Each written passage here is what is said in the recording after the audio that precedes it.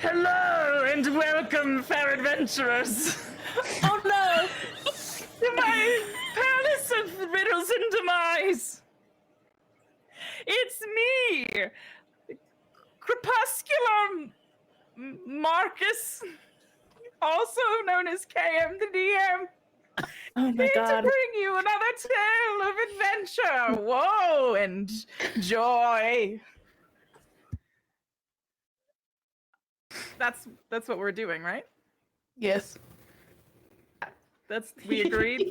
That's what we all agreed on.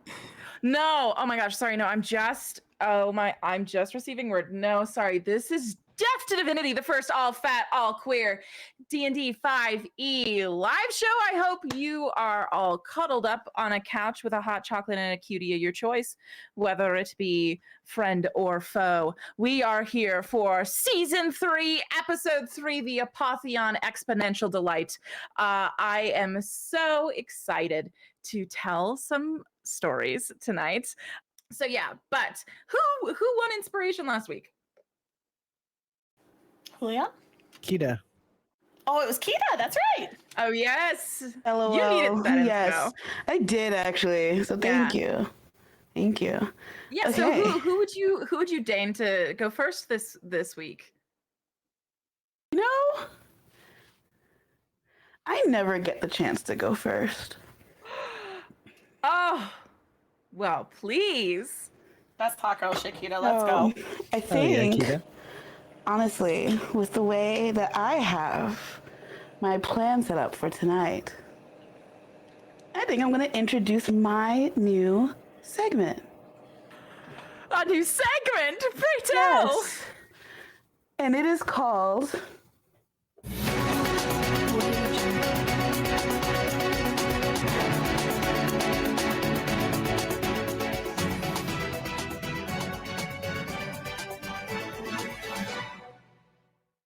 Welcome to Kita's Tasty Callbacks.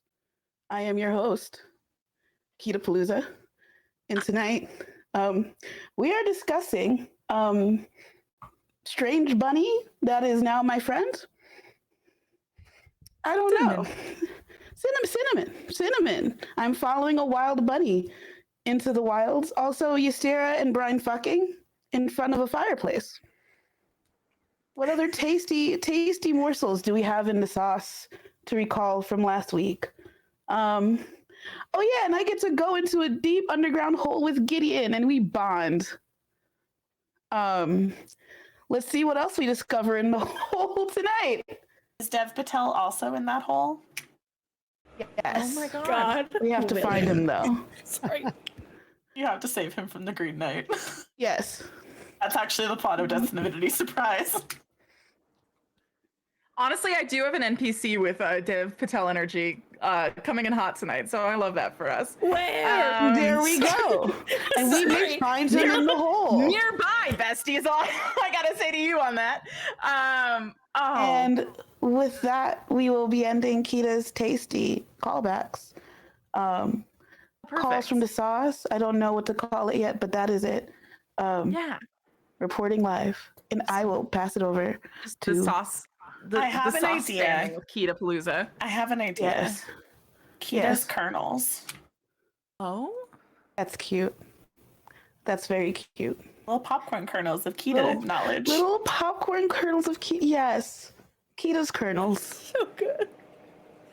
Thank you for the first installment of Kita's kernels. You're so welcome. Over to you, Julian. Oh goodness. So in the future, I guess we'll go back to timing this. I think that like if you shock the time daddy out of being able to time your segment, like you get away scot-free. I think like that's your right. Like I think like that's for you, you know? Great work. Oh my goodness. I'm back now. I'm back on my mountain. Julian, are you ready? Okay. I'm ready as I will ever be. Yes. Yeah. Have fun following that up. All right. Honestly. Okay. 3, 2, 1, go. Marlon Gideon bond over comics. Gay. The bunny leads everyone to safety. Chade, Crobalone, and Lildre have crowns on their head. Ystera and Brian make promises in threes to each other. Kaylin's cursed by an immortal bard, and Alan, Mel, and Neov are following him into the wilds. Nice. Beautifully done. I love your recaps. Big fan of your work. Who are you picking to go next? Lyrica. Lyrica. Hi. Hi. Are you ready to recap us? Uh-huh. Mhm. Oh, I almost said cap me when you're ready, and I went, no. That gotta is go. not what I you gotta think go. that is. Okay. Normal we're one. good. Normal one, everyone. Normal. I'm normal. Okay. All right. You ready? I'm ready. 3, 2, 1, go. Okay, when no one negotiates friendship with a monster bunny named Cinnamon, Caitlin's dealing with Corvin and Nikia go poof. Alan, Mel, Neov decide to go with Caitlin. Brian and Sarah decide how they're going to get the Fey plants.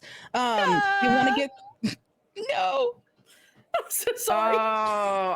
Oh man, the ones where we run out of time are the ones that make me want to weep. They're the most brutal. I wonder if that's theater school trauma for when people went over with their monologues. I'm not unpacking it. Who's next?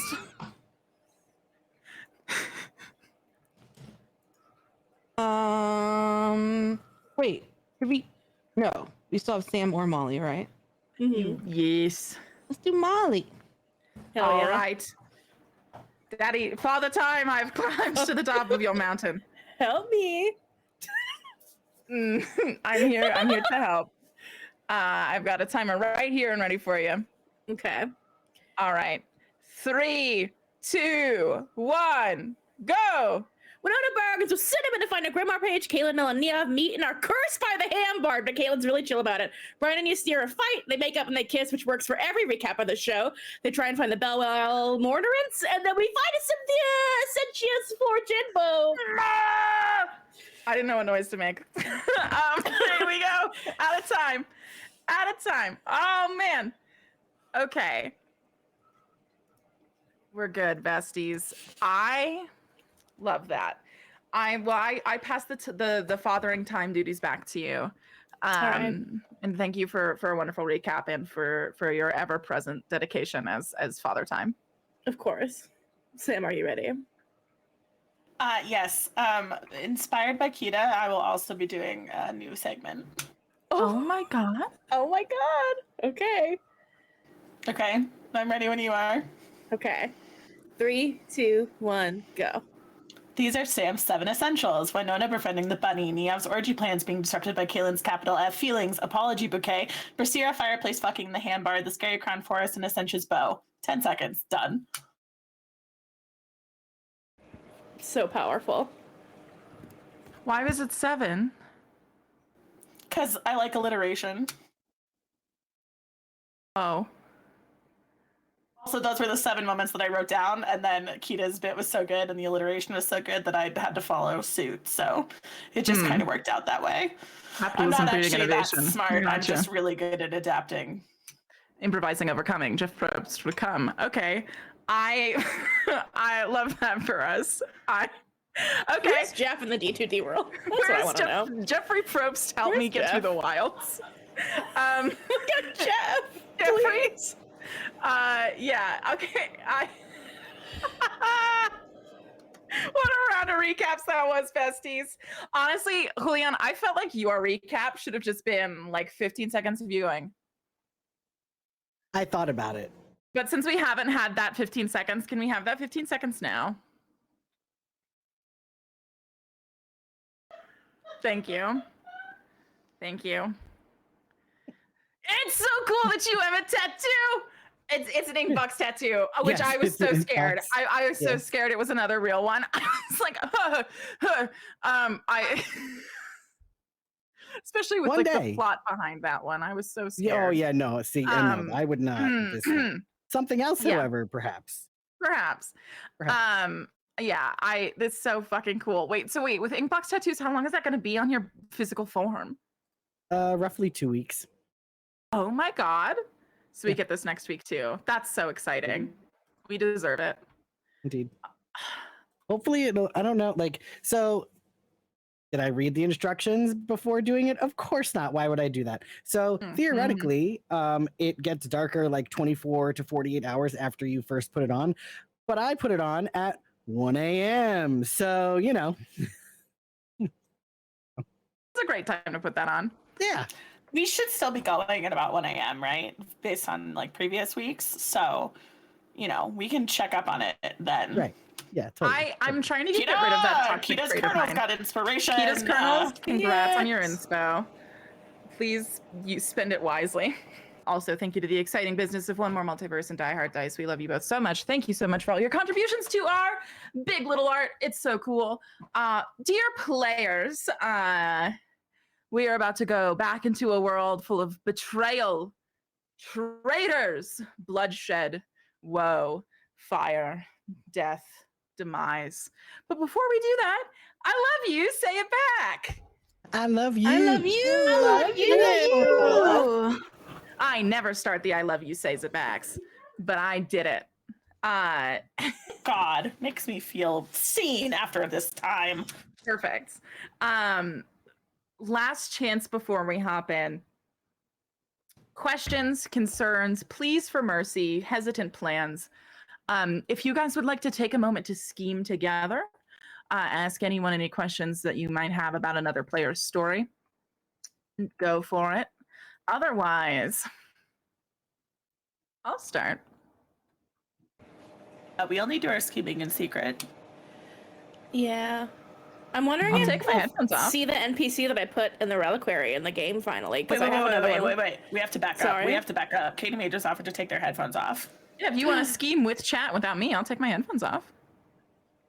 Do we want to have a headphones off moment for Katie May? I feel like we can't pass it up. I feel like we got to take this opportunity given while a it's in gift front of right us. now, Yeah. Yeah. This is a gift. Okay, Katie May, take your headphones off. All right. They're off. I I can't don't hear have anything. anything to say. Me neither. We're gonna What? just kill everybody, right? I think there are two important things that we need to remember. Number one, Current is going to murder Lusso and Merrick. Number two, Okay. Karina is going to live. Yes. And then my third offering is that despite Kaylin leaving behind who might be his true love in the new weeds, Neov is an opportunity, and that's all I'll say. And Kaylin will happily take it. Is Cam scheming back? No, I think Is that KM Baby is Yoda? just... No, it's like a gremlin that they bought on Amazon, I think. Liza, I'm coughing. No, they're definitely scheming. They are definitely. Are they scheming, or is that their emotional support gremlin? We just No don't see know. waffles. Oh, sorry. I would show you Jojen, but she just spread her legs, which is not appropriate for Twitch. EOS. Okay, is there anything else that we need to talk about before we go into the episode? I'm talking quietly so Katie can't hear me. I want Clove to like me. That's just a thought I'm having. I have access to Clove. Let me see if I can hook you Put up. in a good word Gideon. for me. Yeah, I mean, I almost grenaded my wife for Clove, so she owes me. Who wouldn't? You know what I mean? Sorry, I'm being Okay. delivered bread off screen. We love Thank an you so much, off-screen Steven. bread delivery. Oh, Okay. yeah. Holy shit. I feel that we've given Cam too much time to scheme. And Yeah. I think that might be enough scheming. Okay. And that will be Okay, enough. Sorry. I'll see y'all at Empara's party. Please come rescue me. I will. love you. Okay, bye. You can come back. I can come back.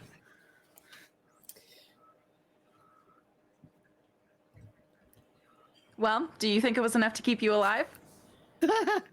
Yeah. Yeah.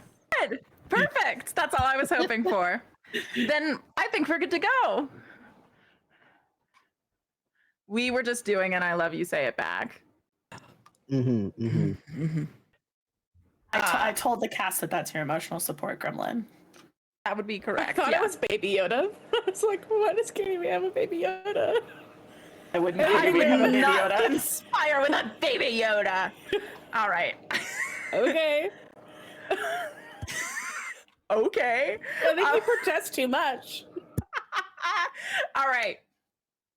now that you've schemed and you're more ready than ever to face the horrors that lay in your path, I think it is time we return to Acramon. But in order to do that, I'm going to have to take one person from each party that is currently separated, and I am going to have to ask them a question. So that is going to be Gideon, Current, and Kaylin, and Brine. So, with that, to determine our starting order and our rotation order for the night, I'm going to need each one of those player characters to, in their own words, define power.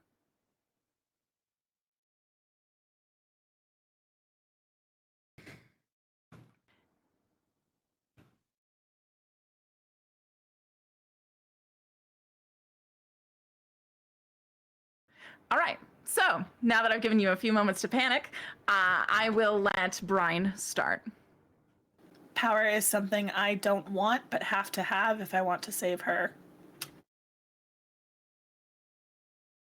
Okay. Who next? Kaylin? Do you need me to do it again in the Brian accent so that you all have an extra couple seconds to think? Because I realized I wasn't using her accent. Oh, yeah, sure. Just technically out of character. Yeah. Okay. Really make sure you send it. Power is something I don't want, but have to have if I want to save her.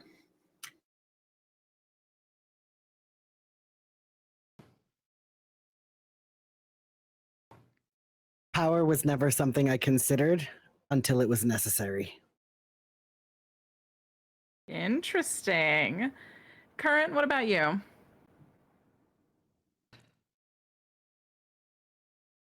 Power is influence, and it could be good influence or bad influence. Either way, it gives you power. Okay. Perfect. Gideon. Power is something I need, and power is something that is not to be feared, but instead you should maybe be afraid of who has it. Okay. I didn't know Gideon as a poet. Sorry. I'm gonna take it, and I'm gonna make things better. All right. So tonight's order is going to be the prince, the prisoner, the dethroned, and then the party. So that means, dear friends, we are starting our nights. Sorry, our session today. We're starting our night in the day, which is a sentence that I maybe shouldn't have tried to say. Players, we are starting with dawn. Yes, as a fade from the threat of night falls. The sun takes power across the vacant skies of Acramon.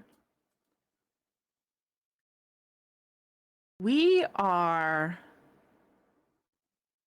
no more than a mile north of Cairn Coast Village. A village that has been ominous in its silence since Kaylin's departure. And it feels far away still as you wake up, Kaylin, from your incredibly interesting only on Patreon at patreon.com/Death2Divinity night. You are preparing for your first expedition because your first attempt out of Kurthus was no expedition. you were fleeing. But this feels closer in taste to the call of true adventure, on your terms with your people for your purpose. The autonomy here is delicious. And you have plenty of it when you wake up on the dewy morning of, I do believe, Agister 5th, to a sound you've never heard before. You feel the unsettling comfort of a windy day outside, the way you can almost, in a sense, feel the wind pushing against the barely bowing wood of the stapled together weed ships that you have learned to call home. And wind is something that you're used to, even standing on a balcony in the Oserov castle in the middle of an empty sky. You're used to the feeling of wind just lashing at your face. But the wind outside feels calmer, soothing even, as you recognize that you aren't accustomed to the sound of wind rustling the leaves of trees in complete number. And it's on this morning that you realize, with a thrill, whether positive or negative, that the wind is hitting the trees of the wilds, the leaves, in such a way these leaves must have been shaped, because you can hear these harmonic whistles as sound scrapes through these leaves. With the sharpness of a flute, you realize that the wilds are alive this morning and singing softly.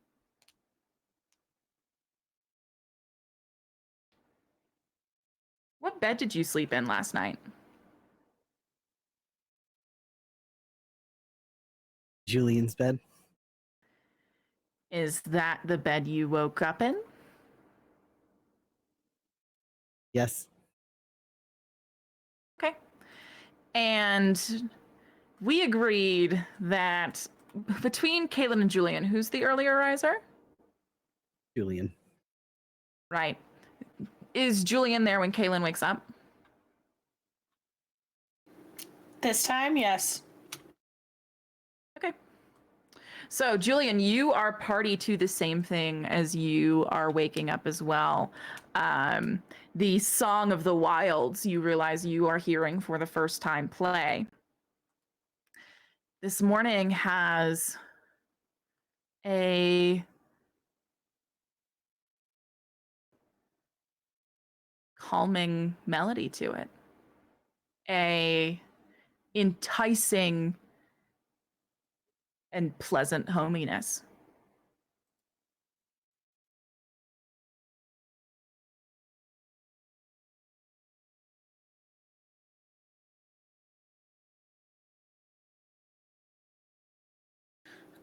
I think Julian is very afraid for what's to come for Kaylin. And I think hearing that Song of the Wilds for the first time increases that fear, because there are so many things in the wilds that are beautiful, sorry, or stunning, or mysterious, inviting, evocative. And those are all of the things that get Kaylin into the most trouble the most often.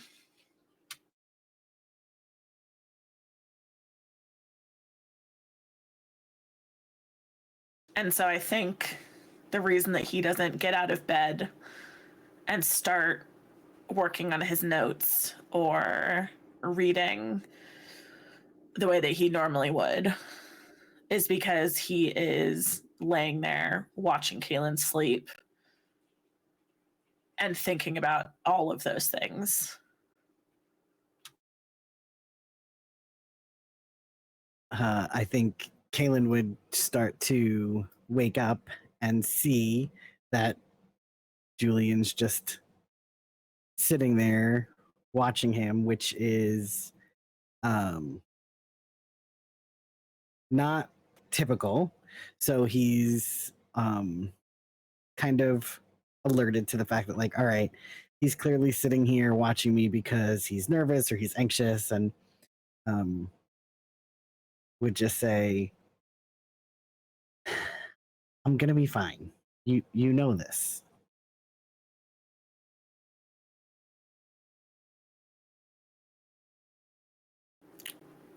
Considering that you made a promise in threes to come back for your crown, I guess I have to believe that. Although, I don't know that the wilds would be unwilling to let you return for your crown as a ghost.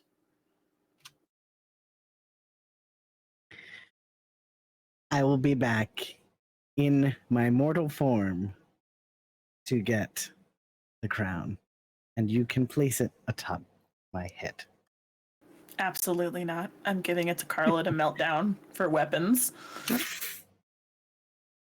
Just gonna get rid of the crown and melt it for weapons? What use You're is not a even crown gonna in the keep it? wild, Kaylin? You're not even gonna keep it as something to remember me by? I think And if Julian. I say, yeah. No, go ahead. Oh, if I say I'm gonna come back and get it, and then you melt it, doesn't that break my promise in threes? Are you trying to kill me? If I keep it intact in one weapon, I think it would apply. Do we know this for sure? Do we know anything for sure? How do you keep a promise in threes that you'll come back for a crown if you die? What happens to you if you break the promise by dying? Ostensibly nothing. You're already dead. Except that we know that's not true, because all kinds of horrors are already dead in the wild.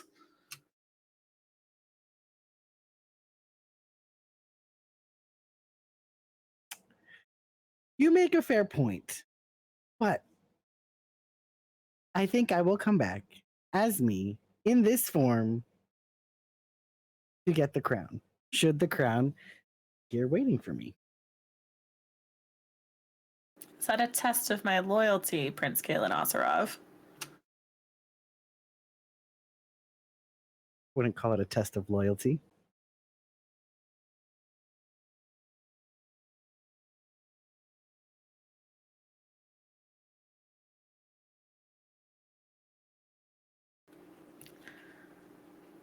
I wish there was a reliable way for us to communicate while you're gone. I think that we can. Sympaxes are only so useful. They don't always work out here. We've realized that, I think. That's true. They don't always work. But I'm sure that there are other ways. I check.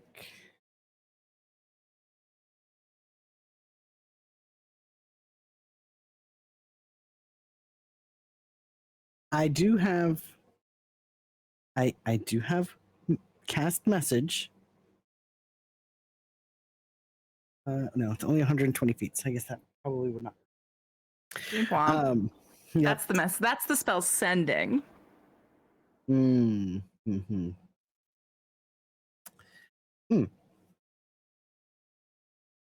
Should I need to communicate with you, I will send Chipmonkey. That thing hates me. Why would you send it to me? That sounds horrible. It bites my fingers. Doesn't. Do you try to summon Chipmonkey at this point?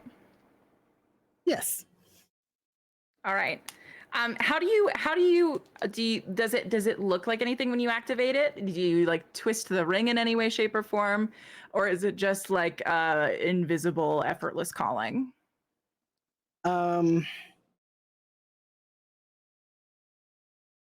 Yeah, I think it's so he's got a ring that looks like a little chipmunky, and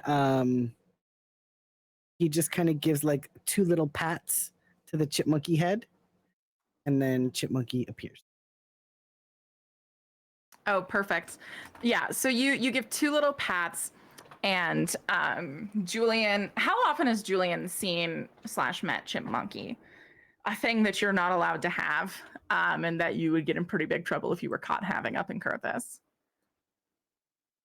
I mean, probably pretty often. I probably, especially with the amount of times we went to the house where they're the secrets. Unfortunately, it always bites my fingers. I hate that thing. Listen, Oh no, okay. Just give him his little snack. What little snack? He won't take snacks from me. I have to put them on the ground and then pray that he goes for the snack and not me. Exactly. I'll work with him. I'll work with him. I'll work with him. Yeah, so you pat this ring, and you just hear this like crackle of almost someone like twisting like a water bottle in their hands. You hear this like these sounds of like fissures and pops. Yeah, exactly like that. But there's almost a discordantness to it as well. A coral fracture scraping against the edge of the ethereal plane. This monkey literally crawls out of a crack in the ethereal plane to rest on Kalen's shoulders. This tiny little monkey that is now sitting on his shoulders looks like a handcrafted piece of beauty. This monkey seemingly made from a host of different pieces of finery, china, artifacts, pieces of the old world, relics from the Feywild, are all assembled in a slapdash manner to create the very chip monkey that now sits on his shoulders. In every sense, a monkey, except for as you get closer up towards its face, you realize that its cheeks are puffed out like a chipmunk.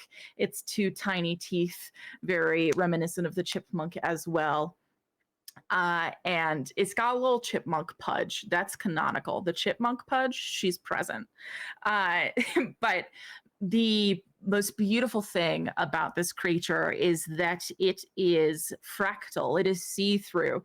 You see that there are elements of itself not yet replaced by pieces of items it has found in the ruins of Acramon. No, there are pieces of his first form that still remain, and they are these holographic, iridescent, opaque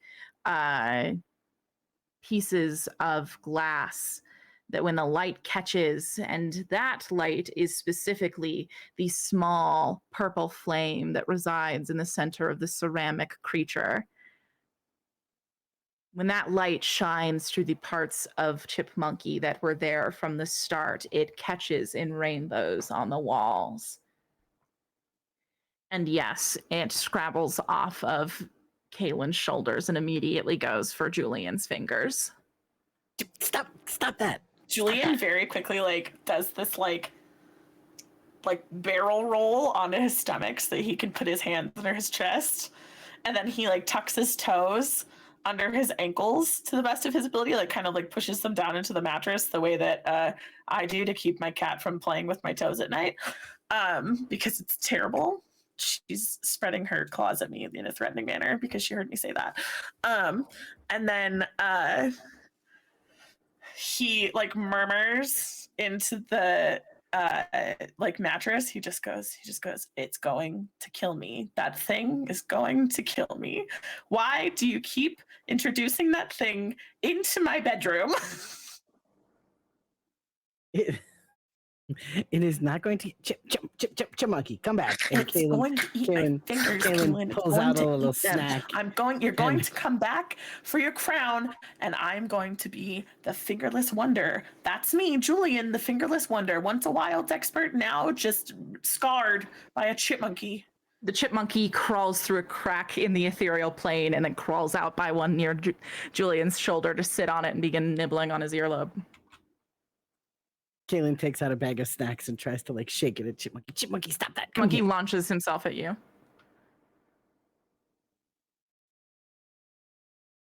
Julian turns to look at you and goes, I will learn some form of magic that allows us to communicate by any other means. All right, fair. And until then, we have Chipmunky. Great. Can you put it away now? Sure. He'll just stay on my shoulder. He'll No, he make sure won't.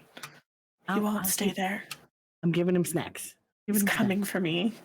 Look, he has murder in his eyes. He's fine. He's fine. Kaylin. He's fine. Look at how cute he is.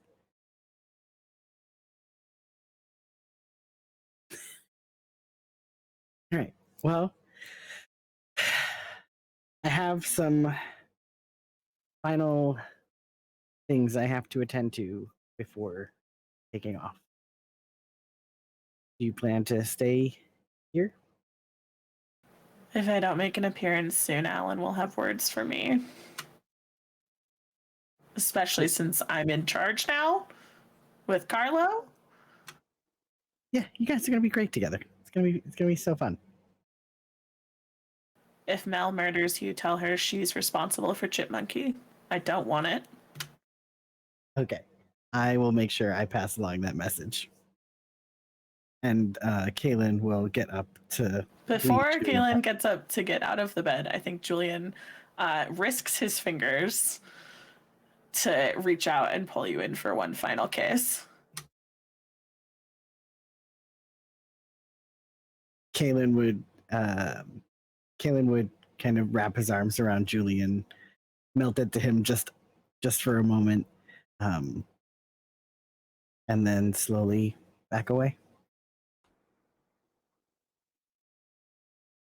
Julian rolls out of the bed and says, right, gotta go talk to Carlo about gold daggers. You know what? They're gonna be some banging bejeweled daggers. All right, so that's fine. I'll happily take some bejeweled daggers. Oh, they're not for you, they're for us. You have Mel. Mel's all the weapon you need. I'm saying when I come back to keep my promise. Speaking of Mel, please- please roll perception checks. You can keep going though. Genuine question. Should I roll in roll 20 for Julian since I only have Brian right now? Or can you roll for me? I can roll for you. Okay, cool. I don't think I changed the modifier when I leveled him up, so. Okay. Good to know. Am I rolling perception? Yeah. Yes, please. I'd love nothing more. 18. An 18. And then for Julian, what do you get, Julian, to your perception? Oh, let me pull it up 1 sec. I think it's a 2. So I'm going to give you a 2. It's loading. Hold on. Oh my gosh.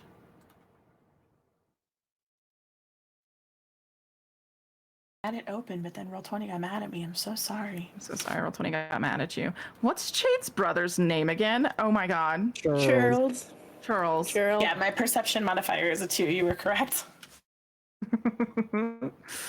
Oh, being a dungeon master never gets old. All right. That's a 10. You did less good. Kaylin, you're in the middle of saying this. And you begin to hear the sounds of arguing from outside. So I'd say to Julian, it sounds like there's people arguing outside. We should probably check that out. Yes, probably. And Julian, I think, like, kind of shrugs into his clothes, and then I think Kaylin watches him sort of stop being the, like, slightly sad, little bit feral, scared of chipmunky love interest, and sort of transform into this, like, harder, more leadership oriented person before he walks out the door.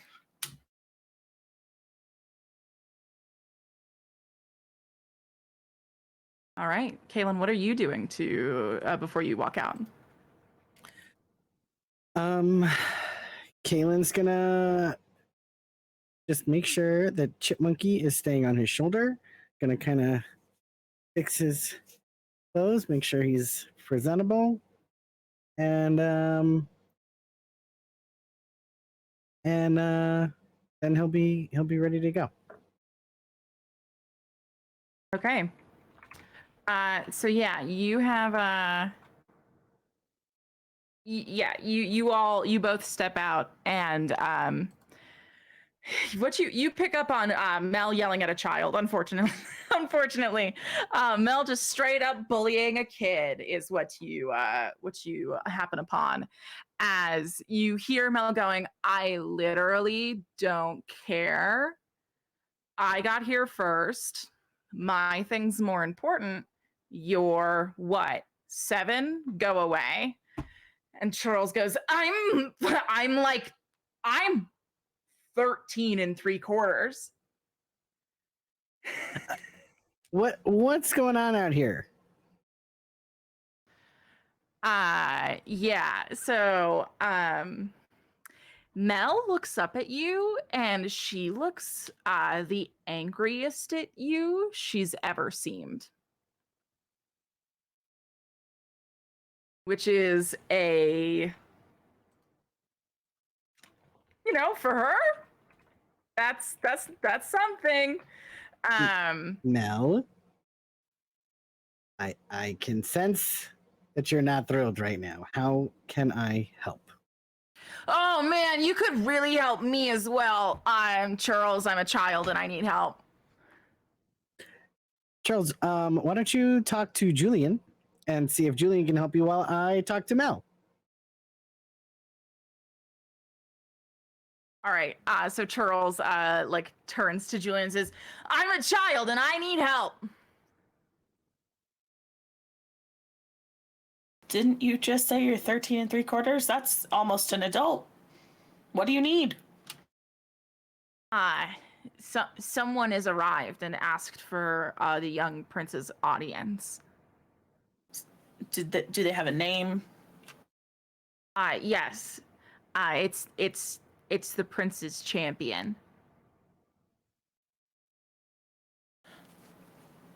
Kiara. Right. Yes. Okay. And I'm gonna. Did Kaylin already leave, or are you still standing there? No, I'm still standing Kaylin's there. right there, being just glared at by Mel, as Mel goes, "You have a visitor." I see. Oh, I see. Yes. Yeah. And it's not in the encampment. Are you talking about the same visitor? No, I have nothing to fucking do with whatever that twerp is talking about. Okay. I will meet with Kiara in Kaylin's steed. At that point, Mel hears and goes, "Oh, Key is here too. That's great. Oh, a host of company we have on this morning." And who are you talking about, Mel? Kaylin's boyfriend. I don't know if you've met him. Whomst? I think Julian genuinely is like, what? Yes, the that's so math fair. gif. The numbers are floating in front of his face. And Mel looks at you and goes, "He thought it would be a bad idea to just wander around the weeds. This new weeds, I guess. But he's waiting for you at the reflection pool we saw yesterday." And Hey, who here's is? an idea. Don't look into that again. Hey, I will take Or that idea do. with me. Mel, Ooh, you have okay. weeks ahead of you to bully him. 1 minute of peace. Just one. She just goes quiet. Thank you, Amelie. Kaylin, would you like me to meet with Kiara for you? Yeah, that would be great. And I can go and see this mystery. Who the hell is she even talking about in the weed? Or all right. I don't know, Kaylin. How many people are wandering around calling themselves your boyfriend? I'll see you soon. And Julian walks off with Charles to go meet with Kiara. Perfect. All right. And then Kaylin, are you heading off to the reflection pond? I will be heading off to the reflection pond. Oh, brilliant. I love that for us. All right. So then at that point, we are going to move from our darling prince to our oh so heartbroken princess Current. Hello. Heartbroken. Get it? Because you broke the heart. I broke the heart. Jesus. Get it? Oh. Get it? Sorry, no. Current. You have just for you, it is not the morning of Agister 5th. No, not quite. It is the grimacing evening of the 4th. You are about to get to decide how you spend these sleeping hours most to your advantage. You have just gone to retrieve Yaldek's body from where Rosalind said that it would be. And in the middle of doing so, first and foremost, I do need to know, are you like finding a little magic saucer to like put Yaldek on that kind of wheels him around? Are you carrying him? Are you fantasizing? Are you like making like a magic baby Bjorn to carry Yaldek in? Are you trapping him in a potion bottle? Tell me, which way have you devised the carrying and care of Yaldek? What I wanted to do was see if I could go recruit Ophelis to put Yaldek somewhere safe that we can grab him after we go to the ship and deal with what we need to deal with because he cannot defend himself. Yeah. So you immediately ask someone to send for Ophelis, and they go, "Oh, I'm so terribly sorry. I cannot do that. Ophelis was one of the few Asimar sent, one of the many Asimar sent to Colossal Hunt, and the rest were dismissed by Roslyn." Oh. Okay. Sorry, my dogs are barking. Well, I would assume they're pretty upset about Ophelis. They're upset. Okay. I am going to grab Yaldek and she's going to hate this. I'm going to go back to Roslyn. Okay, so yeah, you grab Yaldek. I'm sorry, how's the baby boy being carried? I think that I am just going to just turn into a shark and do the same thing I did with Brian, and I will just gently carry Yaldek in my jaws.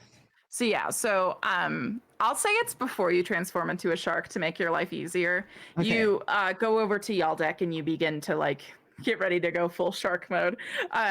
And you realize that there is a note tucked into the inside pocket of his jacket. I grab it and I open it. You grab it and you open it. This letter reads the following. To Current, I'm so sorry. I'm so sorry to leave you and the Corps in shambles. Zephyr told me that the Vaporite Enclave was seceding from the rule of the Corps and that war will be enacted if any retaliation is done. I honestly didn't know what to do. I thought I was prepared to fulfill the duties that you entrusted me with, but I am not capable. So I thought it was best that I leave. Whether or not I stayed, things wouldn't have gone well either way. As your champion, I have failed you. I understand that you might be angry with me at this point, which I completely understand. I deserve it. Though, I have information to tell you that is important. I decided it was best to leave the crown with Rosalind. I thought she was the best fit out of all the people we've encountered. I never trusted Zephyr, still don't. She gave me a whole spiel about how angry she was about how Monarch chose you. She's obviously jealous. Monarch chose you for a reason. You are far more capable than anyone I know, with or without a crown. I was able to get in contact with my poisons dealer, Praxthea. He surprised me with information on something I could not pass up. It's about the Morelica Empire. You actually inspired me to find the truth about myself. Just like how you were able to find out about you and your family, I may have found information that could lead to my ancestors, my people, and possibly my family. I don't know, but I feel very hopeful. Theo, Karam, and Muli are on me with this journey. I hope you understand my reason to leave the Corps.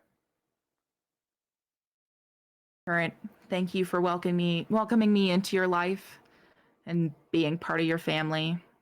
I haven't felt like that since I left Kurthus.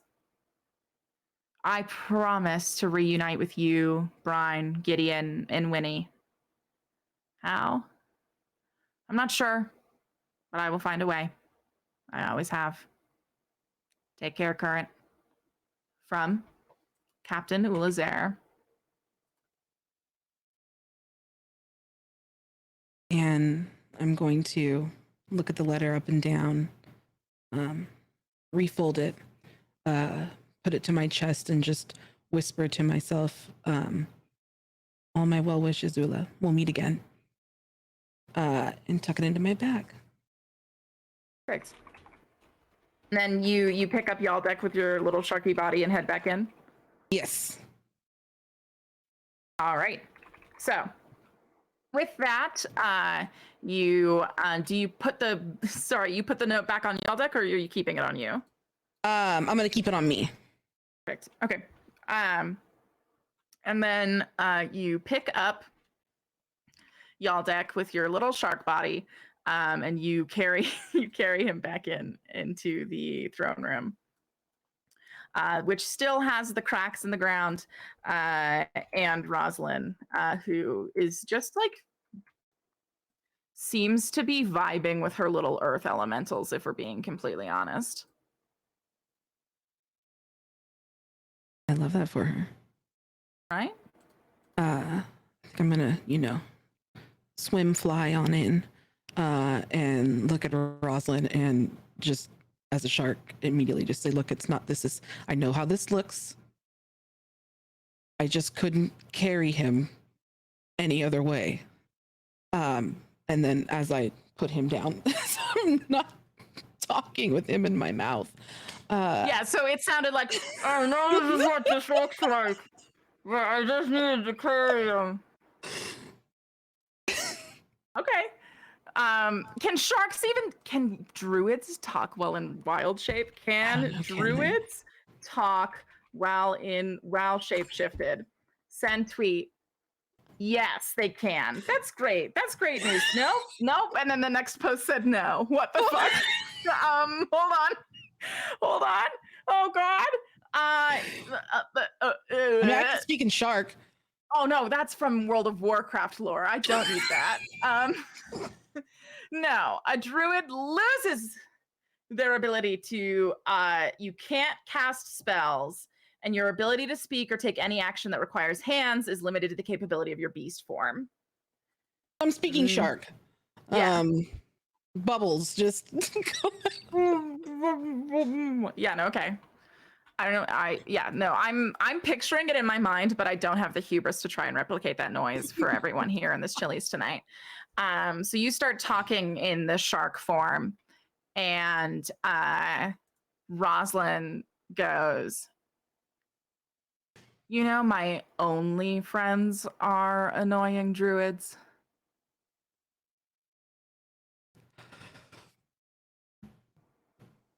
sorry again in shark, as I'm putting him down to transform back into current. I was just saying this was the only way I could get Yaldek back here, because I need to do some things first, and he obviously cannot defend himself. Which is why he has you. See, but I'm not leaving yet. Go take him to his dad or something. Who is his dad? Your dad?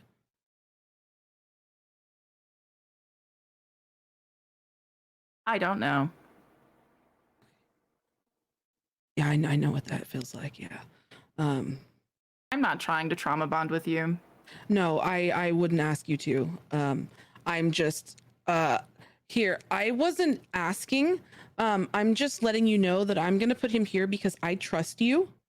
Regardless of if you have a bond with him or not, I trust that you'll at least not let him die while I go break into Monarch's office. And am I telling you all this, trusting that I'm going to be able to walk out of here alive? Yes.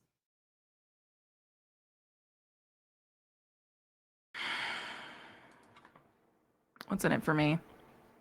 What do you want? I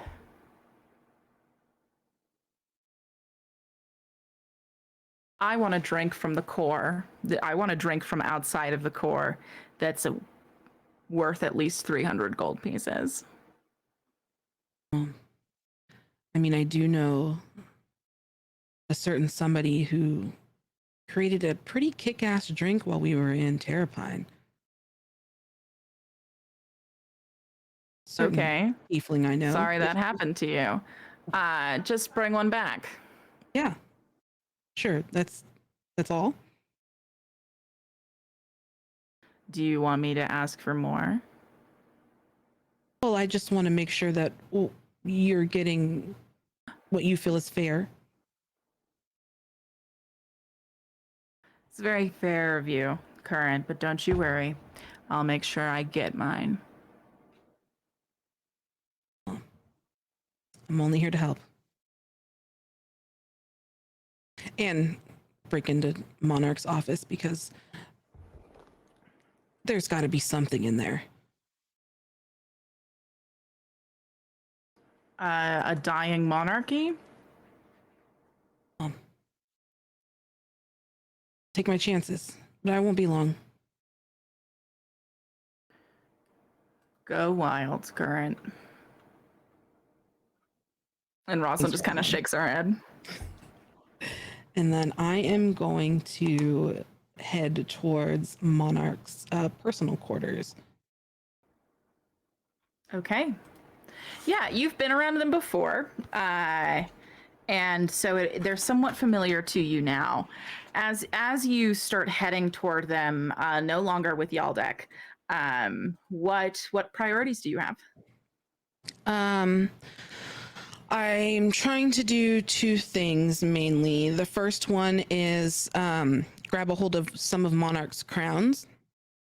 And the second thing I want to do is I'm snooping for just information in general. Anything that could lead me to what happened while we were in the heart, or any plans that Monarch might have had, anything that would point to what the hell's going on. Or what Monarch's card does.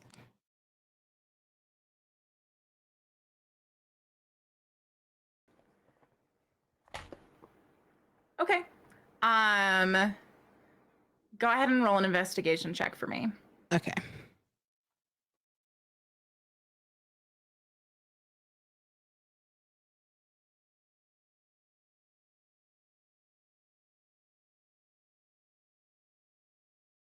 I rolled a 12. A 12. All right. So, you head into these quarters to look for Monarch's things.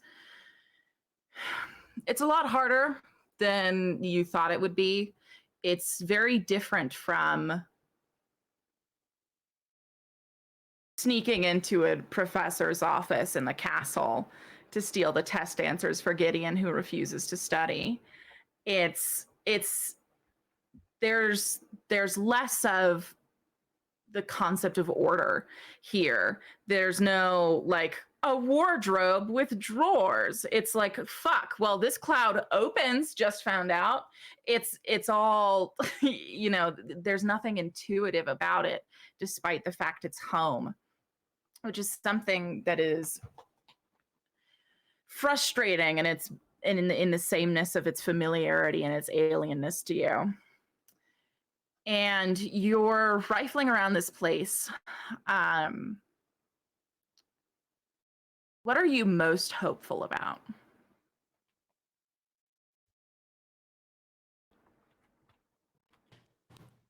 I am just in general, or about like something that I would find in there. Of like your time in here. I'm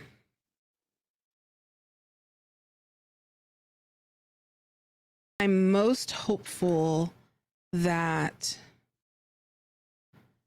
I can find something that shows that this is some type of plan that Monarch has going on. Mm.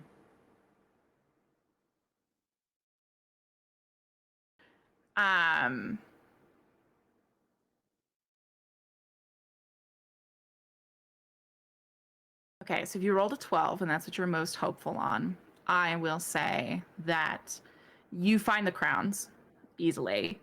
There's a lot of like plain non-magical circlets that Monarch wore, because Monarch sourced most of the power from the sunburst,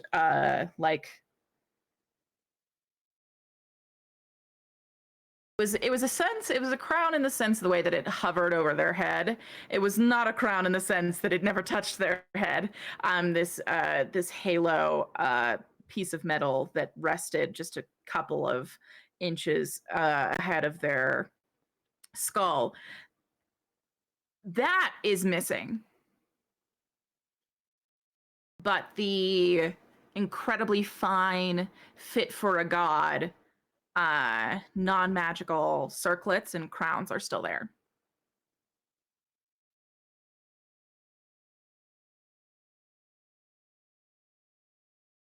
And is there any kind of way I can see if somebody else had been in here before me that wasn't Monarch? Go ahead and roll an additional investigation check. Okay.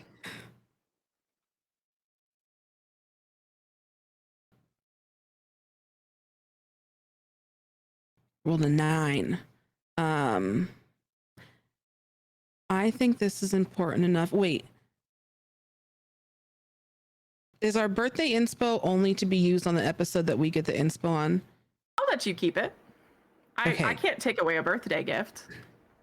I'm going to use that inspo to re-roll. Okay. It'll let me. Oh, maybe not. Here we go. It's a 24.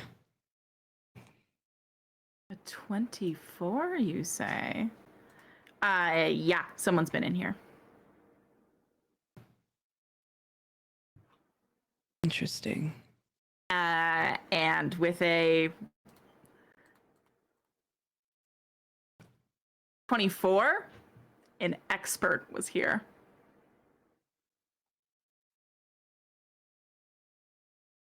An expert.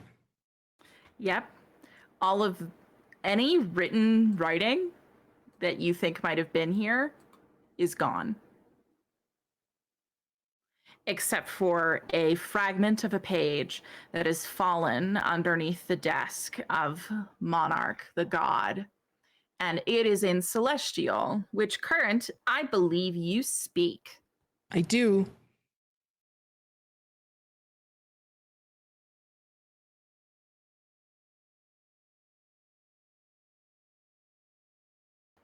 In Celestial, this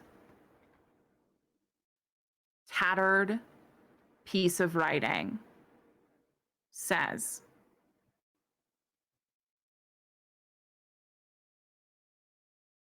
"What a cursed existence it is to be a binding edict."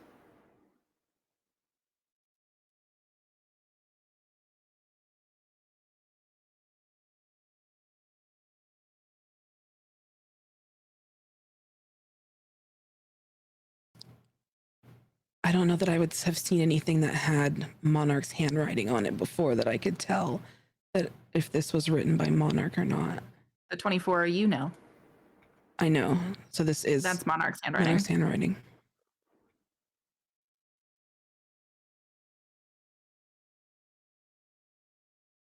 Wouldn't that mean that they were placed here by someone else?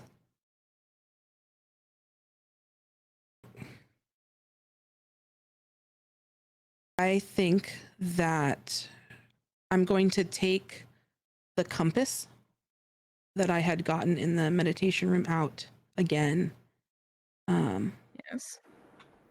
And open it, and with my eyes closed, say, "Please show me anything. Can you show me anything?"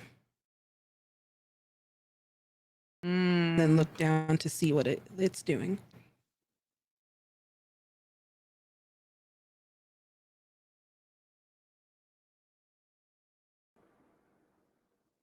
Interesting. All right. For now, I'll keep that in mind. And for now, we will move on to our next party of friends. Ryan.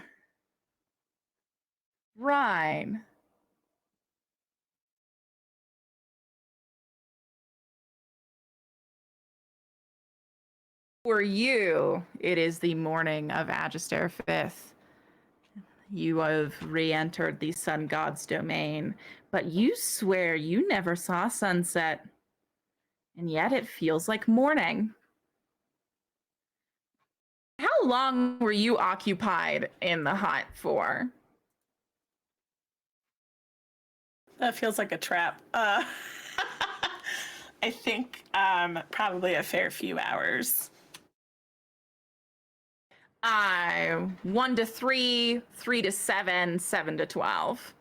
Let's go 7 to 12. Oh my god! Not necessarily all spent fucking. No, I'm not. Oh boy. That wasn't me asking how many hours were you fucking, but how many hours did my villains have to just like get their shit together? Yeah, no, I think that I wasn't even trying to inquire about the fuck. I think they spent a lot of time talking and arguing and doing other things. The cycle just kind of, okay, that makes a lot of sense to me. And so when the sun rises without setting the next day, when the cycle comes to an end, where did that ending land? I think they fell asleep. Is there a bed in that little cabin? There is upstairs. Yeah, I think they fell asleep in the bed together. It's a circle-shaped bed. Because get it? A circle shaped like a sun. Yeah, perfect. We love Trixie's Motel. So they fell asleep in the bed. And then I think Brian slept fitfully.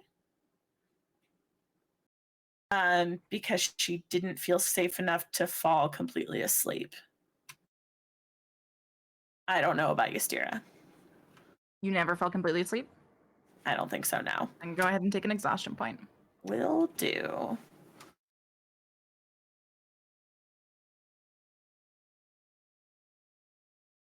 So, with that,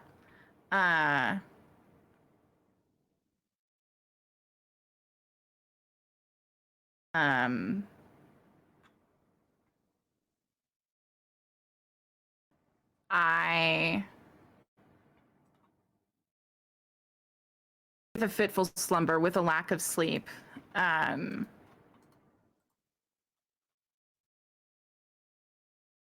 has made another big choice in her life, is I guess what I'm going to call that. What is the aftermath feeling like for her?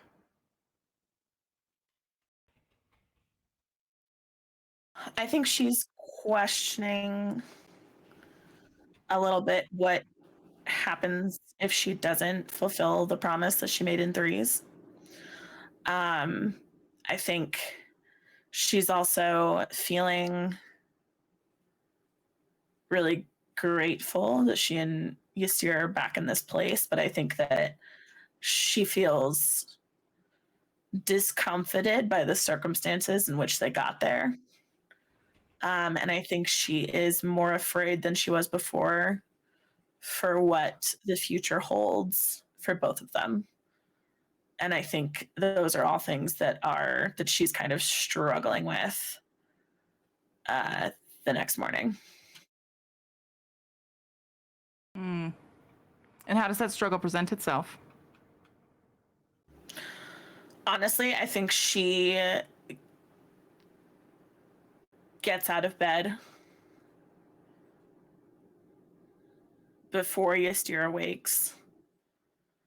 And I think she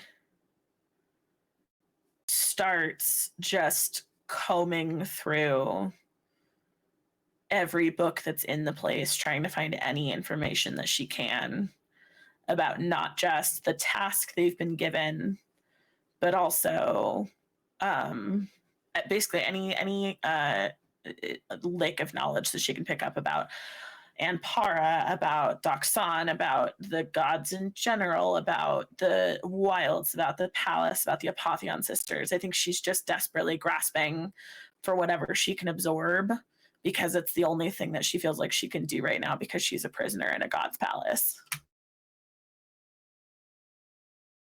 And so I think when Ystir finds her, she's probably sitting on the floor downstairs, surrounded by like just books. Okay. Surrounded by books, will you just what role would you like to make out of this? Would you like to roll a history check, a religion check? What would you like to? Nature check? I think a history check might be the most useful. Okay, then go ahead and so give me go a ahead and do history that. check.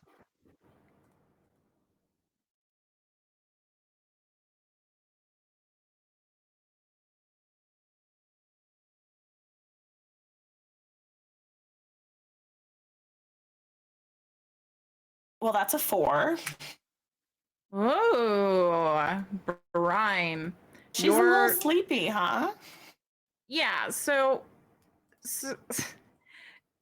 tell me a bit about how hard it was being a not studious person in the Zubafax Guild. I think that Brian was so skilled with what she knew about plants and with like working with them, that she never felt like it was necessary for her to have like the book knowledge, because she had the practical knowledge. And I think that when people like sought her help with things, they were seeking her for that practical knowledge. And so I don't know that it was ever something that was like a problem for her necessarily. It certainly wasn't something that she ever felt she was like missing. And I think that when she became an assassin, that kind of continued, because she learned her skills as an assassin on the job, right? She didn't read about them. She learned them in the moment. And so I think that for the majority of her 106, almost 107 years of life, she has not felt like she needed to be very bookish. But now she finds herself in a situation where learning on the job could get her or someone that she loves killed at literally any moment. Okay. Yeah. And so you hear Ystira come like shuffling down the stairs, and her shuffling down the stairs is the first thing to break you out of this study session you've been trying to have, all of these books surrounding you. And it's that moment when she begins walking down the stairs to check in with you, that you look around all of these books which you have come to study and realize that you've absorbed not a single fucking word, and you've been at this for hours. How do you react to that?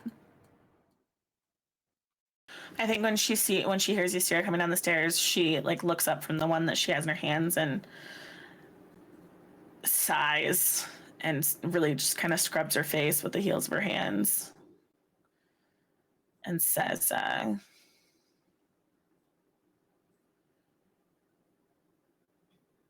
you know, I never thought I was missing out by not being the bookish one.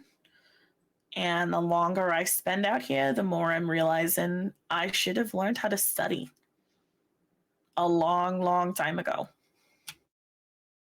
Your father tried to tell you on multiple occasions that knowledge was power. And I had knowledge. It was just practical, not bookish. Practical knowledge is still powerful.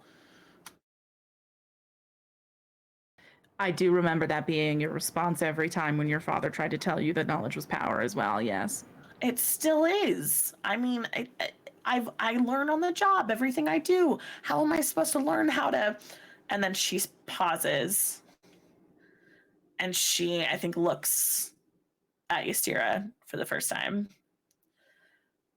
and then makes like a very kind of loose gesture to her neck, and then says, "A god." I think if I try to learn how to do that in the moment, it's gonna go bad. Learn how to do what? I makes a very vague gesture to her neck again, and then just kind of looks at Ystira hoping for recognition. And I think when she doesn't get it, because I'm assuming that she does not get it, she goes, and then she just kind of like picks up one of her daggers and like holds it out.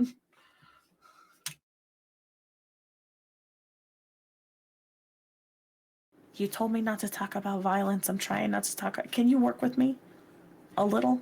Okay. Yes, we're not speaking of violence. Did you want me to do something with this? Well, I'm just trying to. If I try to a god with no information, it's probably gonna end poorly, you know? Yes, I'd start with killing things other than gods. I've done that. Lots of it.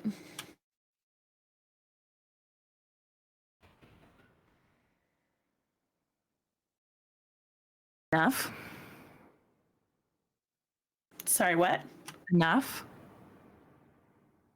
There's a difference between a lot and enough, Brian.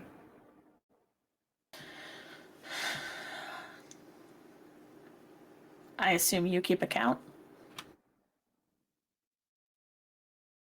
Not willingly. What is it? You first.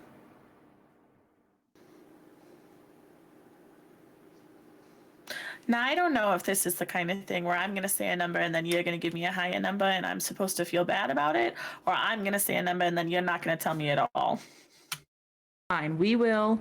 And she reaches down and grabs like two of the thicker tomes on each of the books, takes one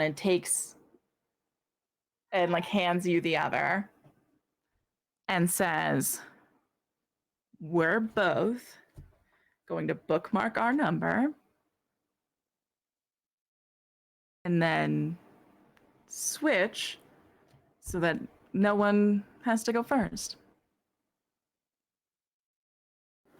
Okay.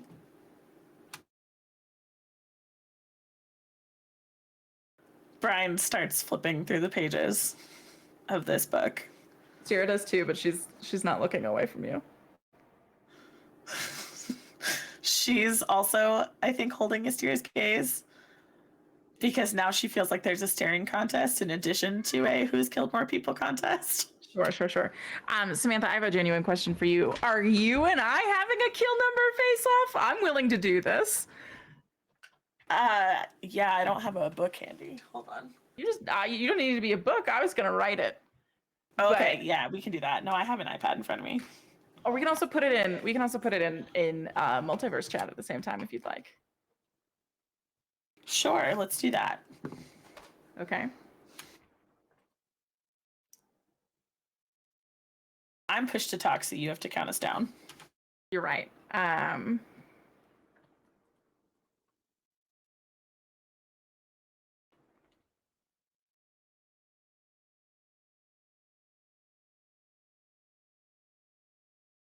Right. I'm ready. All right. 3, 2, 1.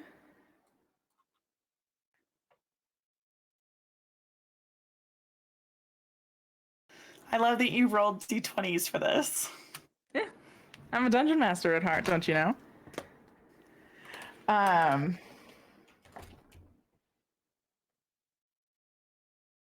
And as you, yes, you guys hand them off and you exchange them. Oh, is the roll window not open? Oh no, I think I assume Cleon fixed it. So Molly's yeah, screaming in chat, so I think it's open. good, great. So yeah, so you guys exchange books and you open them at the same time.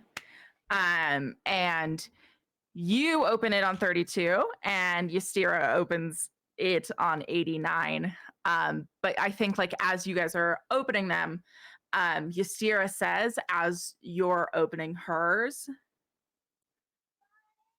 that's just people with names.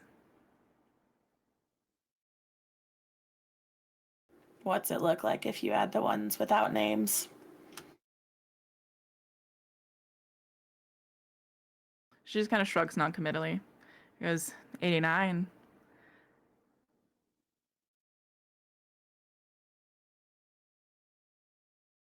I thought you'd be richer with this high of a number. A lot of times I wasn't doing it for money. Your loss. Apparently so.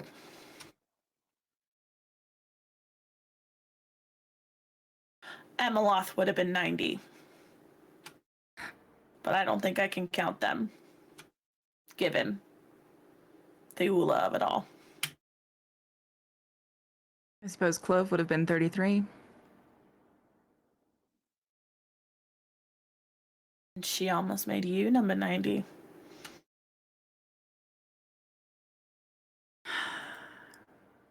Yeah, she did. Am I ever going to get that whole story or just snippets? She was one of my first assignments given to me by Sampira. It was confirmed that Clove was a mole, and I was assigned with taking her out, and I used a poison dosage that wasn't strong enough. Speaking of Sampira. Yes.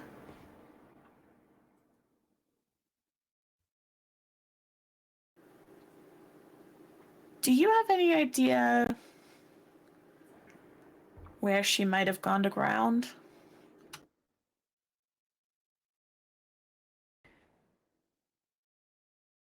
While I saw her in that cell, I thought she was dead. So no. Wait, who are you talking about? Clove. Oh no, you were talking about Sampira. I was talking about Sampira. So sorry. I love to be concussed. That's okay. Whereabouts? Yeah, she kind of frowns and thinks for a second, goes, Mirage City would make sense. Cairn Coast would make sense. What's Can Coast? Small village opposite Mirage City. primarily Isn't that the mortal home of a occupants. cult? Cult? I mean, they're a religious faction, but Thought I'd heard whispers. I think you could call anything in the wilds a cult if you really believed it hard enough. I think most people would call the Terrapinian Guild's cults if you really got down to it. And Zubifax was very bat-centric, and that's quite culty. Not vampire bats. No, vampires were all Isis Fidelity.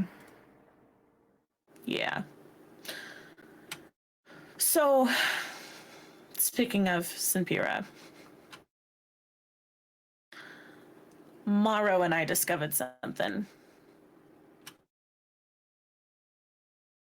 I love that the two of you are hanging out enough to discover things about each other. We kind of got into a bathtub together.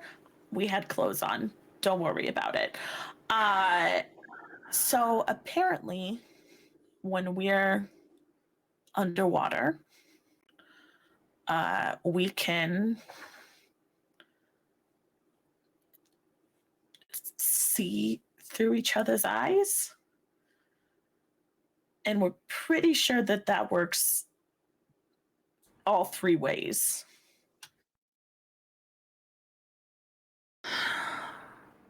Because of the spell that we did in Terrapine.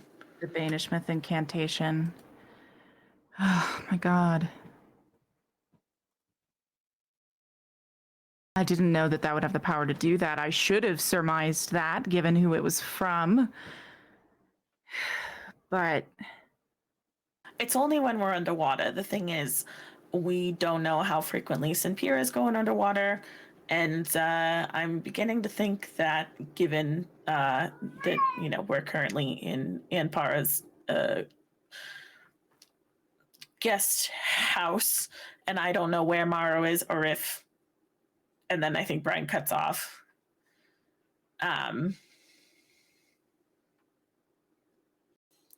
It might be worth it to figure out how to stop her from doing that.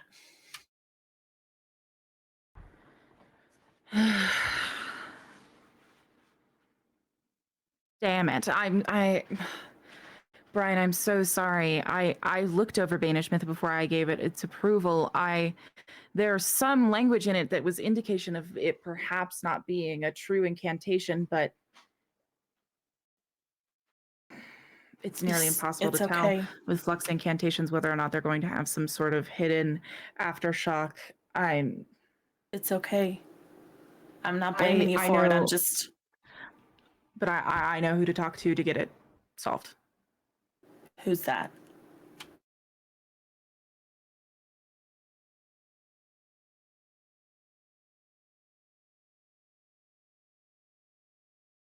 I've got it under control.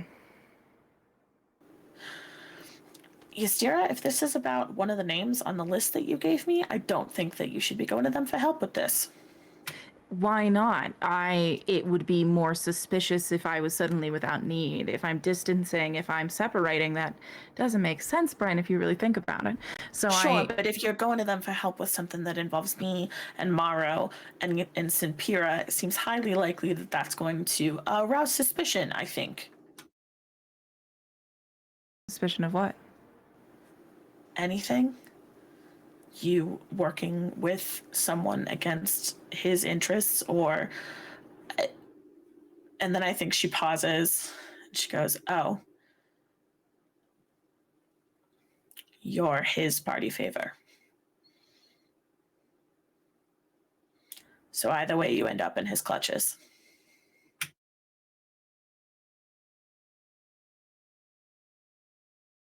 Just as you end up in Gideon's, a terrible fate to befall us all. I trust Gideon more than I trust him. I trust Gideon with my life.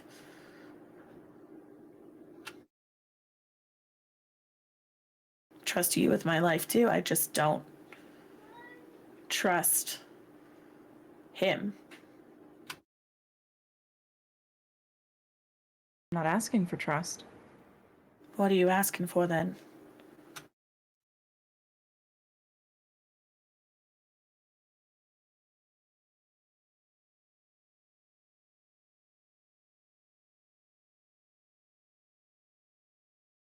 asking for you to let me know what I'm doing.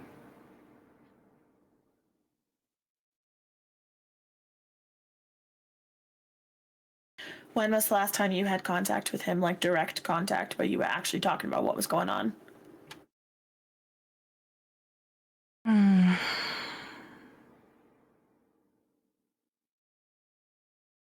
About 2 hours before we came here. Here to Ampara's guest house, or here to like Or we were transported to the cells. that's where she took you? Yes. Damn. So had you not been transported here, following your tracker would have taken me to both of them. Missed opportunities. A thankful opportunity. Like I said, don't count me out yet. I will count you out, you being able to take both of them on at the same time, Belle. Yeah, sure, knock one out, do one at a time.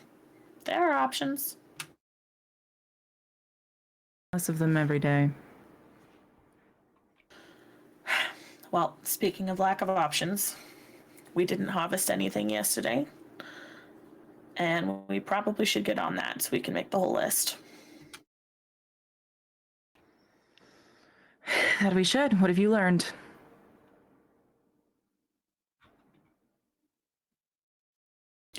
That as much as I hate the fact that I'm telling you to do this, I think you should ask for his help.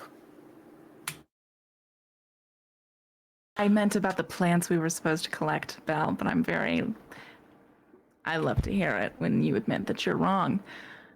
Didn't say I was wrong. I'll never say no to that.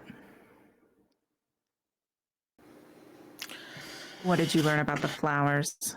Right. So, primarily, I found information about the Bellwell buds, the horror stories that we used to hear in Exubifax. Mm-hmm. So they're difficult, dangerous. So you've taken all this time and managed to learn that the plants are dangerous? Probably best handled by two people, which means that your little plan of making me run anytime that you try to use magic that could sacrifice you isn't going to work, because I think that's going to be the case with most of these. I also figured out that the green Anduaro, whatever that is, if you go anywhere near it with anything sharp, it'll turn those things useless. Don't know exactly what that means, but it seems to be counterintuitive to harvesting it. Well, Especially then since we're remember supposed to to leave take your wit shavings. behind then. You are just on another one this morning, aren't you? She smiles at you. I tell you to get over here and say that to my face, but if we do that, we're never going to leave this cottage, prison. What is this? What are we calling this?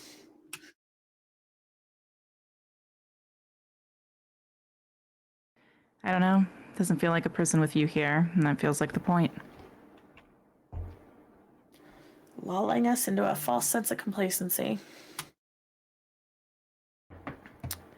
Well, should we go find how complacent the books can make a man? Sure. I think Brian stands up, sets the book aside that had Ystira's kill count with names in it.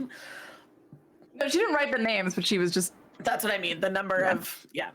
She just, on every page, it's like, Karen, It's her Mary burn Elizabeth. book, actually. Yeah. That's Ystira's personal burn book. She brought it with her. It was in her pocket, just in case. So Brian stands up, walks over, and I think takes Ystira's hand and says, "Hey,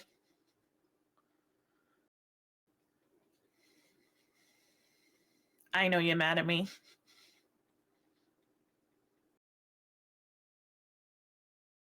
But if I'm going to be imprisoned with a bunch of enemies at the hands of a god, with even more enemies on the way, there's no one I'd rather be beside.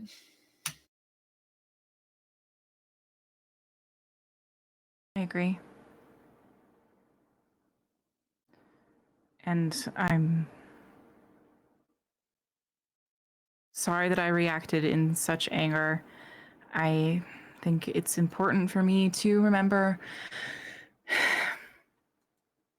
that you deserve a good life too.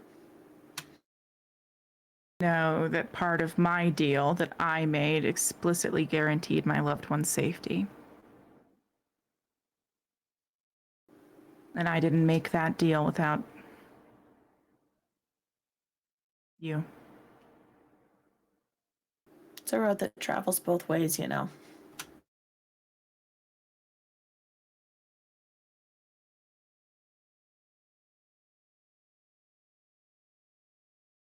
Not this one. Shall we? I think you're forgetting something. What's that? Brian tugs on her hand and tilts her head up.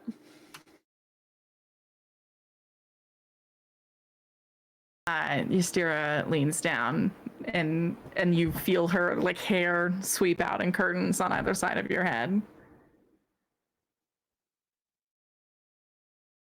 She says, "Remind me, do we like Corvin?" Gideon does, so we kind of have to by default. Sure. Also, he's a law mage, I think, which sounds terrible, but they're incredibly powerful from what I recall. Law mage? Yeah, Kurthus is a terrible, terrible place, Ystera. Anyway, why are we talking about Corvin when you could be kissing me? Yeah, and then at that point, she just like kind of shakes her head, which causes her hair to like brush against your shoulders, and she does the thing where like she kisses you on the forehead and then the nose and then the mouth, and then after a long moment, she stands up and looks around this not prison cottage, and says, "All right, let's leave home and go to the library. Sounds like a normal day." As normal as it can be, I guess. Come on. And y'all head out. And with that, we head to some heroes who have some things going on, huh? You've been a little busy. You've been up to some things. You just, I don't know, touched the bow of a god? What about it? Gideon. And what about it? And what about it? And then what about it? Maybe I did. And that's actually a great point for me to ask this question to you, Winona. Winona, what are you doing when Gideon is reaching out to grab this bow? I think Winona is just like really tense.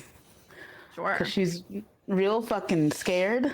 And I think honestly it's just watching like she knows that Gideon has a better potential of being okay at touching something like this.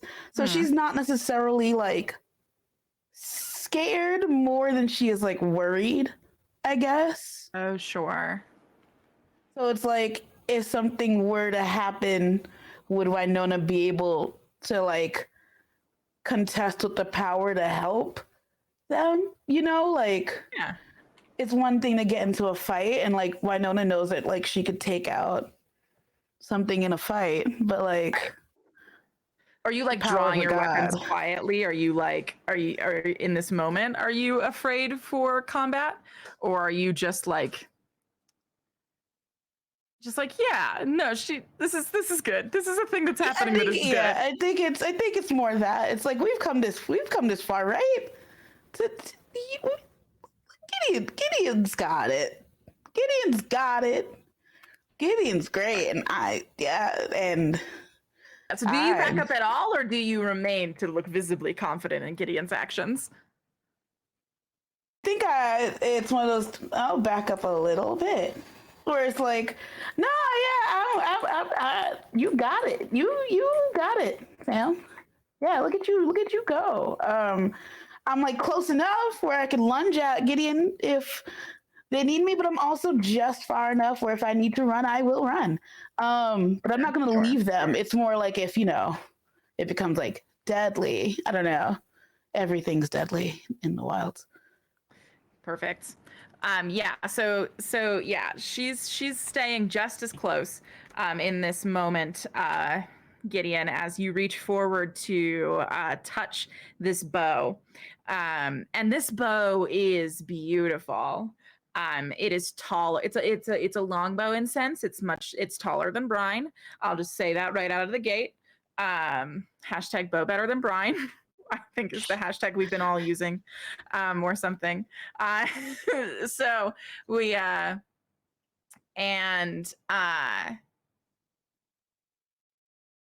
it's this beautiful longbow that looks very raw, as if someone has just kind of cracked a branch off of the most beautiful tree in the wilds and just bent it slightly. As you go to touch it, as you get even closer to it, you realize that the bow string is thrumming with this vibrant magical energy that glows this very dull white. And that same faint glow looks like it is heading through the veins underneath the bark of this bow as it heads in this small angle. You actually realize that this bow is not one piece of wood, but several pieces of wood from seemingly different trees, all connected by this divine magic. The same that is pulsing from the forge. Gideon Osmond, I need you to roll a Arcana check and a religion check, and which number is higher and how close those numbers are is going to have a great effect on your story. Oh, no pressure. No pressure. Okay, Arcana and Religion. Uh-huh. We're rolling Arcana right now. That's a 16. 16. Beautiful, beautiful, beautiful. And Religion. I'm coming for you, Religion. Where are you? Okay, Religion. That is a 17. They're close. And they're high. Yes! All right. Fine. Players can have nice things too, I suppose. Yay! So you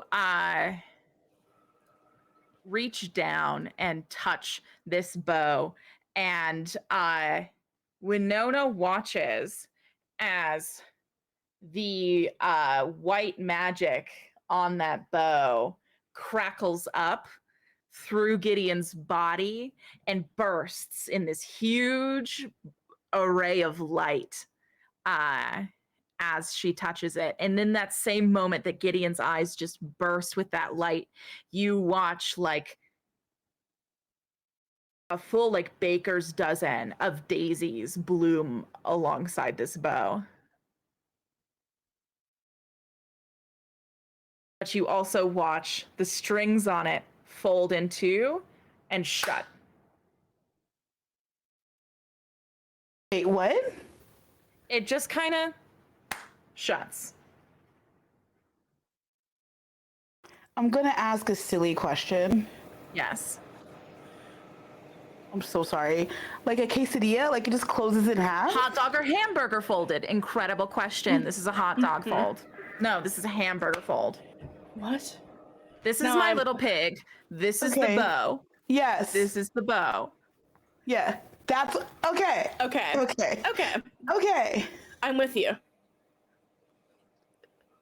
Okay.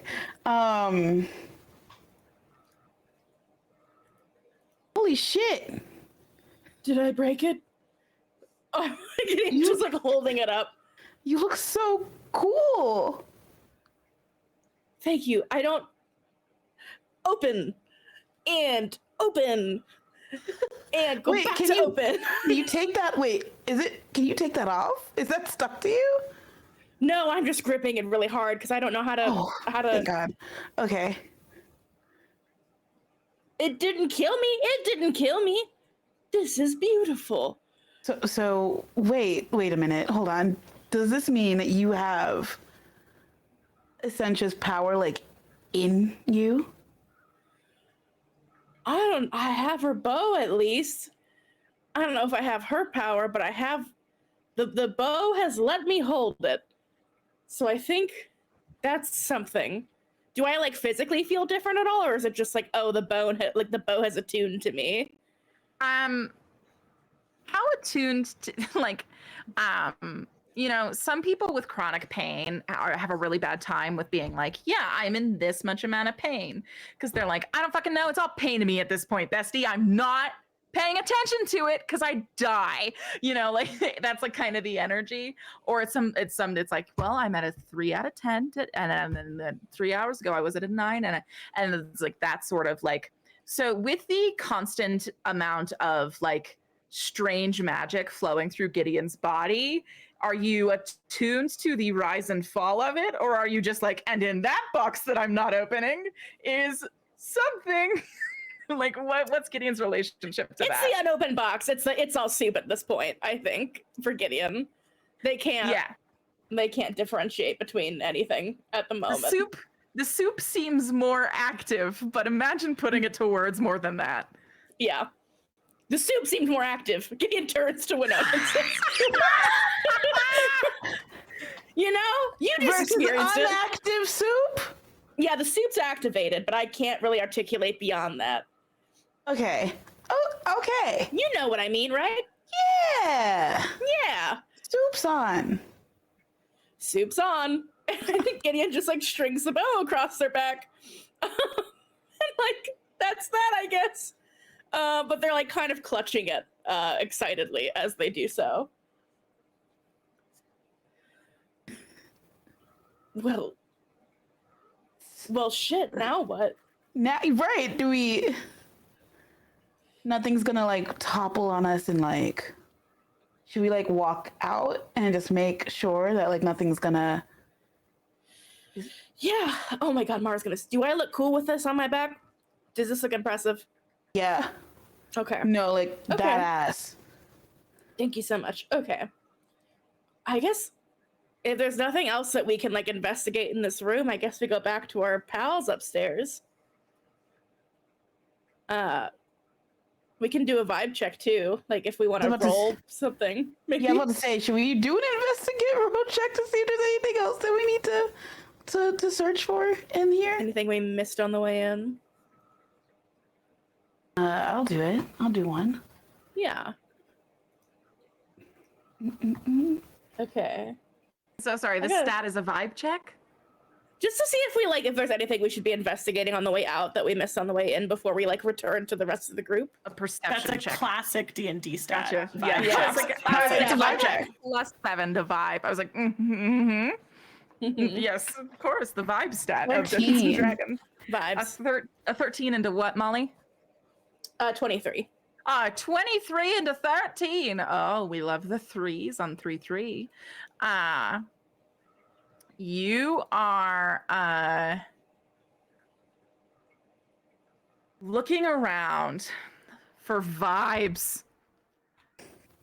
And Gideon, I assume you are taking some extra time at these statues of these Apotheon sisters. Absolutely. Okay. You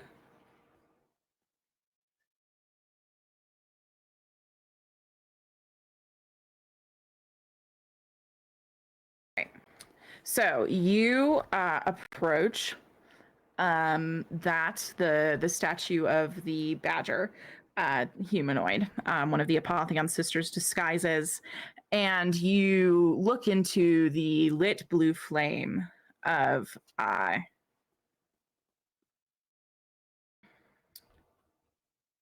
yep. So you're looking into the blue flame, and you swear that you see something inside of it.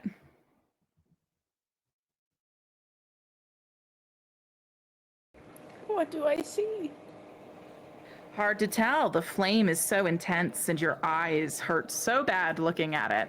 You are going to either need to roll a Constitution saving throw to get closer to the flame unblinking, or just try and grab it. I'll do a Constitution saving throw. Okay. That's a 9. Ooh. Nar. Oh no. No. A 9.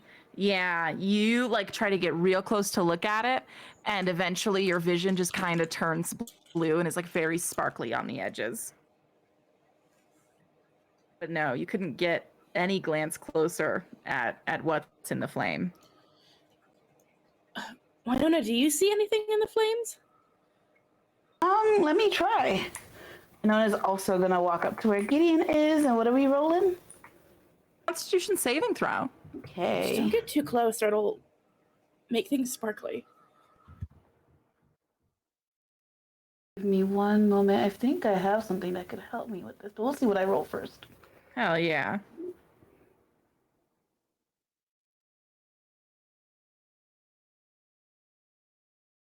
$16.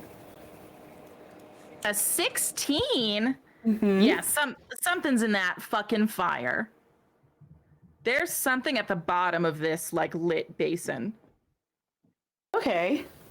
So I'm telling Gideon that there's something at the bottom, but I can't quite make it out.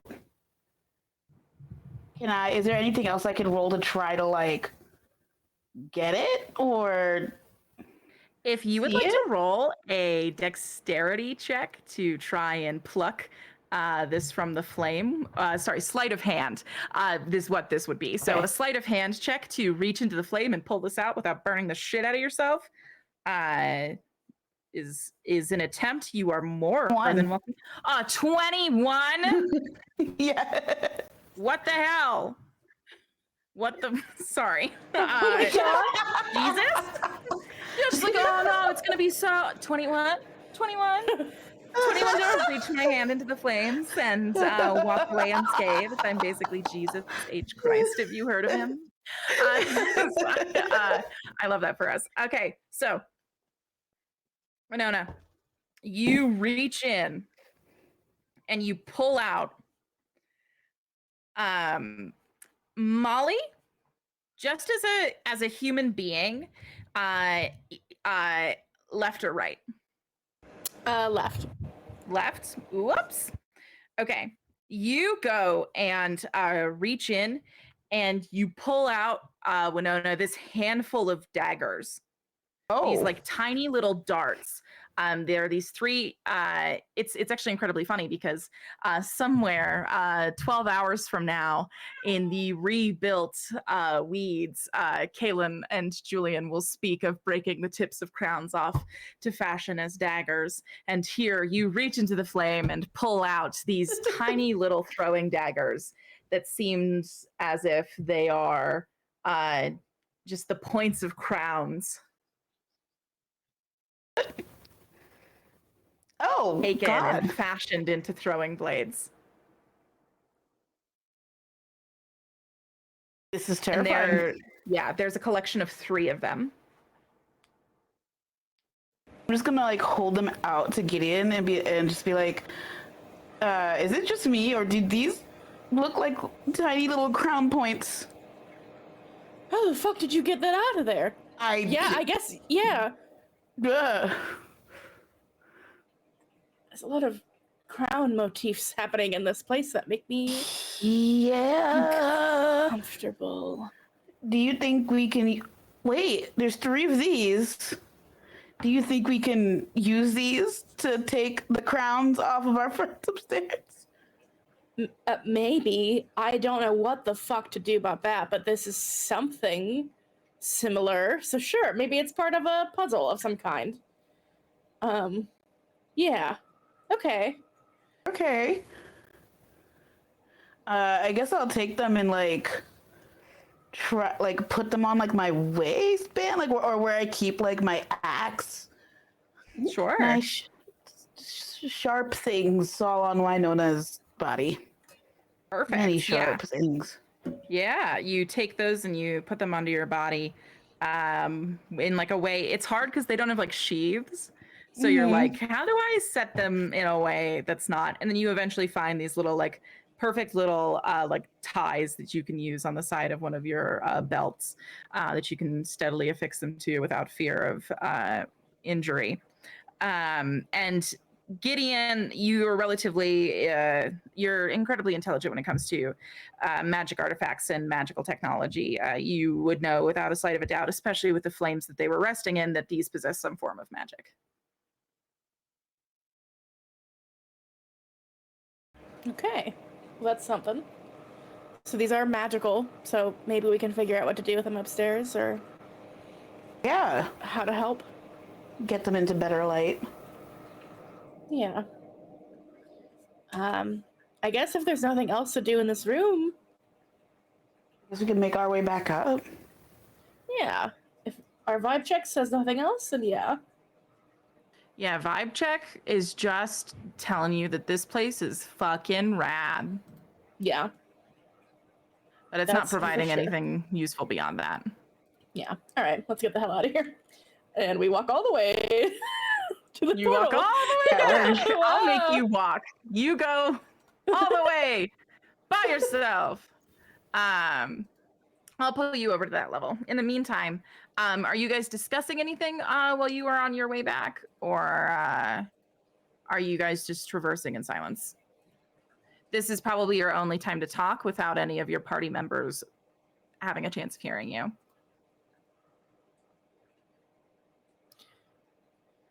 Do you have anything, Winona? I don't think I have anything. I think we just need to be calm about whatever this crown thing is, because I don't know if scaring Jade is going to make it worse. And Right. I can't let we can't let anything bad happen to them. So whatever this is, we have to figure it out. And I don't know. I mean, obviously this place was a Sentious Forge or something, which we just, which the Grimoire monster just led us to, which also feels wild, but Pointed. yeah, I don't know. We haven't found the page yet though, right? So Oh my god, we still need to. I was so mesmerized by everything else. Yeah, we need to get that page. yeah, so I guess just keep an eye out for that and try to keep everyone calm. And Maro doesn't have a crown, so maybe I don't know how well versed she is in magic, but maybe they can help. I don't know. Yeah. All right, let's try it. Okay. Yeah, so you guys like burst up from the hatch into the interior main floor of this smithy.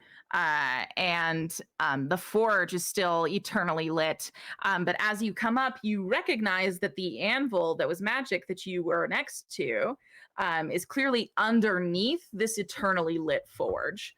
You are both entirely confident that this is what is powering this forge.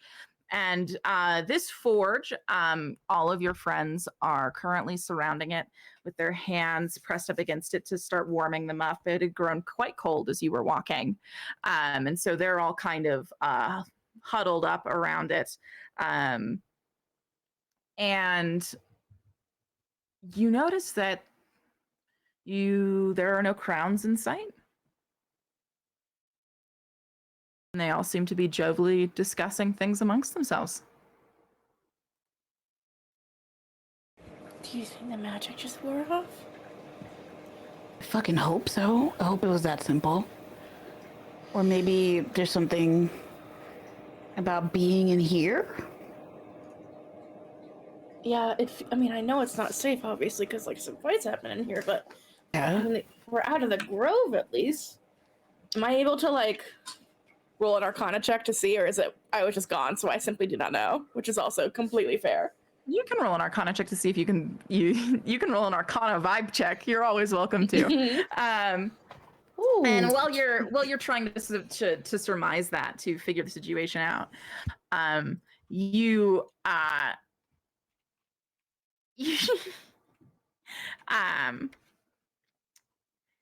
you hear Chade go, yeah, this is like, it's just so cool in the fact that it's like, this could be like 10 minutes old, but it could also be like 100 days old, but it could also be like 10 years old. So it's like, I have what could potentially be considered either like a relic or an artifact, or at least like a vintage good, technically. And then Morrow, like, clearly having been trying to be like, yeah, no, for like the last 15 minutes, is like, if you follow that logic, everything in this room is vintage. And Chade goes, you're right! Do you have room in your bag of holding? Mine is full. And that's the conversation that they're having. While you look around, Gideon, to try and pull the truth of this magic out.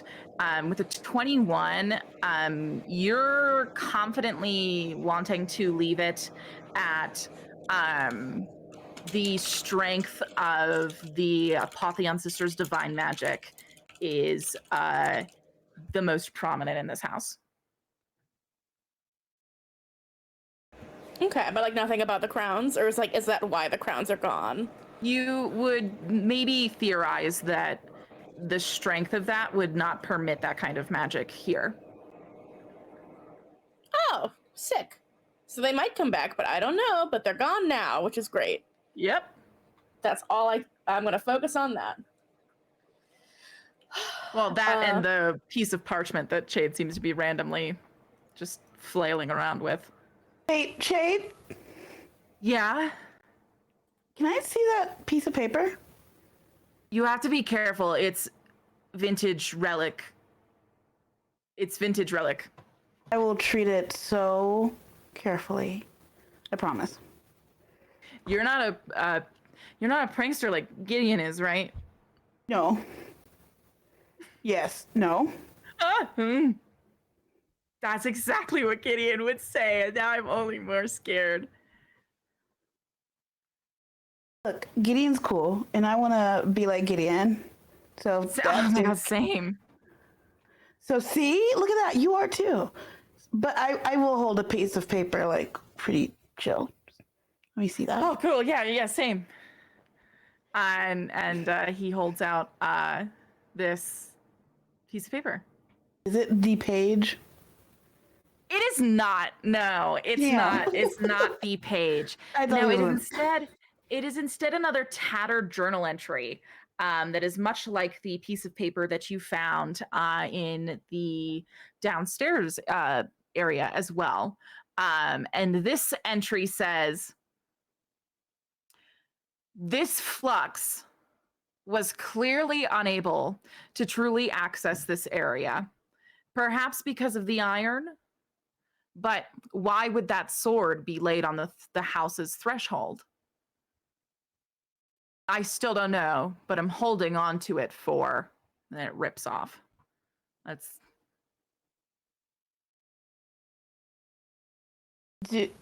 gonna hand a piece of paper to Gideon and be like, did the other page that we found downstairs like relate to this? Or finish this? I'll double check. It was something about looking for the page. Let's see. As I look through my notes real quick to find what that page said. It says, I mean, the underground was nice, but the page wasn't here. Divine almost? Don't know enough about the gods to know which one. So, not quite related. It was about like the area being divine and not finding the page. And this is about Flux not being able to get in. So, I mean, we obviously know this is a sensuous forge, a sensuous bow. Which, by the way, I have now. Gideon says in like Mara's direction, and then I'm just, wow. In my What? first try too. What? Was that Do you- not yeah. like a wine basement? What was down there? I No, it's figured just like you her were just forge. having some no shade time. What did you find down there? Just like a legendary bow of a god that I now have, and and I know how to use it. But yeah, it's and like Gideon turns and like shows it on their back. How do you know that that's So- not a trick bow? I could feel it. You could feel it? They Like, they literally it probably could rains? feel it. Like quite Okay. literally. Okay, but okay. Powers Sure. inside of them. Sure. It was kind of Of hardcore. course. No, I think babe, I think you're very hardcore. I'm just Yeah. also like, what if that's like its whole thing is that it's a bow and you think a god made it, and then the bow wasn't made by a god, it was made by a blood drinking flux who now knows all of your secrets. What if that's what's happening? I trust my vibe check on the bow. Yeah, I'm not trying to like doubt like your vibe check. No, because sometimes you like have a picture here. Yeah. It says the flux can't get inside, and I'm kind of assuming with the way down there looked compared Yeah, with the to statues. everything up here, flux probably ain't getting down there. Yeah, no, I And the Holy mean, Forge. yeah, sure. Yeah, no, that's cool. Maybe. And I'm cool. I'm cool with all of this. Are you? Mm-hmm. I just wish you could be happy for me because I just got the bow No, of the god.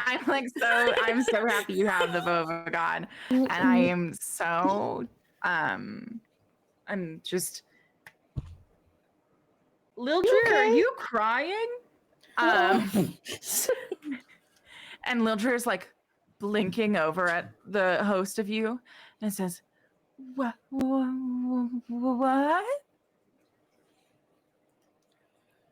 Yeah, I mean, if you want to go look, essentially, there's like a holy forge, and there's like statues of the Apotheon sisters, and there's like, He's gone.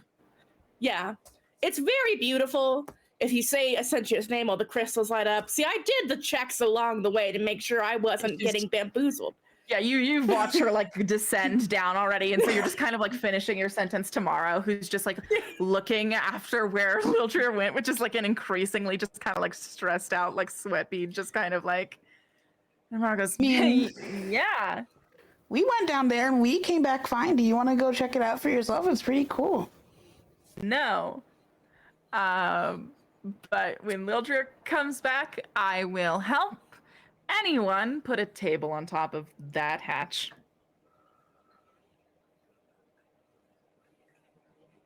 Okay. I mean, that's fair. That's fair. That's fair. Yeah. And I probably don't want anybody else like snooping. Yeah. Lots of snoops around in the wilds. And I think it's totally cool, Gideon, that you walked into your first house in the wilds and it wasn't full of like a killer bow that was pretending to be a god to drink your blood, and that it was just like an actual nice bow from a god. That's I'll put it back if you want me to. I'll go I'll down, I'll put it back. No, I'm like, I can't emphasize enough that I am actively mean, excited that Mario. you are excited. I'm just a little worried. I'm a little worried. It's my job. You want something to actually worry about? Yeah, Yeah? sure. 'Cause, I mean, like, listen, okay, so comparatively, right? Yeah, comparative worry. No, I'll take a new one. Yeah. Comparatively to, that pretty sick, awesome bow that Gideon just found, Pretty right? I pull out the 3 little crown. Oh, whoa. Tiny swords. Oh, so these you're not worried about. So these are cool, but the bow's not cool. gosh. I just okay, like Cecilius was always more of like the bow guy. I'm a blade. I'm more of a blade type myself, as it were. Not like, but that has nothing to do with how I feel about your bow. It's not. Well, when we rescue him, you'll think it's cool, I bet. But anyways, the daggers. When I found the They daggers. look like they're shaped like, little, like they came from a crown that I was able to somehow pull out of a pool of fire. Anyway. Normal. I mean, I would worry more about these and like, who's crown, but Yeah, because I know whose bow that is, because that's a god's bow. But it's like, Right. whose are this? Yeah, whose are this? Yeah. Uh-huh. It's gonna The put him crowns back are- on my waistband. The crowns are off everyone's head, so Yeah, that I'm that's happy true. about. And we'll keep it that way. I mean, there's very powerful divine magic here. I don't know if they're going to come back when we leave, but at least for now they're gone. And we can find the page and we can stay the night here so we're safe, if you think. I mean, we can go out in the night to keep traveling too if you'd like, but I don't know if I want to risk our luck that much. I mean, this was kind of good luck and the crowns are bad luck, and I just don't want to fuck around too much. This is good luck and bad luck. Looks like we're at neutral luck, which I think is maybe as good as we're going to get. Maybe. Sorry, talking to Jade really stressed me out. Jade goes, "What?" Mar goes, "Nothing, bud." Okay. I think we should rest. Yes, that's a good Yes. idea. Smart And so then idea. Jade rests in like one area where sorry, I thought he was lost for 5 minutes and he'd actually just accidentally got locked in a broom closet. And I was so worried about having to tell the two of you that I had lost Jade. He does that. So it was a little yeah. scary. You know how like Brian has 9 lives? Mm-hmm. I think Shade's one of those people where even if we were to lose him, he'd always find his way home, Just like Brian. Yeah. Love the type. Aw. Well, with that lovely thought, how about so rest here for the night? Yeah. We can look around for the page. We'll be safe here, and then we can make progress in the morning.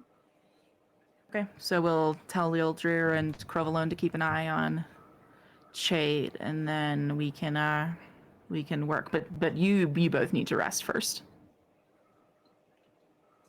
Yeah, well, we all do. I mean, you too, obviously. Everyone should. No, I'll take Take it first easy. watch. Okay. I can go after you, so you can get some rest. Sure. All right. You can have Shade sleep on the other side of the room because he talks in his sleep. So, and it can be really vivid. Depends on his, Oh. yeah. Well, it depends on the dreams he's having because we had to share a dorm briefly. It was a whole thing because I found it annoying. So then I would at night, teleport him outside the room, and it was so funny to me. Anyways, so yeah, we'll just keep Jade away from you at night. Sounds like a slumber party, basically.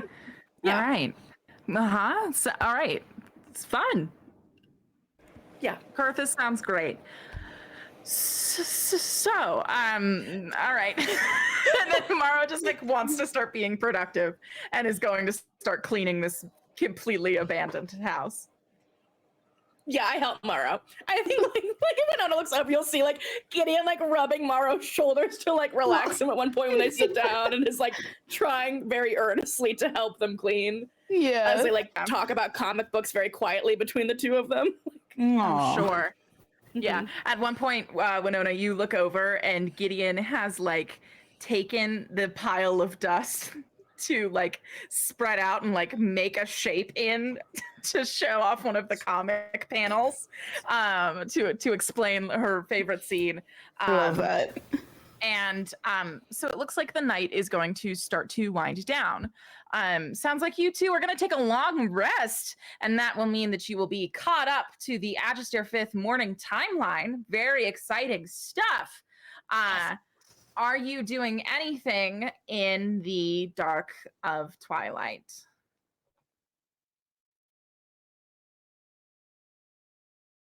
Besides sleep? Yeah, besides sleep, you know, Lil Drew does not come back up. She's thrilled. She's happy as a little clam. Can we check on Lil Drew? She's coming back up. Yeah, you check on her, and she's just weeping from joy in the centermost. She's kind of floating in the water that you were standing in, like it's a sensory deprivation tank, and she's just like weeping from joy. She's not dead. Okay, that's right. just what I wanted to make sure. Cool. Yeah. Great. So having the most cursed hour, I'm like, who do I feel that way about? Like the way Lil Drew feels about Ascension. And I was like, John Carpenter? Like, who would I be that excited? Me at John Carpenter's Forge, where he made Michael Myers crying, and I guess that I would get it. That's all. That was my cursed thought. I can move forward. Just a Florence in the Machine, just like weeping chamber. Yeah, so how do you spend your night, Winona? I think I am gonna check on Shade, check on Crove, see how they're doing. Shade is a mess. Crovalone is like having a normal one, because this is Hawkmongress behavior. Being out in the wild, trying not to die, that's a familiarity to Crove. Right. I think Winona's just gonna like sharpen her axe a little bit, probably take advantage of the fact that they're in a forge, and maybe we can do cool thing to Winona's axe. Yes. In fact, Crovalone is willing to help you with bone smithing at if you do need at any point. Ooh, okay. Well, I want to do that axe thing that I saw inspiration from the movie last night, where like yeah, so where I can make my axe extend and then use it as like a fucking, you know. Okay. Can I do that? Yeah.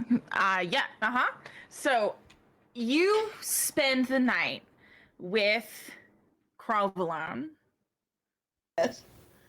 creating a bonomancy extender to your axe that essentially takes it from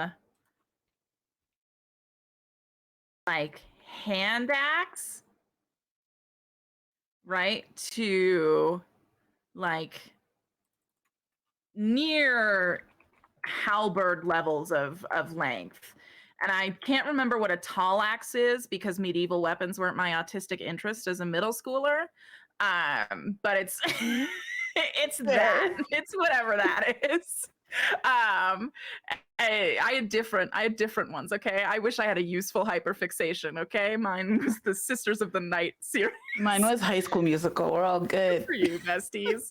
I was too excited for High School Musical to come out.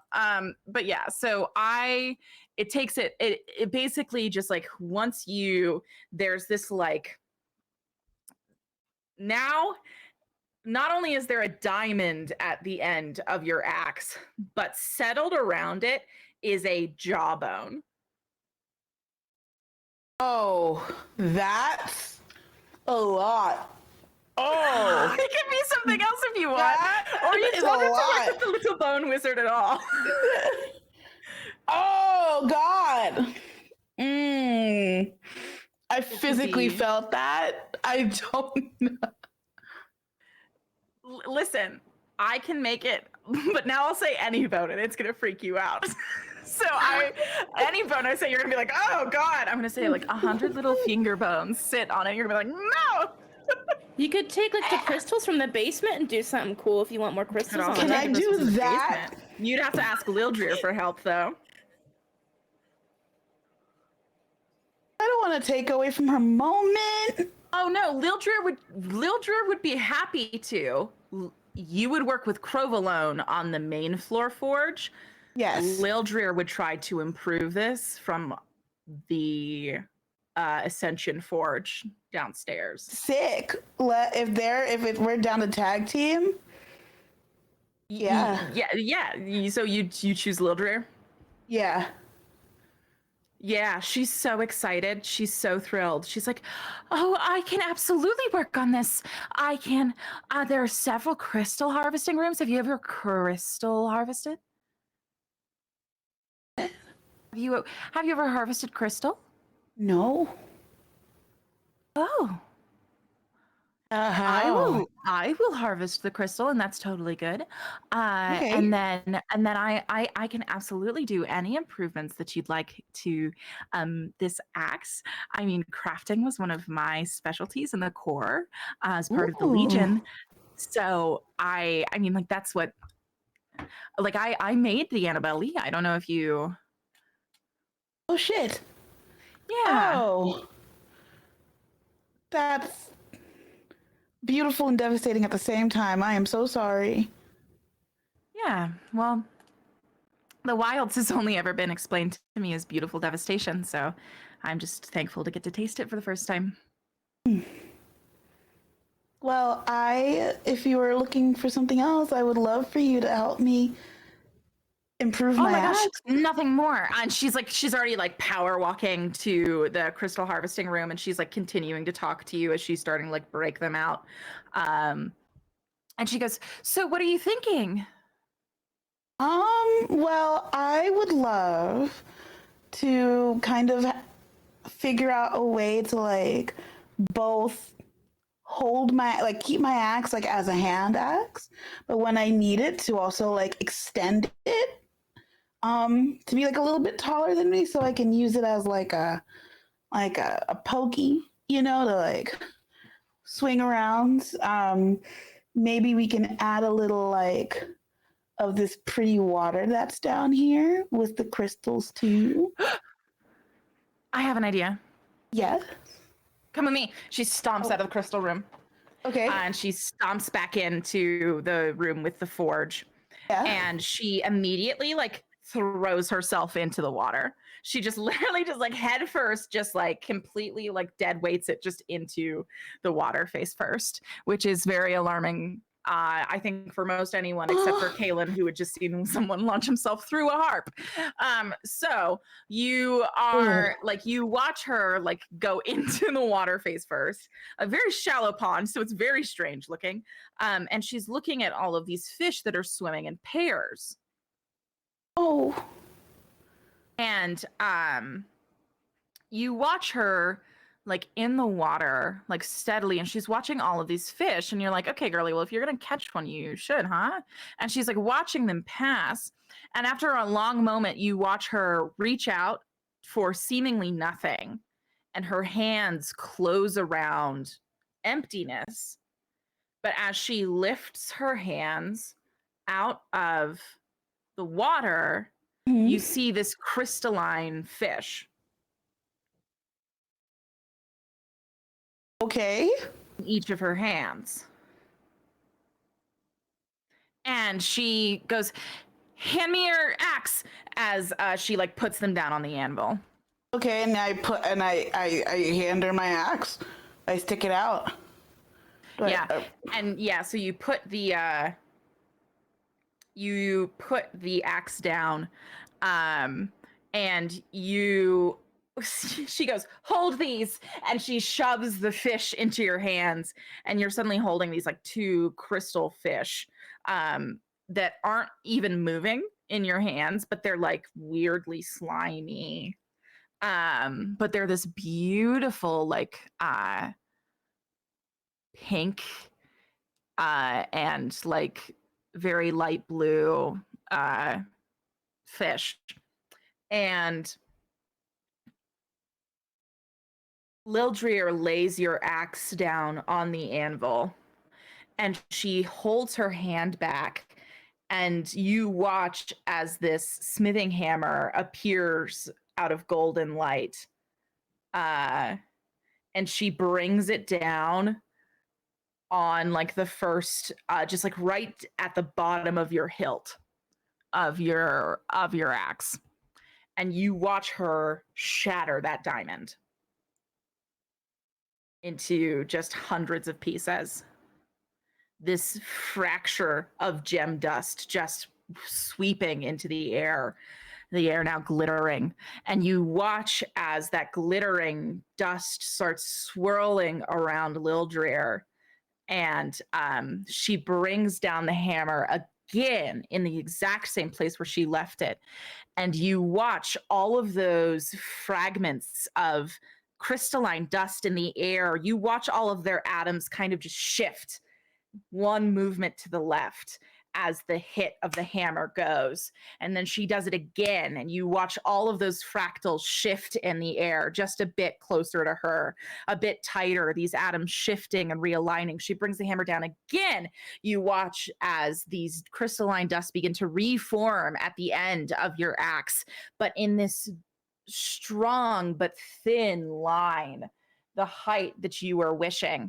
And she brings it down another time, and you watch the gems, like the edges of it, the edges of gems just begin to form like ice freezing down the edge of this axe. And she turns to you and goes, "The fish!" The fish! And I just kind of like walk up to her and reach the fish out. Yeah, and she goes there, and it's just that place where she's been hitting over and over again. Can I put the fish down? Is that and what then she goes, "Hold them there!" Okay. And she brings her hand back up for one final time, and you're like, "Don't break my fingers! Don't break my fingers! Don't break my fingers! Don't break my fingers!" Yeah, and it's just like that moment. And she brings it down one final time, and there's an eruption of this light, these two bright beams of swirling light that just take your vision away momentarily. And as you come back to look at it, your vision comes back to you. No more is that sparkle in the air, but it is a sparkling reflection of the bottom half of your axe, which now at its full length, you see a wood set of axe for the first half, the normal half, the part that you are accustomed to so far. But you'll notice that if you, there are these two fish, these crystalline fish now at the very bottom of the blade instead of fish. And you watch as the dust disappears. Your vision comes back as just right as you watch Lildrir take each of the fish and twist them in opposite directions. And a crystal staff emit from the bottom of your axe. Yeah, that's good shit. She picks it up in the two hands and she hands it out to you. Oh, this is like way more than I was expecting. And I guess like Winona feels like a little emotional because it's Lildrir's sobbing. She's like, "I've never felt closer to her. Oh my God." And she's just like fully having just like a religious experience to this anvil. Oh.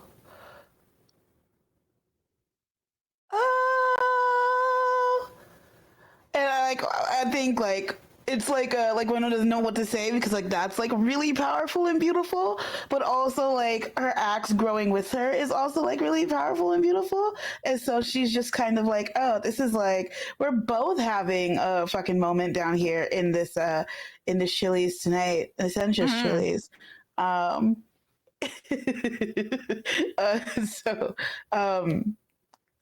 Winona doesn't know how to thank her, like, or does she thank her now? Does she let her have her moment?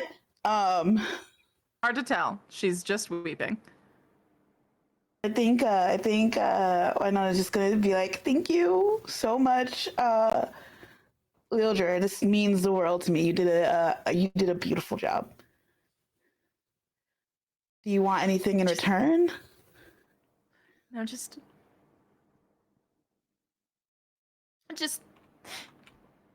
like, don't use it for evil or anything.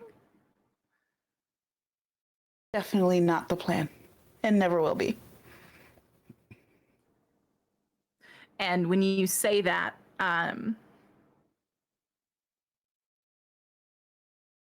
you hear your axe crack, like the shattering of a plate. And you look down at your axe, and that crystalline part that was just forged, it seems like it's been snapped like a glow stick, because now it's glowing pink. This was a good crack. Oh, that's pretty sick. Okay. Yeah. Yeah.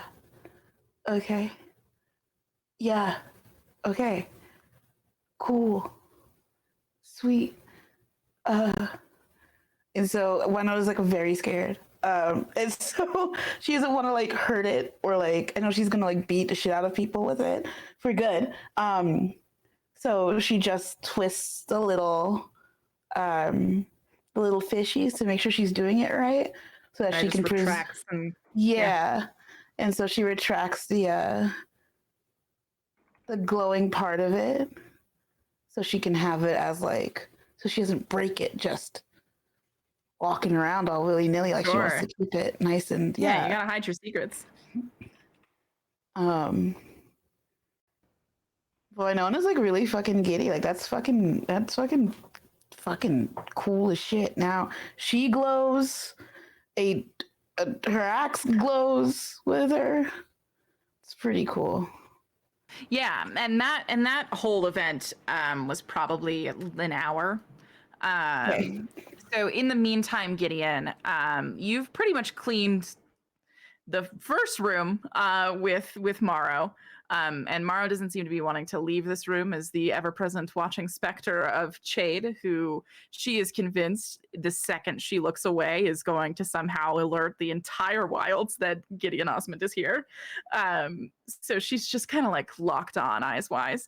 And so, yeah, you kind of get the feeling that like Morrow's not like a terrible person. Morrow's just not going to like get chill about this tonight. Which is fine. No, yeah, I'm not. I'm not upset with her. I just want to make everything go as smoothly as possible for them. I'm just being supportive. Just like a very just like about everything.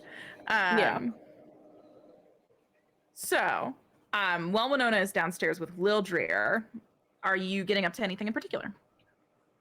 I'm going to just try and look around for the grimoire page as we're here. As we're cleaning to see if I can find it, if it's upstairs, any hints as to where the fuck it could be, anything. Yeah, go ahead and roll a perception check. Yeah.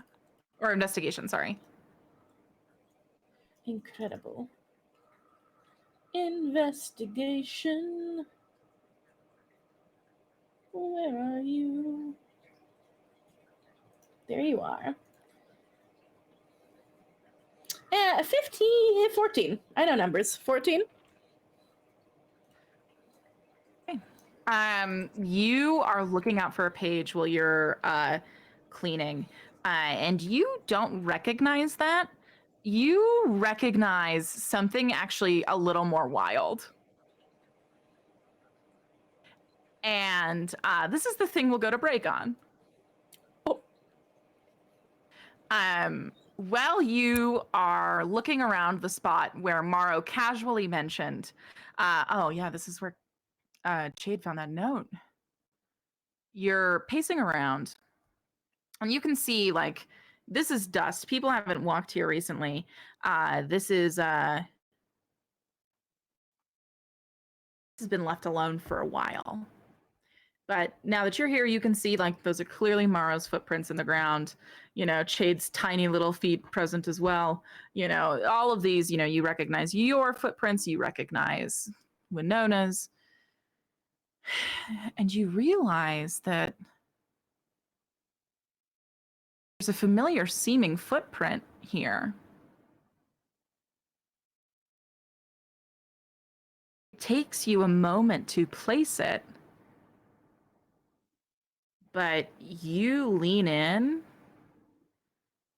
and this footprint seems a fair bit older, but the most recent besides you of dusty footprints left in the wilds. That insignia in the heel of that boot is the same insignia that you see in the footprints of the artificial snow when the Valix engineers hold their annual meetings. This is the shoe print of a Valix adept. A Valix adept? Hmm? And that's where we're gonna go to break. Stick around, Godslayers. Looks like Gideon has another mystery to solve, but can she do it with those meddling kids about? I will find out after this break. See you in a moment. Welcome back, Godslayers. I hope you've been having a good time with your sauce while you were waiting for the herald of the return of those of the prophecy. Welcome back, heroes. It is so delightful to have you. It's an even bigger delight to see your soon-to-be acts of heroism.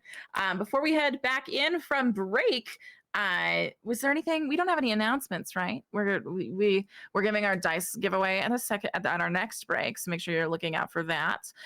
Beyond that, I think that we're announcement free, which never feels real. Jesus. Besides, of course, our character palette launch, which we're all wildly excited about, but we screamed about that already. So I think we're ready to get back into Acrimon proper, dear heroes. I do believe. All right, then. Gideon, I do believe we left off with you. You have been doing the most thrilling thing a person can do in Dungeons and Dragons. Yes, you know exactly what I'm talking about. Tidying. You've been tidying in this smithy, and Maro had just led you to the corner where Chade had found that, which you can surmise to perhaps be something along the lines of a journal entry. And you notice right next to the place where Chade picked it up is a footprint that holds the common boot insignia of the Valix branch of the Arcanic Church, something that you used to be a part of. How does it feel to see a symbol like that here? I think just like a little chill goes down Gideon's spine. Like it's almost eerie. Like it feels out of place. Like this shouldn't be here. And I didn't want to be reminded of it right now. And who had this, and do I know them, and why were they here? There's just like a million questions go through Gideon's mind in an instant. Yeah. And I think like Maro kind of like sees you staring and is like,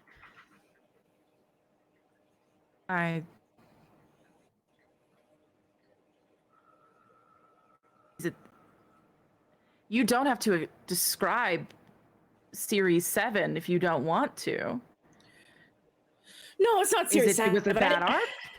No, it was fine. It was nothing. It's just this and then like Gideon like gestures to the dust. That's just a symbol from Kurthus I wasn't expecting to see here. So I don't know what they were doing here. Don't think I knew that was a Kurthinian symbol. Huh. Yeah. That's fun. Fun's a word for it. Yeah. I don't know. I have such a weird... Bad? Are we in danger? I don't know anymore. No, this is old, but I don't know what anyone from Kurthus wants anymore. I don't know who I can trust from there anymore. So if I see any remnant of it now, I'm just, I don't know, on high alert, I guess. But it was just weird to see, is all. Yeah.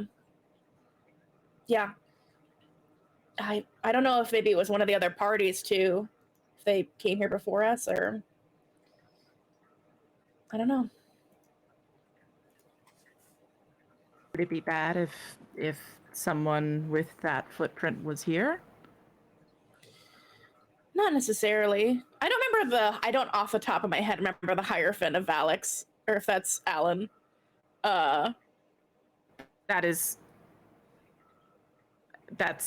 yeah, that's Alan. No? Oh my god, I'm so concussed. Yeah. I'm pretty sure. Yeah. Yeah, like I think Gideon kind of like this was the house I was part of, and my guardian, I don't know, Alan was a part of, so Yeah.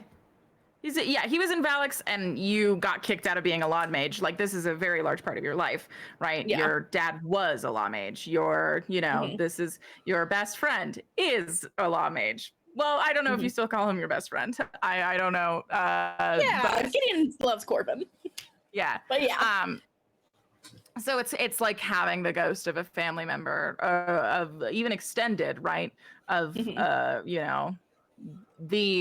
so much about the wilds feels so strange and unknown that having this be something so close to home. How's Gideon feeling about that? Yeah, I think like it feels unnerving at first, and the more they think about it, it's like, I don't know, maybe. I mean, this is a place a Valix nerd would really fucking like. Corvin, especially. Alan as well. But yeah. I don't know what they're doing here. Maybe they'll give me a hint somehow. As like Gideon's eyes just kind of brush over the nearby area. Probably not finding anything new, but like, Yeah. So You I don't know a lot about your life in Kurthus. wasn't very good, to be honest. I mean, it wasn't all bad. There's Current and Corvin and Alan, and Julian. No, he's a big nerd. But it was hard.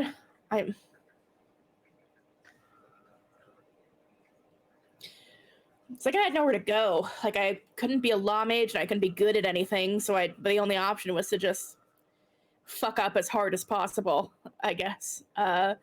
Which I did a good job at that. And then we got this mission, and I thought, like, this is finally a chance to do one thing right. And then here we are. And now I was willing to die for the crown, and now I hate it. I mean, not Misha, but Misha's mom and parent and Yvonne. Discord. It's just I think I mentioned this earlier. I truly don't know how I lived until adulthood on that city, because there's so much I didn't know then that I know now. I mean, my mom was alive this whole time, and I don't know how many people knew. I don't know if she knew what she left me with on that fucking rock this whole time. So, sorry, it's a lot. There's a lot. It's just messy. No, it's good to hear about. In Terrapine, Hawk Mongress keeps by and large to itself because we are good people. And you kind of don't get in if you're not. We're wrong, barely. And I don't know what my life would be like if I didn't have that constant reassurance.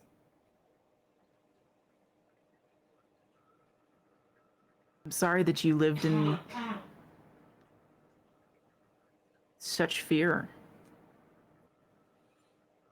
I don't know. It was still a pretty privileged upbringing, I guess, but I would have given anything for a Hawkmon grass to be on that. I don't know, anywhere in that city. So, I think you're a good reminded person, me of Morrow. something I used to say to. Oh, sorry. I also think you're a good person. Thank you. I don't hear that a lot. But what were you saying? Should. I don't know. I think it might be a new thing. I don't know if you would have liked me a year ago. I didn't like me a year ago. A lot's happened to you in literally just a month. So that makes sense. You too, from the sounds of it. So far, all for the better, I think. I don't know. I have a chance to maybe do something good for once with everything that's happening, so I have to try to take it. Yeah. Some people don't think they have to. That's what makes you good. And for the record, I was just finding it a little ironic that you had reminded me of something that I used to say to Ystera all the time. Which is, I will never ask you to apologize for how pretty your cage was.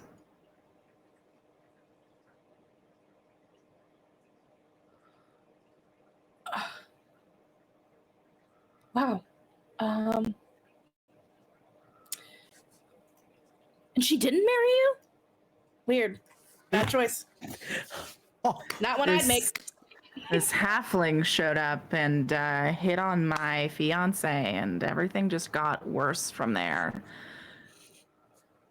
I think I'm doing pretty all right now, though. I could not be happier. No. No. I think you're incredible, Morrow. And she leans in, like she's about to kiss you, and she gets just like inches from your face when she goes, "You need to get some rest. We have a long day tomorrow." And then just like moves up to kiss your forehead and then saunters off. Yeah, I'm gonna get some air outside for like 5 minutes and then bedtime. Promise. I'm just gonna go take one cold shower and I'll be right back. Yeah. Perfect. I think Gideon's gonna do a quick thing before going to bed, but they just want to step outside briefly. Quick thing. Yeah. Just a little thingy. You're gonna go make out with Chade. I knew it. Finally, the dark ship, the darkest heading ship. Patreon tonight. 10 pages. Oh God! Not 10 explicit. pages. Explicit. There's only 1 page of weeping, guaranteed. So perfect. All right. So you're heading out into the night, the open. Just like outside, still in that safe like barrier, but I think like I just want to be in the moonlight for this. Ooh. Yeah. A moonlit plan. Perfect. Well, we'll take you back out to the exterior. It is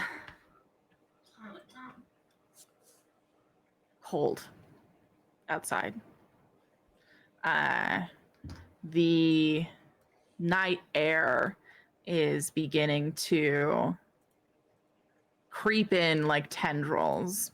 Even though none of the wild seems to be able to get itself past the fence that surrounds the smithy, the threatening ambiance, she gets through just fine, you know. You hear the same whistle of leaves with the wind, and it's not, you know, if Kaylin hears it from a major chord, you hear the minor chord of the threat of night sinking in, right? Of the threat of things to come. The moon is shining high in the sky as Twilight takes her final breath. Ian Osmond, What are you up to? Having religious trauma. Oh, shit! Surprise! But I'm not. Yeah, I think Gideon steps out into like a particularly like bright shaft of moonlight. Luzoa's light. And like sits cross-legged on the ground and sort of folds their hands in their lap. Instead of like bowing, their head like tilts it up to kind of like look up into the sky.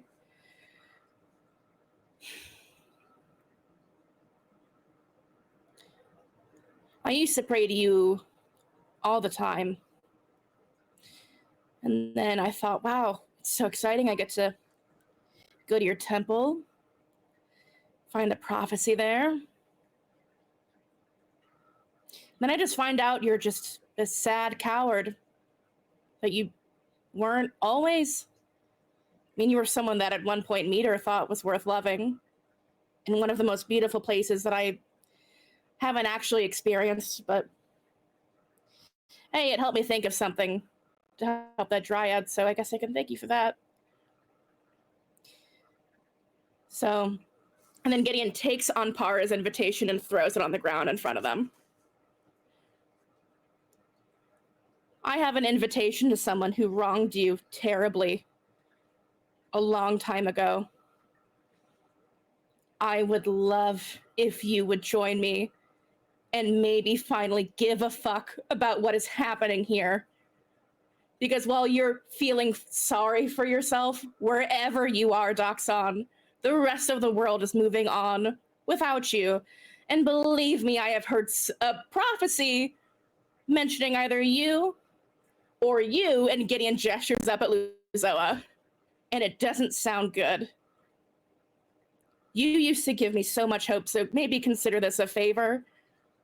Here's your chance to put your piece on the board and show up and do something with the power you have.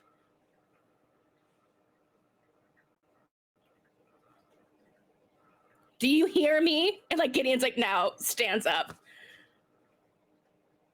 Oh, Or are you just gonna keep hiding?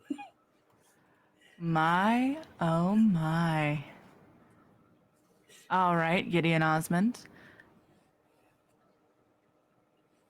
Do you have any strings on Doxon? Do you have any of Doxon's favor? Hilariously, I think I had one on either Meter or Monarch. Yeah, I couldn't remember who it was, so I just wanted to make sure it wasn't Doxon, because that would affect what dice I would tell you got to roll. I have one That's on Monarch the only thing that would change. and one on Abyssa. That's who it is. Gotcha. Mm-hmm. All right. So then I'm going to go ahead and ask you to roll as you forsake this god. I'm going to ask you to roll an intimidation check, a religion check, and an arcana check. Okay. And That's a 20 on intimidation. Int is 20. Intimi on 20. Jesus. Religion's 3. Oh my god. Can I don't know if I have my reroll guy. And then Arcana. Nat 20 on Arcana. Do I have my reroll guy for the religion one? Do I have anything? I don't think I do. I think I used them all last episode in my desperate attempt. Oh, you don't have any more sorcery points? Oh, wait, I definitely have sorcery points. Okay. I think you might have the ability to re-roll a skill check with a sorcery point. I'm just not 100% sure as a small little concussed lad. Oh, that's a 5. So yeah, still bet on that. But yeah, I got a not 20 on one, so hopefully that helps the other one. 5? Well, it's better than a 3. Yeah. So 20, nat 20, and 5.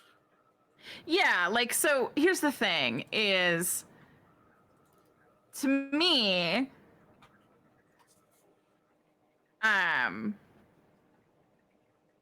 sorry, let me ask this first. Do these rolls indicate anything to you?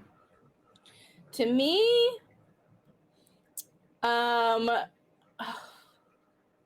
let's see. Intimidation, I feel like something got through. A message certainly got through and was heard. Arcana, if something magical is like happening or there's like something going on, I'll feel it. Religion wise, I don't know if Doxon's going to appear before me in like a hologram and be like, "You were right," you know. So like, hey, fuck you, guy. That was pretty mean. yeah, like I don't know, but like if you know, if something happens religious wise, I might not understand it necessarily. That's what I would guess. But selfishly, I want to know everything all the time, so I don't know. Sure. Well, I think you and me, Molly, can have a conversation about the things Gideon does and does not deduce. You are standing underneath the pale apathy of moonlight.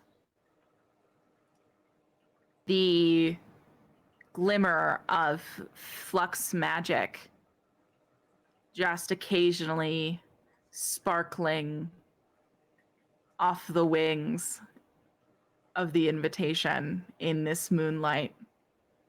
The crisp glint in contrast to the dull apathy of the moon's rays. And you curse at the gods.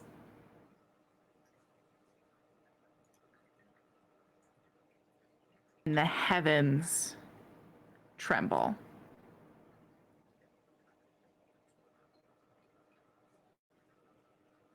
With a 5 religion, I'm going to go ahead and say that there's a bit like there's a bit of an outcome knowledge gap for Gideon here, right? Like maybe she would have been able to take the signs to construe the reality of the situation, but that gap's just not going to be there, right? It's just she's not going to be able to Sherlock that one, right?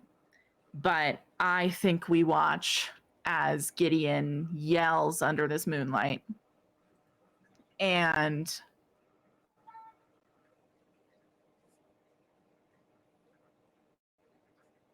by the unbroken moon, Luzoa, 1, 2, 3 stars fade from the night sky.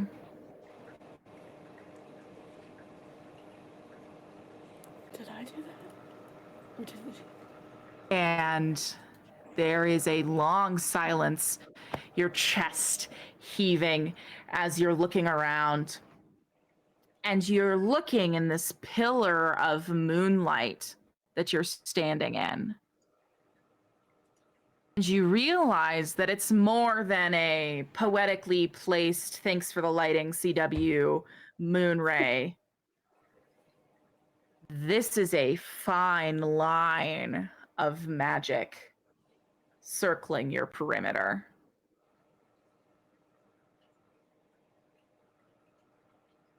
What Gideon fails to put together is that for this brief moment, there is a pillar of raw magic energy, divine magic energy that stretches the entire distance between her and the moon.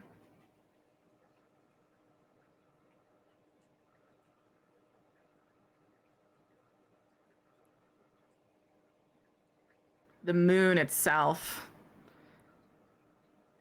amplifying Gideon's message into veils and mists of shadow, where a resigned god waits for the ringing of a bell you are determined to stop.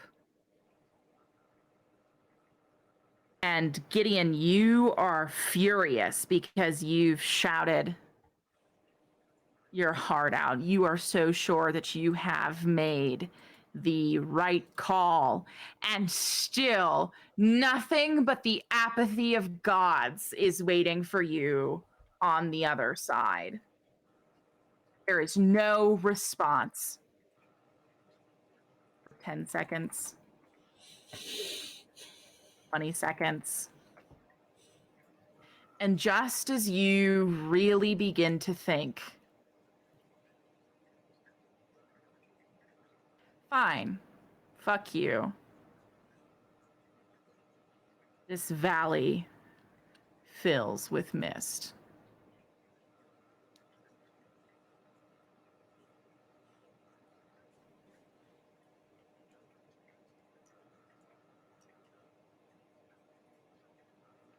And that's it.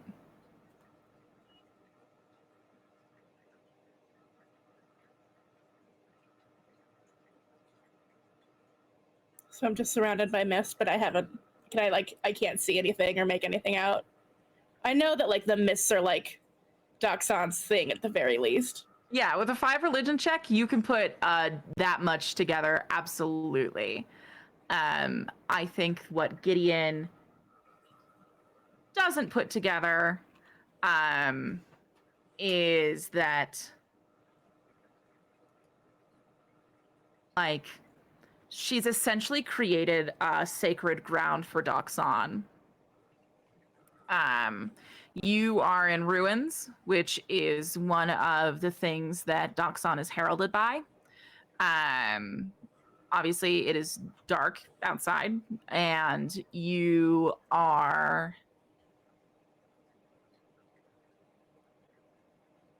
It's nighttime, right? You succeeded in nightfall. So you're in a ruin that is full of death, which is another one of Doxon's things, right? It's cold outside, and Doxon's heralded by winter.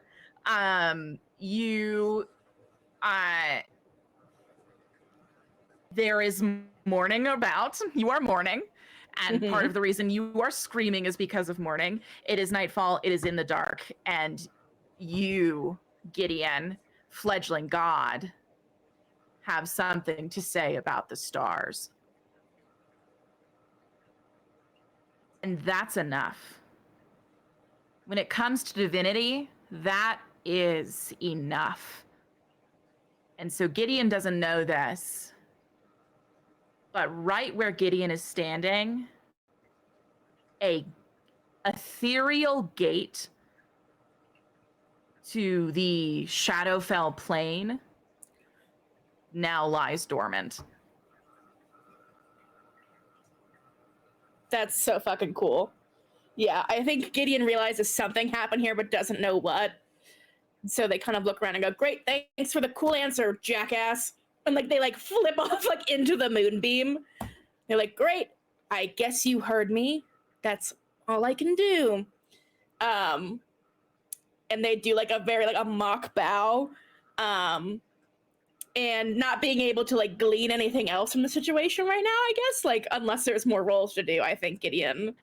Yeah, that's the thing is if you want to give me like, if you're phoning a friend, if you're calling on someone to come out here and figure this out for you, if you are pressing your luck with another entreating plea towards Doxon, if you are doing something additional to get his attention, all of those doors are open, but Gideon must open them.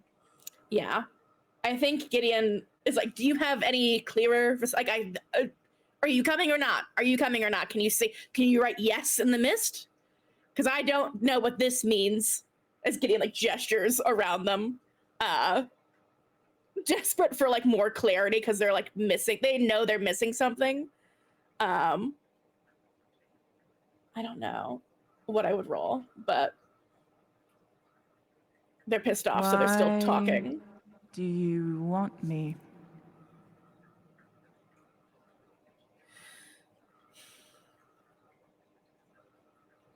Because you could do something about the Violet Empress prophecy, at the very least, you know, but Broken Moon's demise. That's you. That's you. What is this, Violet Empress? It's a prophecy about bringing Mordia back. Remember her? And all the monsters. By the way, all the monsters are just out. They're just out doing stuff. I think that's what it's about. I don't get these prophecies, but Little mortal. Wait.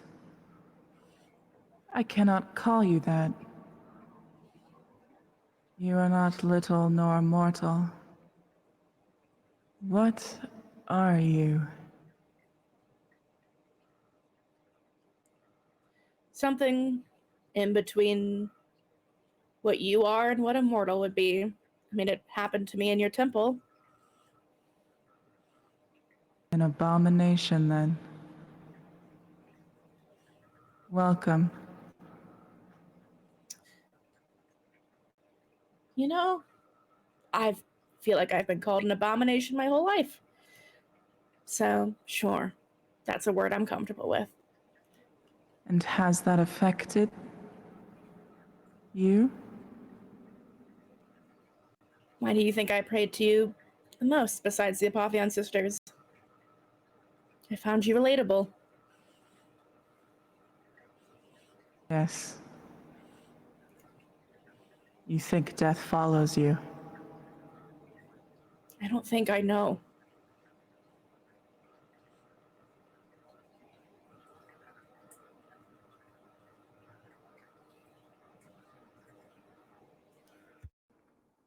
Gideon? Yes? Are you afraid of the apathy of ruin and death?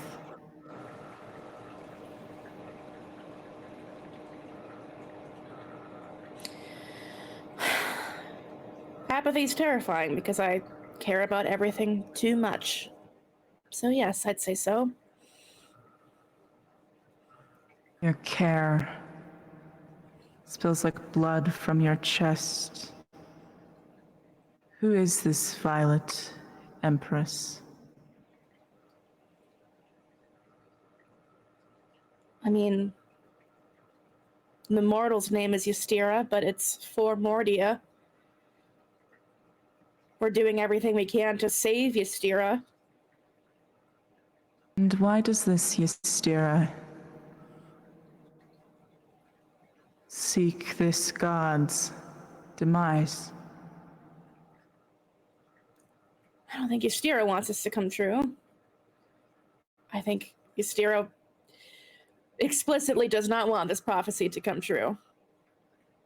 I would say Valpine, the very first Stargaze Grimoire monster, is the one that wants this to come true more than anyone. Valpine? Valnorax? Yes. That is the name of the first. Where is my first? If I had to guess, a good place to start looking would be at Anpara's party. You wish me to attend this party? Very badly, yes.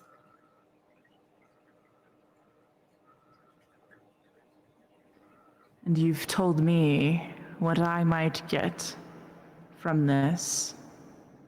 You've explained so adeptly the danger you believe that I have found myself in.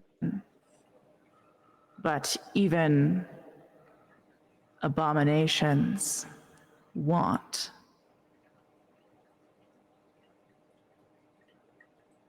What do you get from my presence?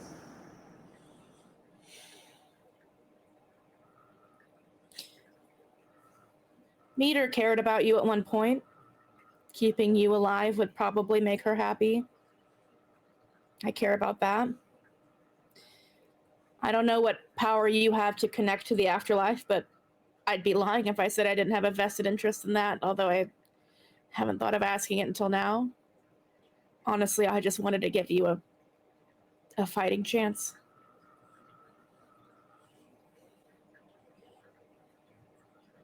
An altruist's heart, then.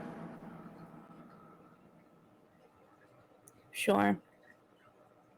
I'm not like the rest of you.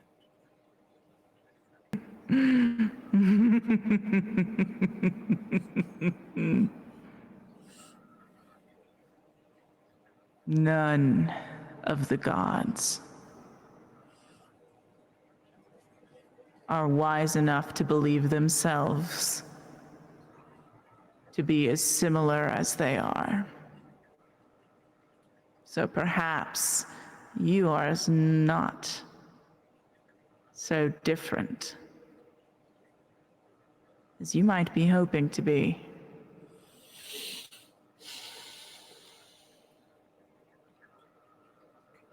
Gross. Gideon, I am intrigued. What did you learn while you were in my temple?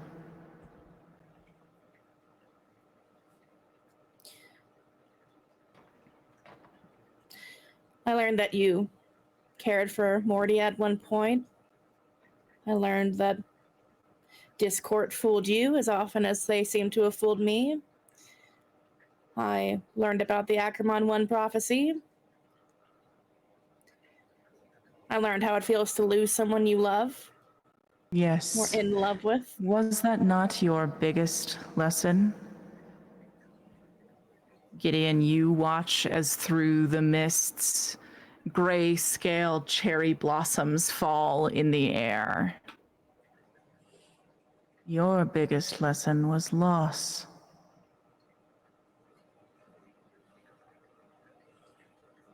As was mine.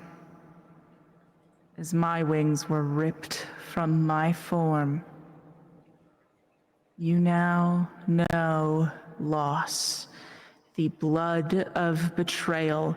You have been betrayed by your family,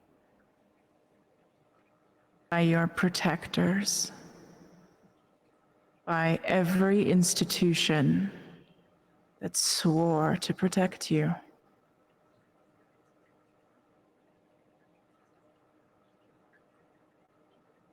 I will come to your ball. You remind me of myself.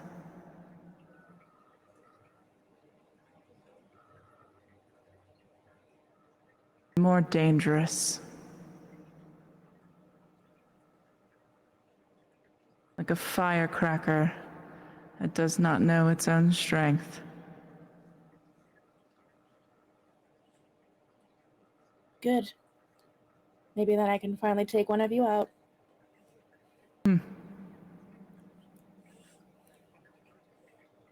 Yes.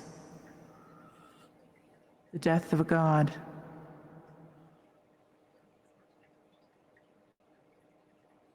I've been waiting. You have taken 3 stars from my night sky, Gideon Osmond. They will find their home now. Gideon, you watch as 3 meteorites come crashing down into the horizon and fall in random locations in Ackerman. That is so fucking cool. That's Molly Schaefer. Gideon's also thinking that, but oh my god.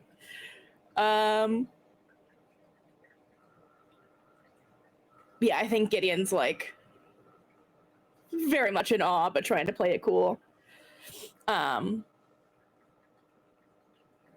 They go, great. Well, maybe I'll take more. Who knows? But you're not the god I want to kill.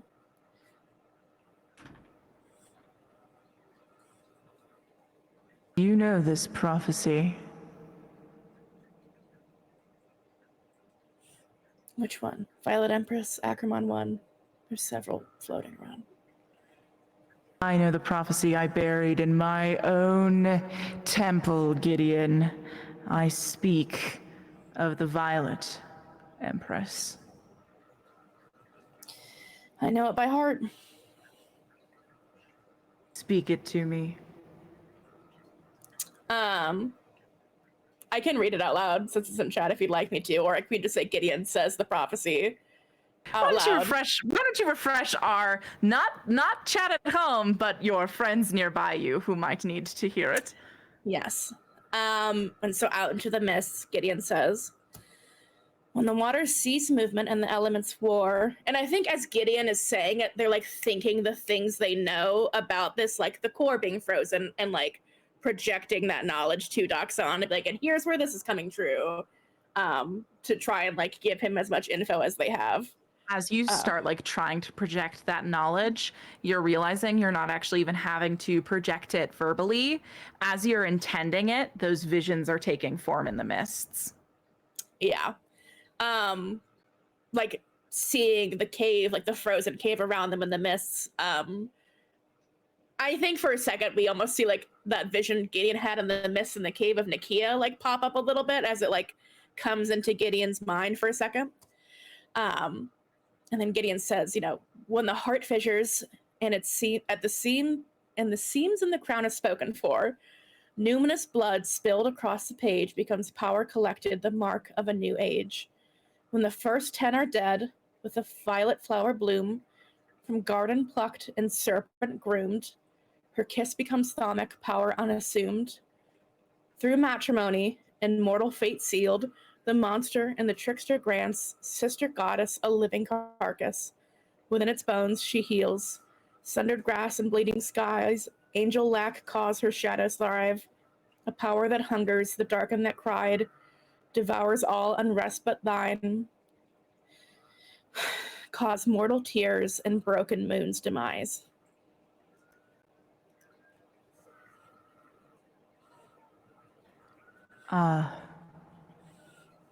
Yes. That does sound like quite the fate. Thank you, young Osmond. Gideon bows their head as though you're welcome. You may ask one boon of me.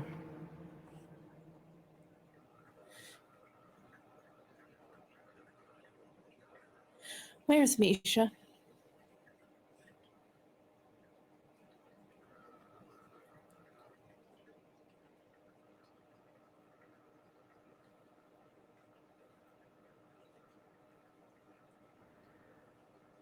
I've always found interest in those who, when presented with the tangible, reject it at the hope of information.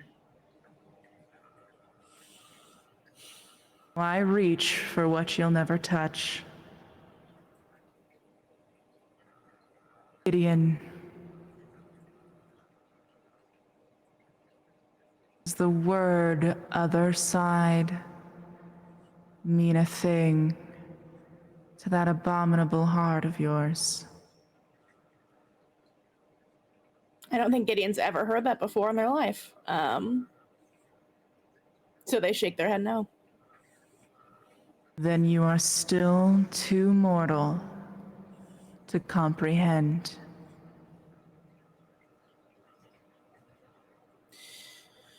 Fine. That's fair, but I won't be for long. So if I can't help someone who's dead, then I'll ask something for the people that are alive. If you can just make sure we get safely to the palace. If we travel through the wilds, I'd ask that of you right now. You can travel through my mist.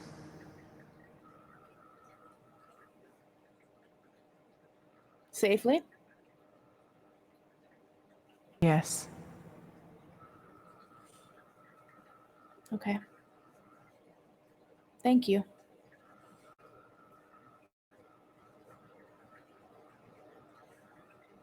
You are welcome, Gideon. I am a kind god.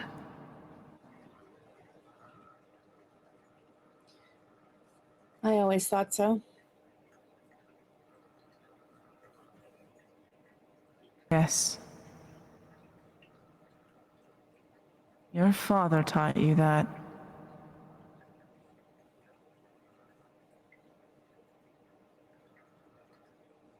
It is why I heard your call so clearly. I think Gideon smiles for the first time in this entire conversation.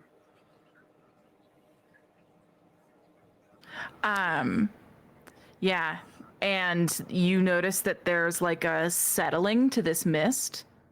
You feel Doxon's presence beginning to retreat. If you have any other pressing asks or requests, you get a feeling that your window to request that is closing. As a player, I'm like, oh my god, I need to think of 6,000 things, but I have nothing because this was so Terrifying. cool. I just loved it so much. My brain's empty. He's so hot. I don't know what to do. I don't know what to do. That's just me, the player. Yeah, I'm really sorry that my thesis statement for Doxon was what if Snape got to be hot? And that's really toxic of me, but that was still his thesis statement. So yeah, so you just Gideon just kind of stand a little dumbfounded as like as the mists like just kind of. I think it's just like one more image in the mist, but I think Gideon wants Doxon to know that they got Meter the cure for their poisoning.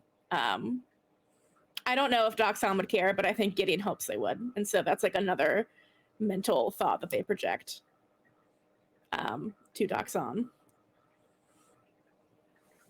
You kind of like project that to Doxon, and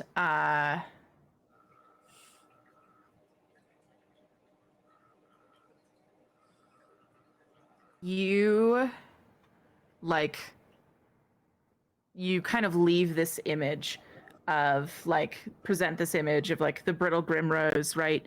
You know, Meter's body, all of those things that you see kind of like form into the mist and then get kind of pulled as this air kind of pulls it into this sweeping forwardness that feels like you're watching someone walk away from you.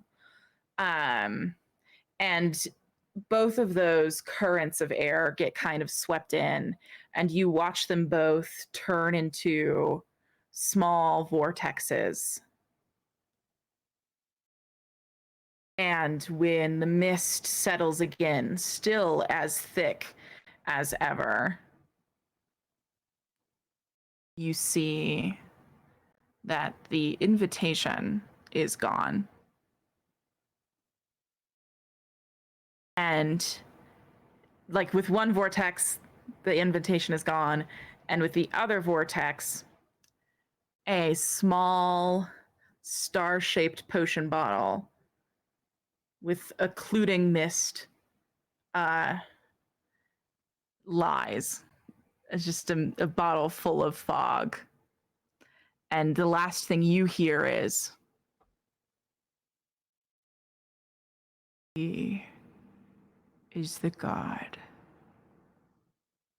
of betrayal. And they were the god of justice.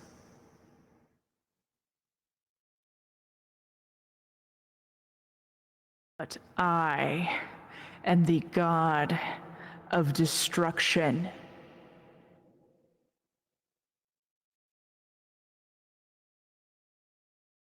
And that potion will see vengeance done if you will it.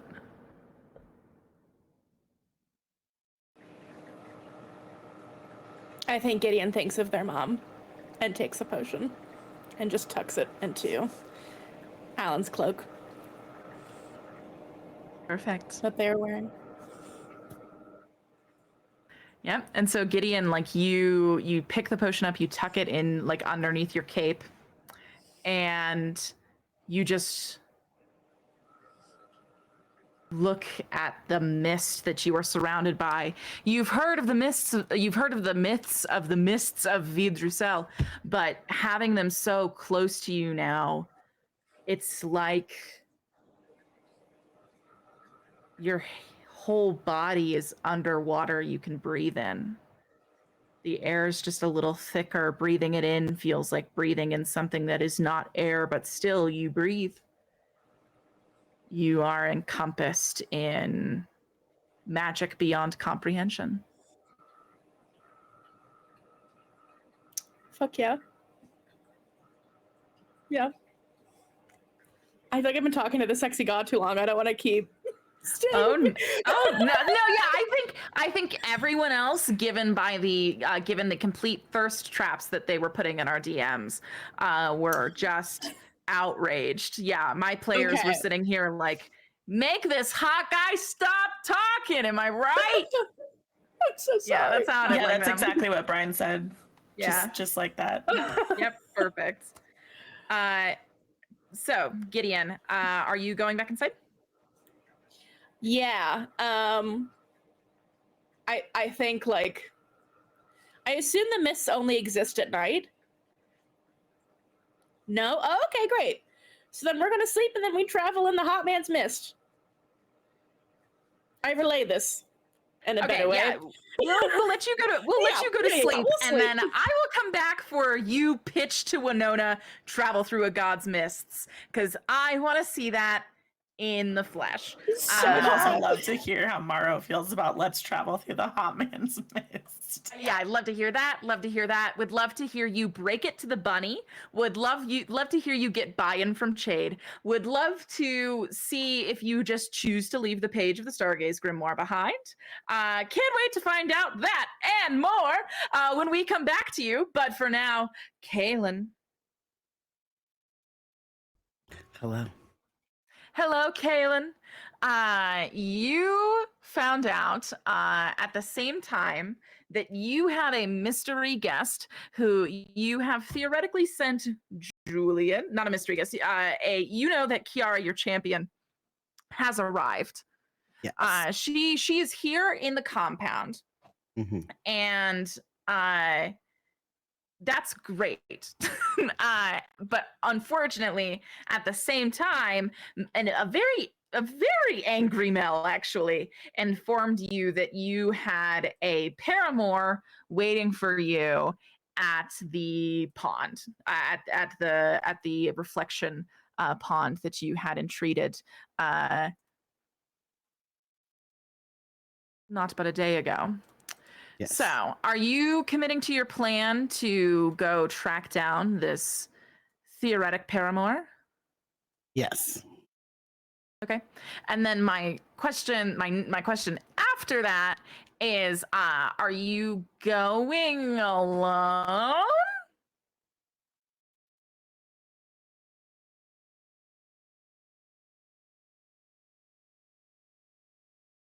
Who do I have around me? I have Mel. Your other boyfriend, Niav, is available.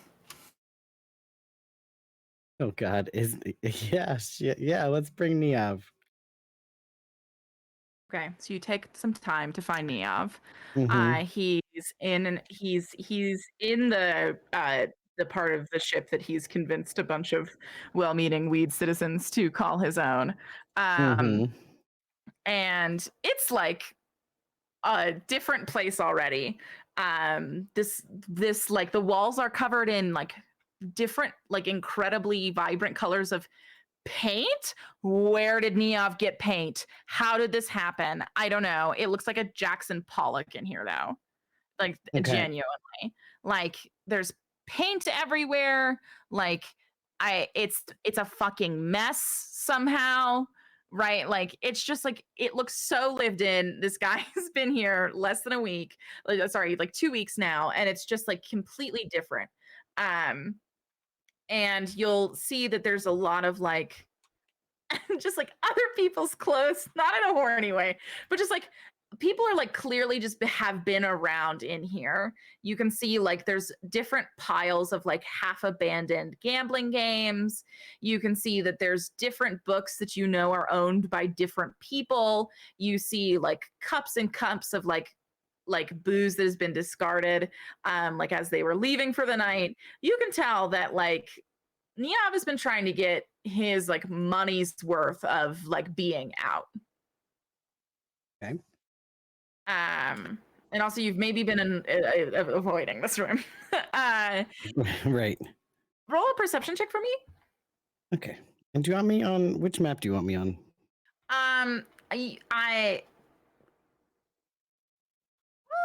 Good question. You can just yeah, you can hang out on your ship's map for a little while until we get to the truth of the matter. Yeah. Okay. I will do that momentarily. Perception. Okay.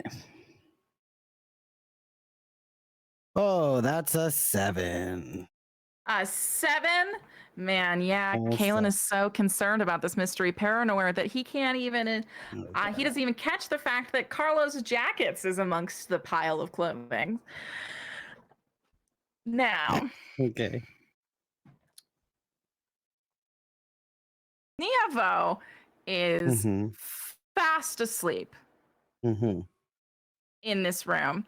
There seems to be a like hammock that has had another hammock fused to it that he is essentially sleeping in like a little cocoon. Okay. But you can tell it's him because one of his hands is sticking out. And he snores the same way every night. I am gonna go wake him up. Right. And yeah, let's probably tap on his shoulder and say, "Are you planning to wake up anytime soon?" No. Well, perhaps you should.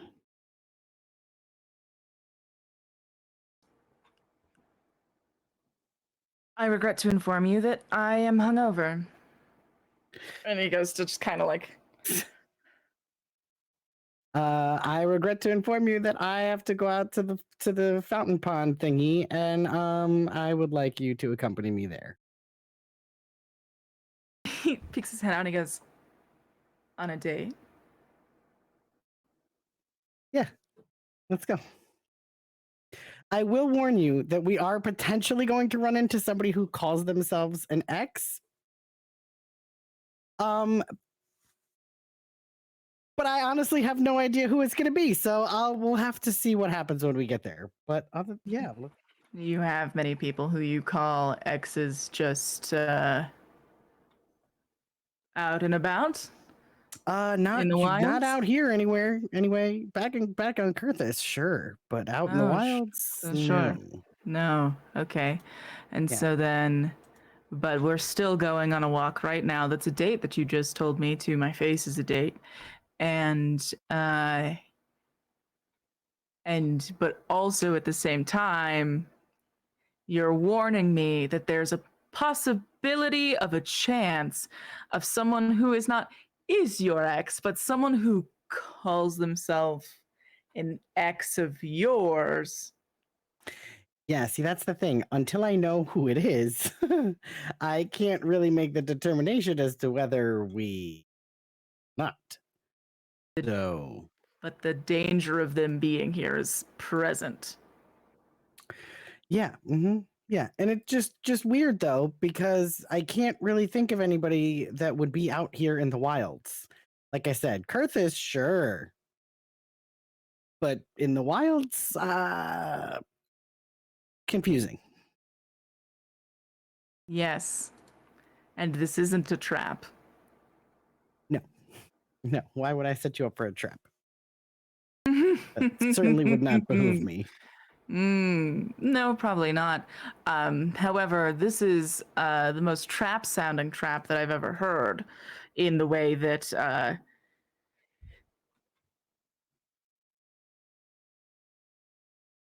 you understand how terrible this sounds. Sure, of course. Listen, I'm just trying to be honest, okay? But if you don't want to come with me, then fine. I will go Oh, by I'm coming with myself. you. This is now too interesting for me not to attend. All I right. just thought we'd take a moment to be honest with ourselves Okay. But listen, that's all I'm trying to be honest. That's why I'm telling you up front what this situation is. about the possibility that we might be running That into one of your there's- exes. Exactly. But only the possibility, not confirmed. That's not the whole Right. reason we're going, because we're going on a date. Yes. A date. Mm. That's also an adventure. Do you find it fun when you lie? I don't see why I would be lying. We can go on a date and an adventure at the same time. Mm. Or we can not call it a date and go on a date later. Either way, I'm down to date. So let's just say that, okay? But what are Yeah. we? Right. Okay. Let's go. Great. So yeah, you you get ready to set off. Do you like prepare anything to go?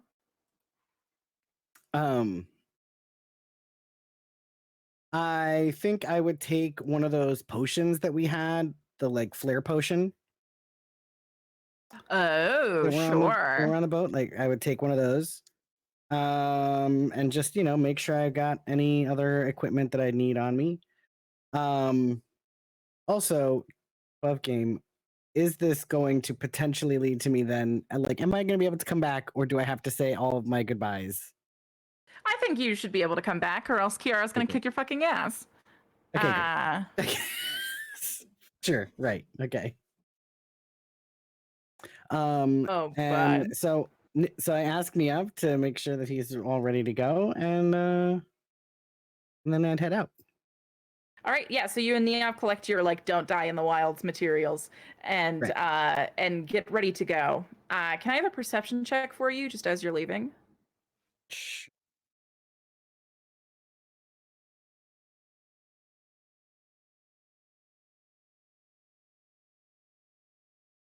Ooh, that is. Oh, let me open the thing on here.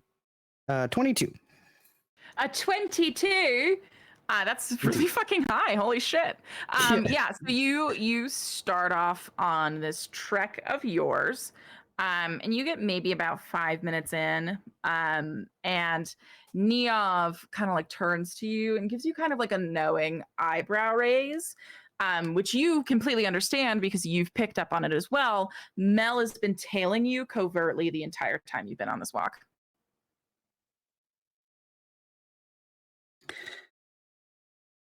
I turn around and say, "Hi, Mel. If you wanted to join me, why didn't you just say so?" Mel steps out from behind the tree and goes, "Because I'm in love with you. Couldn't you tell?" Yeah, so obvious, right? That's what they say. They throw spitballs at you. They like you, right? Sounds about right. Great. Is that what your mom told you to make you feel better when you were a kid? Yeah. Mm-hmm. So anyway, why are you tailing us randomly? I just wanted to see a nice lovers reunion. Can you blame me? Again, who am I even gonna go see out here? You seem to know. Uh-huh. This is actually someone I've been wanting to meet for a while.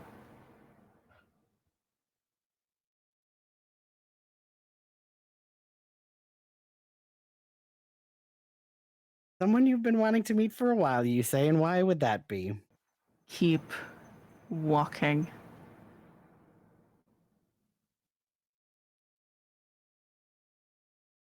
All right, Mel.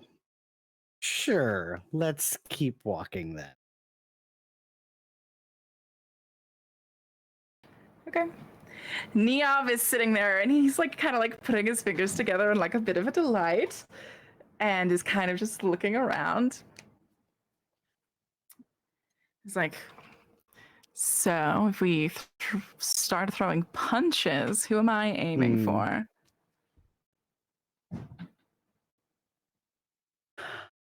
You know, I'll let you know when we start throwing the punches.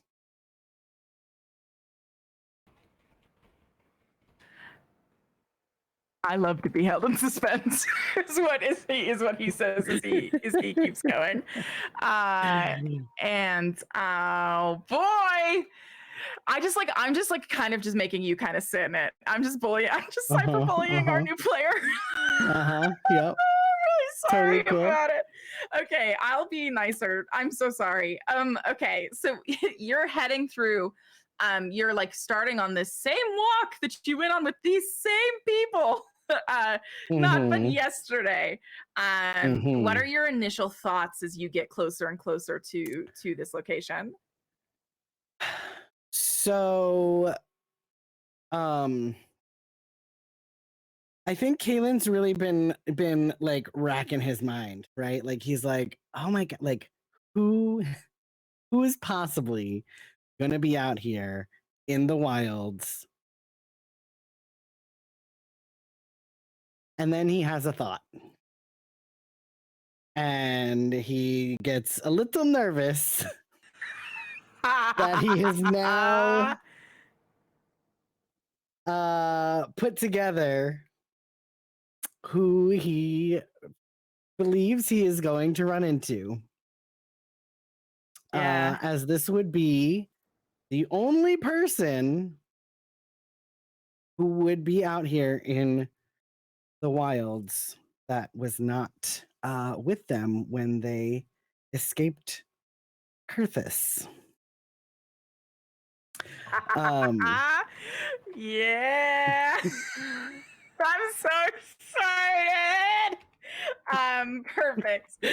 With that, are you like continuing in the loadout of people? Are you committing to going to this meeting with this loadout? Ooh. Okay, well, Mel, Mel seems to already know who it is. Or Sure. So there's not going to be any secrets there. You know, I think but I think that Kalen would like to at least try to maybe somehow get out of this yeah. this predicament. So he will turn to Neov and Mel and say,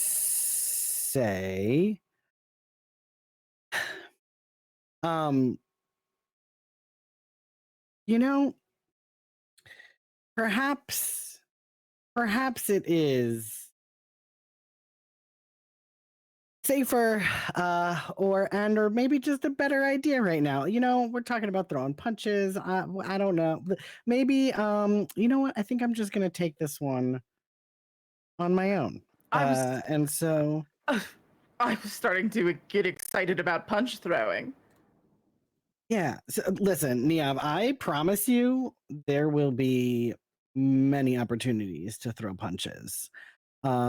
As well as many opportunities for other things once we have left the area. But I think that for the moment, I'm just going to I'm just going to continue on this on my own. There's a long pause and Mel goes, I'm fine with that. On one condition. Okay. I get 15 minutes alone with him in a cell of my choosing.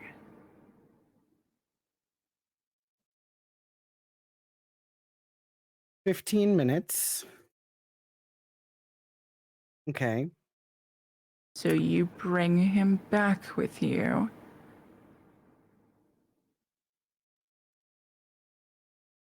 All right, I will bring him back. And Neov, I will take you out on a very nice picnic lunch date. Don't you That's gonna worry. be lovely. Mel's taking me on a makeup date right now. Great, Let's go, fantastic. I Mel. hope you have a wonderful time. Mel goes, I hate both of you. And Neov like takes Mel by the shoulders and throws you like an "I've got you, bud," like wink, and starts like pushing her away, much to her displeasure. Yeah,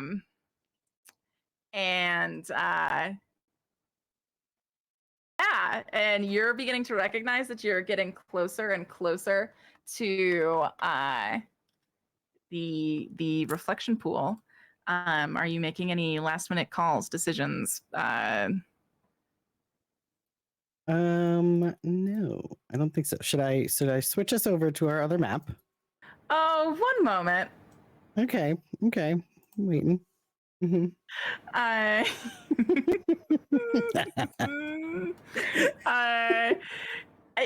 So what like emotions is like Kaylin experiencing as Yeah, so Kaylin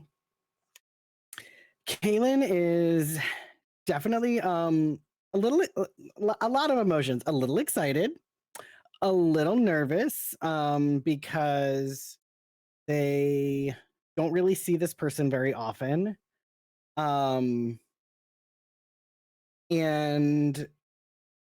are kind of curious as to why, first of all, how they even knew where he was, right? And also, you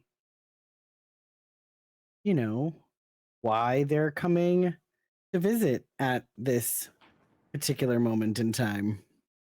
yeah. Yeah. And it's not very often that just two guys, both with what some might call neon green hair, standing across from each other in a clearing as you push the majority of those worries aside and step out into the bright daylight of your, what word would you put here? Put that word there. I won't put that word there. You have to. Oh, let's Google a word real quick so I don't. Friend, colleague, Sure. fuck buddy, a paramour, perhaps. I don't know. Is that too serious? Maybe it's a little. Oh no, not so serious for me. Fear you not, Kaylin. Oh, you can no. call whatever you'd like a paramour. Well, that's the thing. I feel like Kaylin has a lot of paramours. It's not going to be a problem one time. Yeah, never a problem. And this guy also has never caused a problem in your life. No. You can come over to my page now, Julian, as I know you know. You figured it out. Kaylin figured it out. Kaylin like was like, who would I not want it to be? I figured out who's by that well. Kaylin, you step into a clearing to see. I must pull myself over for some reason. 1 second.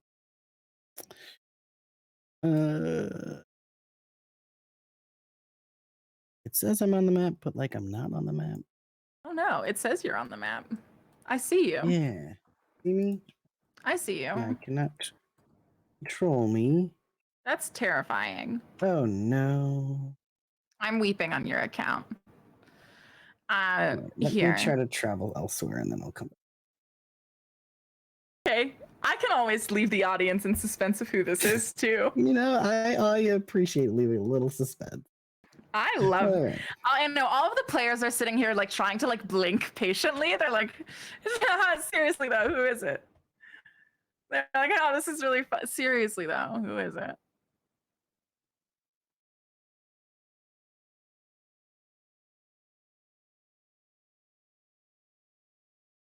In the meantime, Mhm. Current, can I just get a preemptive religion check for Religion? ya? Yeah. And I'll work on saying words. How'd multiverse go, Julian? I got it. I'm ready. Oh, perfect. Well, Kalen Osirov, Mhm. you step through out into this clearing, and everyone sees the Flux who was able to get away because the person who had kidnapped him was abducted last night. Yes, this is none other than Fang sitting on the steps of this reflecting forest spirit well, just kind of like leaned back, letting the sun rays hit him. He looks beat to shit. He's covered in bruises. Like he looks like beat up, but he looks fucking thrilled. Uh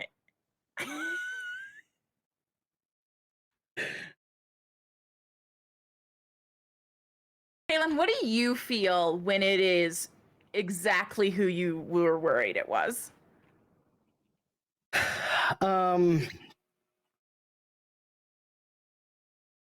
Honestly, a bit of relief in that it wasn't somebody that I wasn't thinking of, because that would have probably been even more confusing.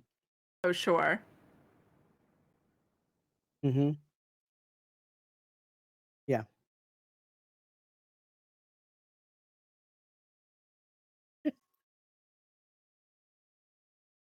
Hello, Fang. And what brings you out here to this section of the wilds? And before I answer that question, I ask you, Leon, what name does Fang know you as? Fang knows me as an alias I use in the wilds, and that would be Kamizu. Camizu. Yeah. Fang just kind of leans back and goes, Cam.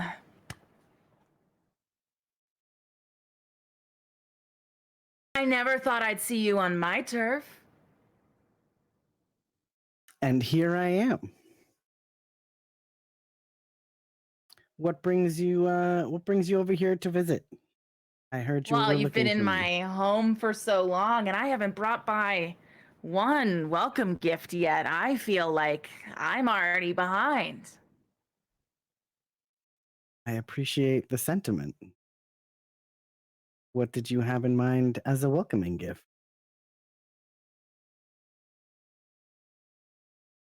Well, there's no better gift than my services. And what services are you offering? Well, Cam, you're out and about on your first real wild adventure. I want in.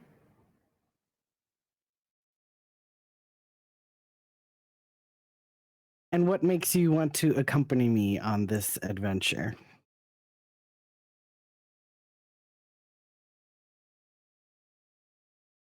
I mean, Cam, come on. You're outside of Kurthis for good? At least for now. For now is still good. Now that you're out of Kurthis, there's a lot more that I can teach you.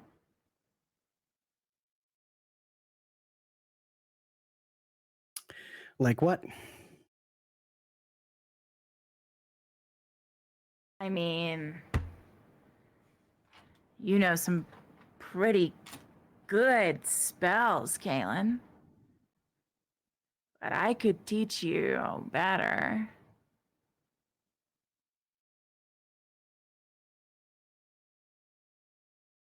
And what would you want from me in return? Nothing. Can I do an insight check on that? Yeah.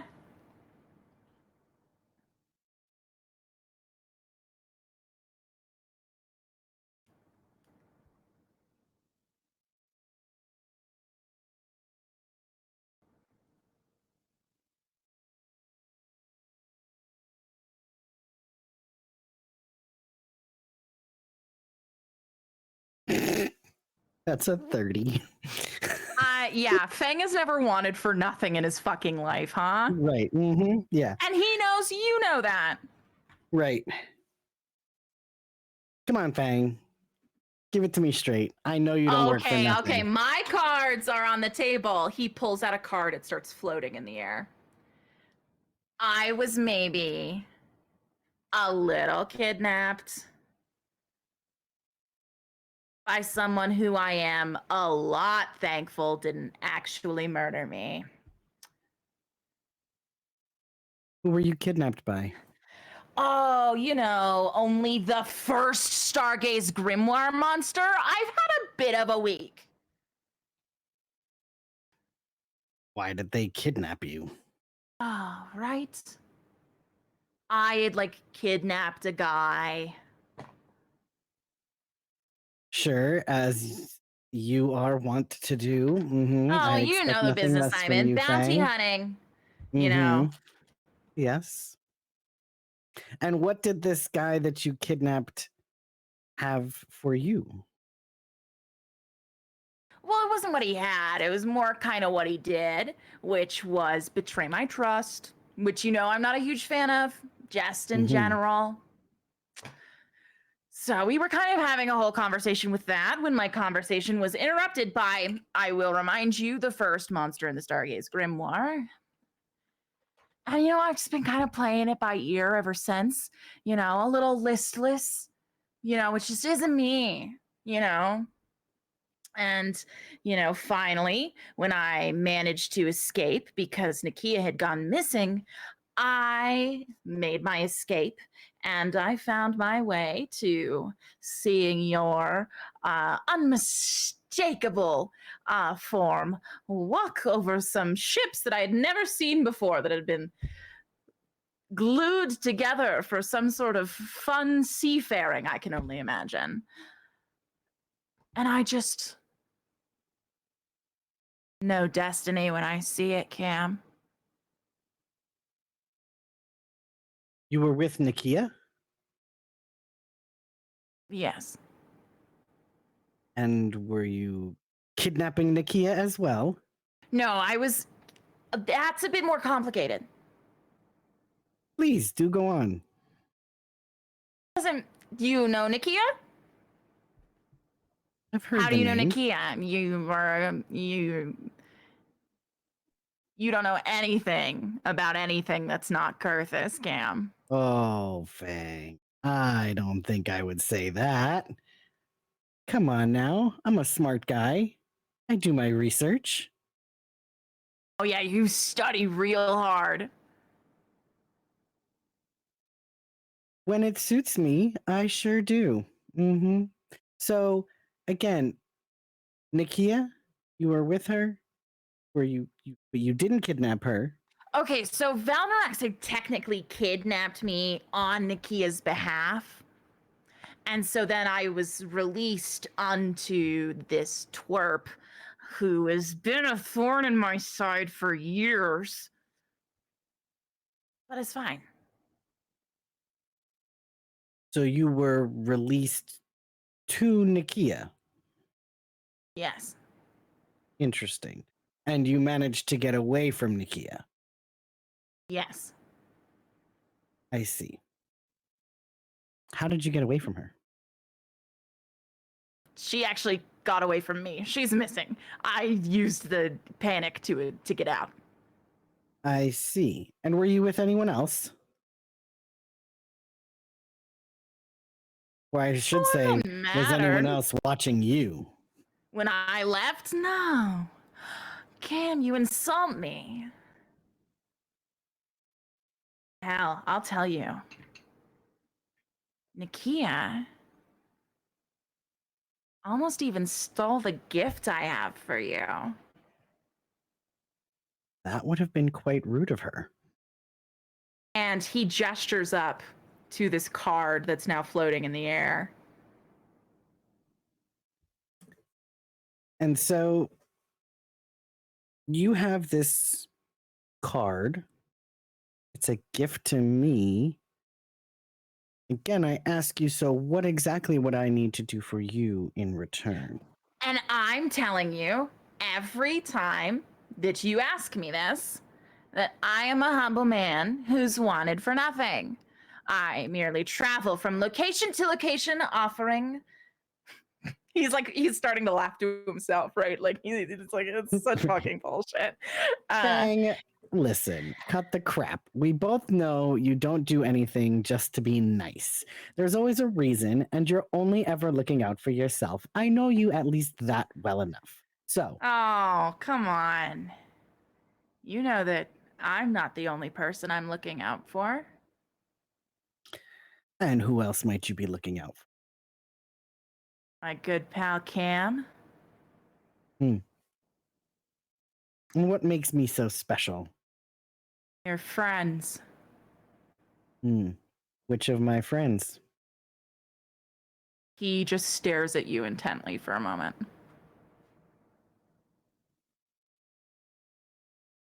Which of my friends? The close ones. And why do you care about them?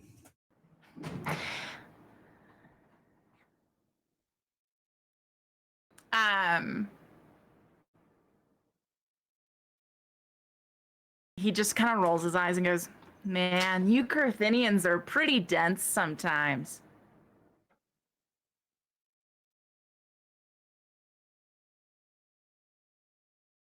This isn't a gift. This is an assignment. An assignment from whom?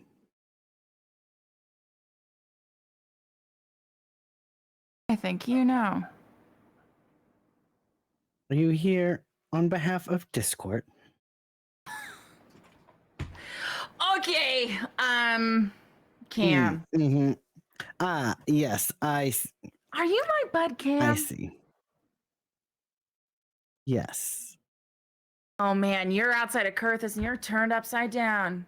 You don't know Yes, what's I up. do You don't know indeed. what's down. Yes, I do indeed. I This is did why you forget need for my a moment help.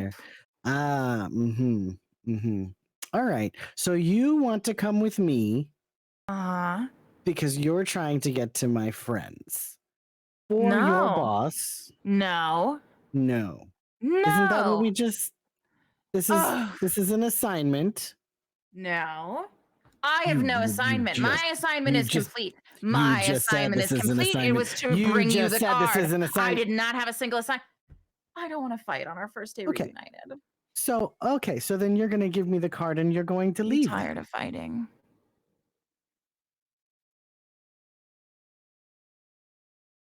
My only Cam, cross my little heart.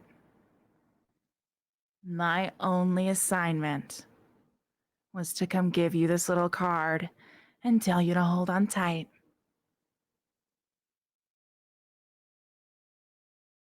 I promise anything beyond that is a want, not a command.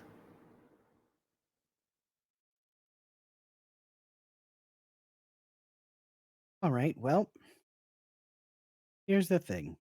I've got another friend. And she would like to talk with you. I don't like talking to women. Well, that's weird and unfortunate, Fang. I don't understand that. I know, But okay. it's weird.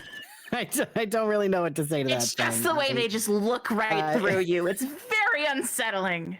Women are very perceptive.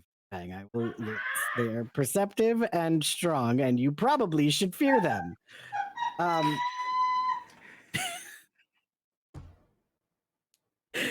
However,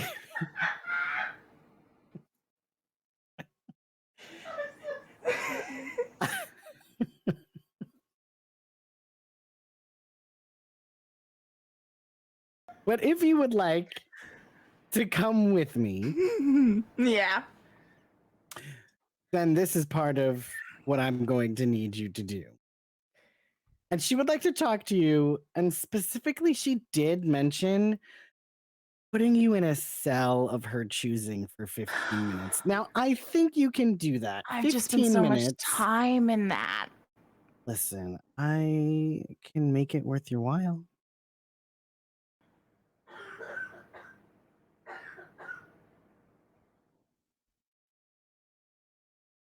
Does this woman have a name? I'll let her introduce herself. That's not very nice. I mean, you're not always very nice, so I think it's fair enough. That's a good question. Do I have to be nice to this mysterious woman? You can't hurt her.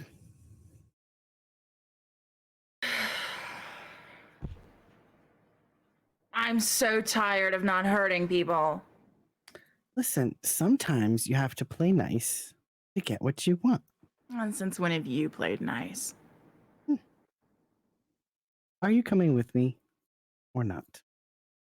If you'll have me. Always.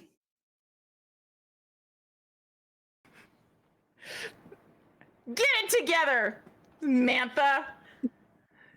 I absolutely will not, and I won't apologize. I don't like women.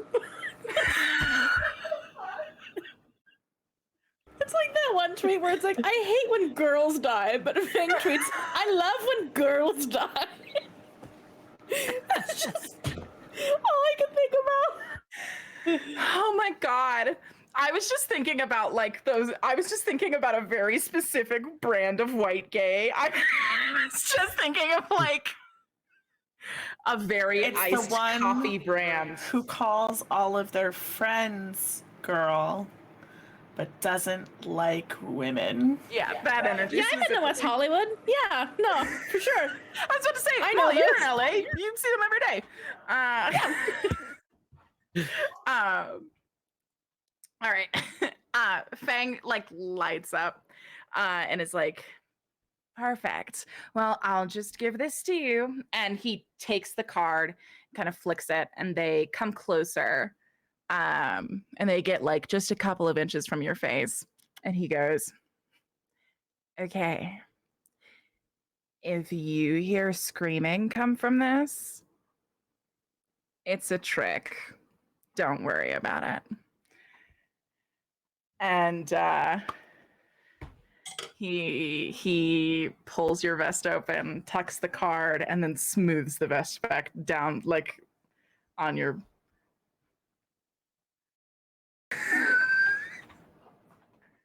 Yeah. Mm-hmm. Screaming, Fang, screaming from a card.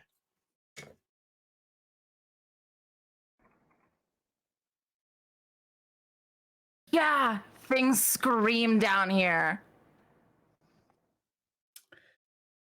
Okay. Things cry down That's- here. You know what? That's fine. You know, I'm going to take this with me and I'm going to process that information at a later time. Come on, let's go. Somebody wants to meet you. And you have to be nice. Well, let me say, you cannot hurt her. No physical, no mental, no emotional manipulation, hurt of any kind. You understand? Lying's on the table. Like I don't know how to tell the truth. Yeah, I don't have to tell the truth. Sorry, it's funny that I even asked. You and I both know that I don't got to do that. All right, let's go. All right, let's go. And he turns around with Fang to go back to the ships. All right, and so you're telling me, so, Fang usually has a disguise that he wears to be in Kurthis, as he is in Kurthis a lot. And you know that because that's where you hung out with him. Right. Are you asking him to don his alias in the weeds? Given that there are people who are down here who are going to know his alias.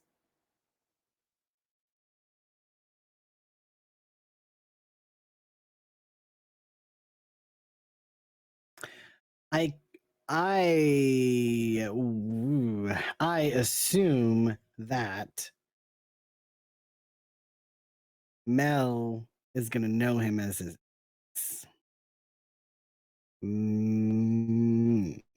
So yes, yes, and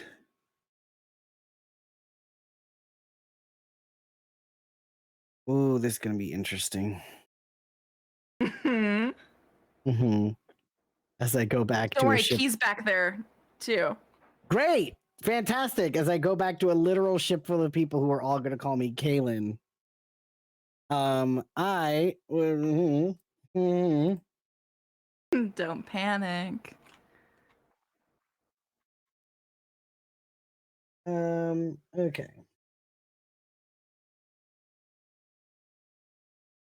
Let me, hold on. It's easier for me to look at my spells on Roll20, so let me. Oh, please. Yeah, right. Well, I'm going to leave you there just to contemplate how you're going to get away with this one, because I think you and I need some time, bud. All right. So, not that I've wormed you into a sweet little trap, but also No, welcome not to at my all. sweet little trap. Yes. Which means, but don't worry. Hey, Lyrica, you have nothing to worry about. I would never trap you, ever. So with that, Current, we left off with you holding this compass aloft, trying to get some sort of information out of it. And previously, this compass was just spinning. And for a moment, when you opened it this time, you thought it was broken because it wasn't spinning anymore.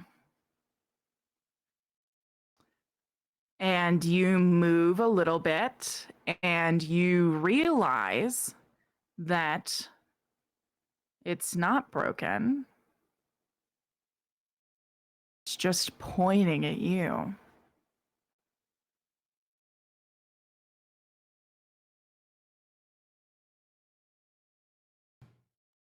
Current drops it immediately. I think it's kind of clicked. Yes, the compass you were using in hopes, prayers to find Monarch shatters on the ground.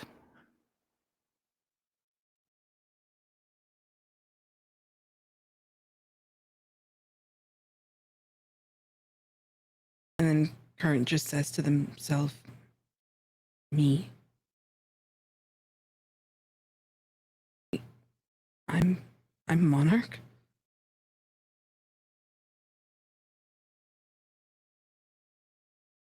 But that doesn't make sense. Nothing makes sense. This doesn't make sense. And they're just screaming out to nobody in the room. Yeah, you scream out to the room, and somewhere in the core, a tremor runs up a wall.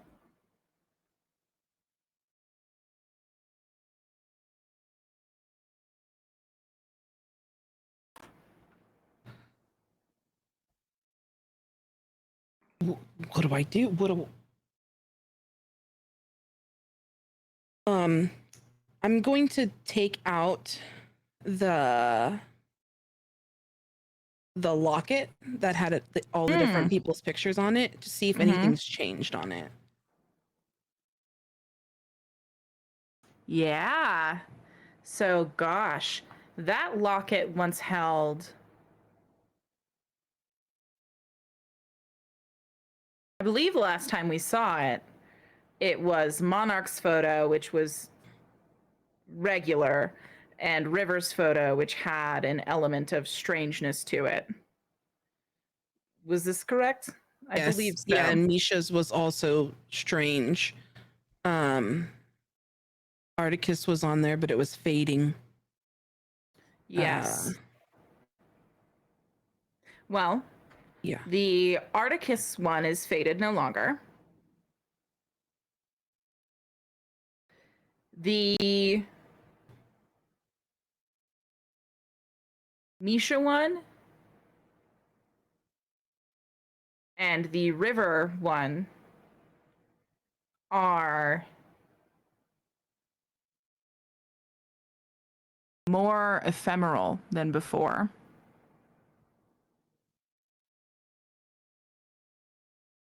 And the Monarch photo is of you.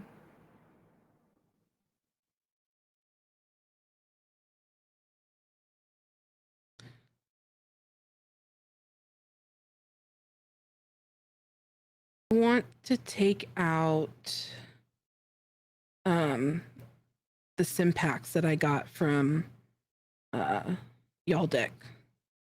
Mm-hmm. And I think at this point, do our sim packs have picture abilities on them or not? I can't remember. They do, right? Okay. Yeah. I'm going to take a picture of the shrimp gun that says other side on it. And I also want to say Monarch's gone. Ula's gone too. The core is fractured. Quite literally, it's cracking. And I'm Monarch ? And I want to also take a picture of the locket, which shows my picture instead of Monarch. And I just want to send it to everybody, not knowing whose Sympaxes work or don't work. I wanted to send it to Winona, Gideon, Brine. Yeah, Winona, Gideon, and Brine.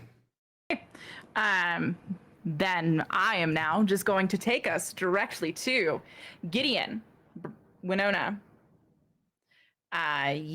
Gideon, you have literally just gone to go back inside to like finish up your like watch shift, as it were, as Morrow has gone to sleep by now. And Winona, you have just finished making the altercations on your axe when both of you, literally, like Winona, you're like about to like push open the hatch to go to the main floor. Gideon, the door is like literally opening for you to re-enter into the smithy when both of you hear that bing of your Sympax going off.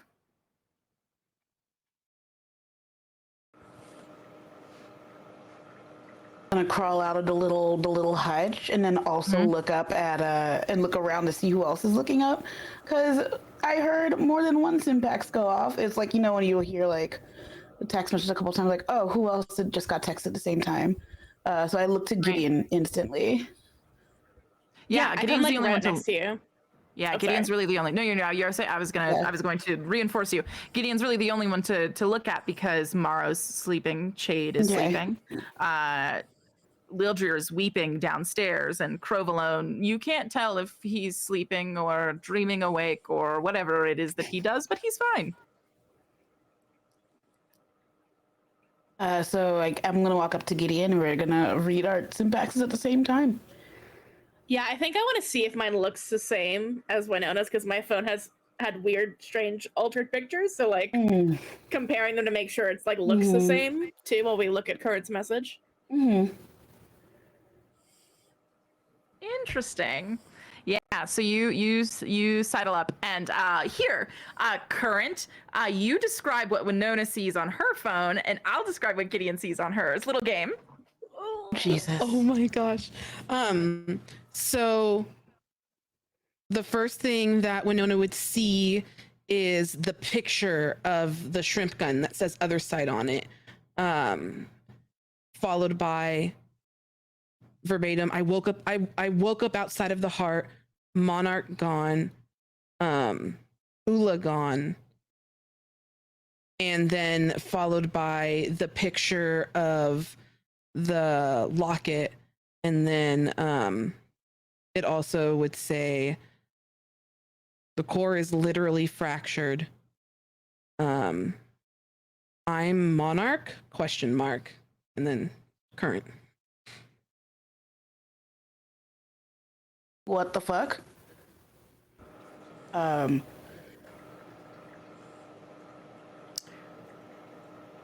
Monarch and Ula are gone?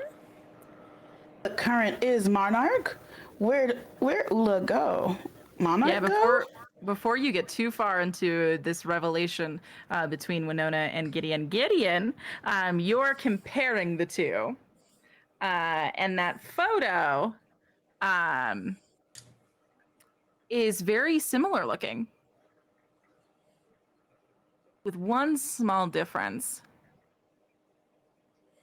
You see in the photo, if it's just a picture of this locket with just like Current's hand, right?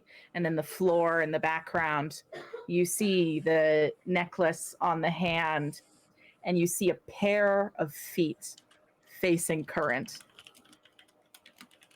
in your photo. And then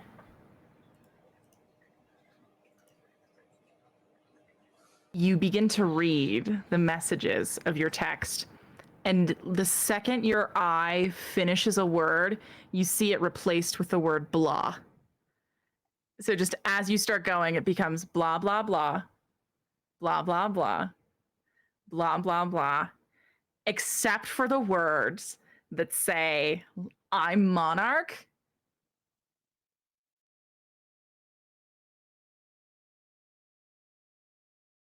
And then you see parentheses in this clearly like not even like in this phone's text catalog font of just a god clearly fucking with you. You see parentheses, LOL, wheel emoji, parenthesis.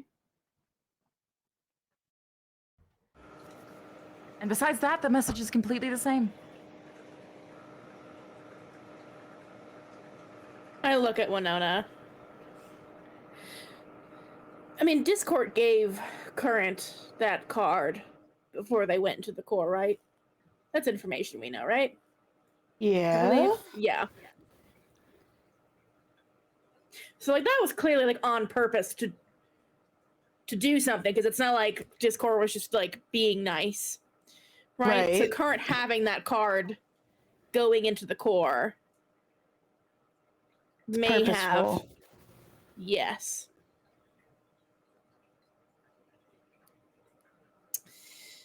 So wait, does that mean that is Current alone right now? Yeah, hold on. Hold on. Can I call Current? Can we like speakerphone call Current? Is that allowed? Give me an Arcana check. God, Okay. do something about it. I'd love to.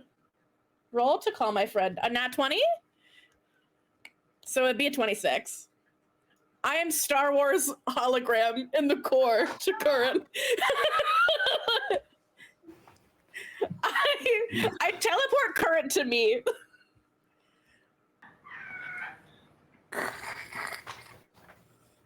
Okay. Yeah, so you like call Current once, and it's just like a signal low, like little icon. And so tell me what that moment of godhood looks like as you kind of change that fate. So the signal's not working at first? you're saying.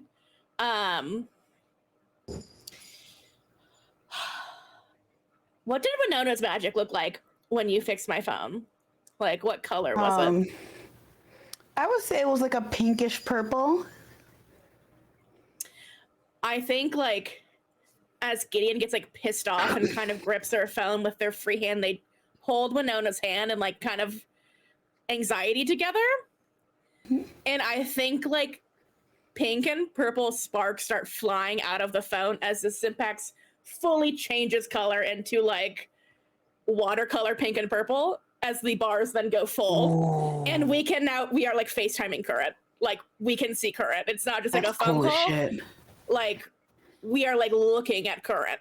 And the quality's very good. And I know that's not fun god magic, but when that phone changes from its original design to that watercolor pink and blue, you see like a few sparks of gold emit from it before you realize that the last puff of that spark, instead of a brief glimmer of light, it's just a tiny firefly that begins to just fly away from you. It looks like whatever you've done, you've also managed to banish Anpara's presence from your phone. And if you had not gotten that 20, he would have been able to be party of the conversation you were about to have. Oh! Thank you, Winona, Gideon says as I crush the firefly in my hand. Winona's still, yeah. You can use my skin at any time. Or, yeah. You know, because magic in my skin, the soup. Double soup. The soup. I think, like, on the back of the Sympax, too, there's, like, a little wing emblem that's the same as the one on Winona's shoe. That's just, like, etched on the back, like that little cartoon, like, wing. Because that thought makes me happy. But, yeah. Really sweet. Wait a minute. Okay, yeah. If you want to match Sympaxes, we can say yours looks the same now. Just for sauce. That's really cute. I love that. Yeah. 20. Take your laurels. And maybe perhaps now a phone charm appears where it's like a little Winona and Gideon, like like a little phone charm, like we're in the early 2000s. Chibi, Winona, and Gideon's are there, like both looking like they're yelling into a phone together, like but in like a fun way, like dangling off. Yes. Correct. Get in! Holy shit! And Winona, I can see you. I can see. Where are Winona? Winona, you look different. What? Second time I've gotten also looks incredibly different. Your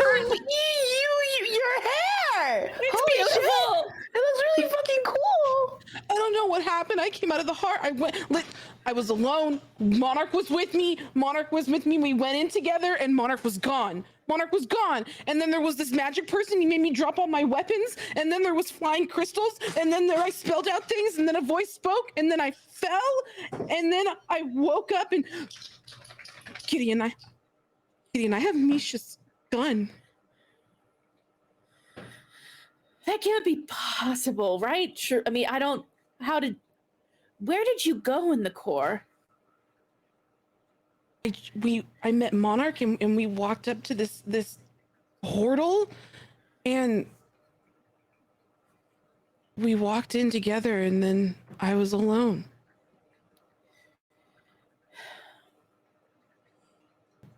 I mean, it must have been the card, right? Something happened with the card and you got switched with Monarch, or it made you Monarch, right? I think that's the first time Current even occurs to Current that the card had anything to do with it. The card that Discord. I didn't even think of that, and I just put it in my bag and we just went in and did I kill Monarch?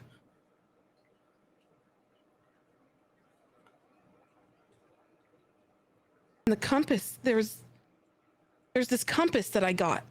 It was from a room that I was sent to meditate in before we went into the heart. I asked for something that would help me find Monarch if we got separated. And at first it kept spinning and spinning, but I took it out now and it's just pointing at me. And Ula's gone, and I don't know what it means. I don't know. But Zephyr's threatening war. Monarch's crown is missing. Rosalind and I think we made an agreement to tear down the monarchy. Okay. A very eventful time. And then there's Lucille.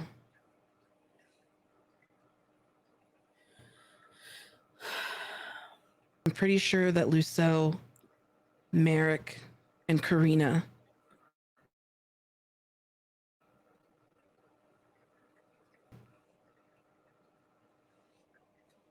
Rosalind just said that somebody came to her and offered her money, lots of money.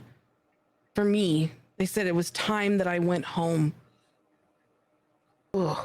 Ew. Yeah, I don't like that. What the fuck does that mean? I have Yaldek here. He's okay. Thank God. It's good. Did you get an invitation to Anpara's party. a party? Yes. The little pink dragonfly.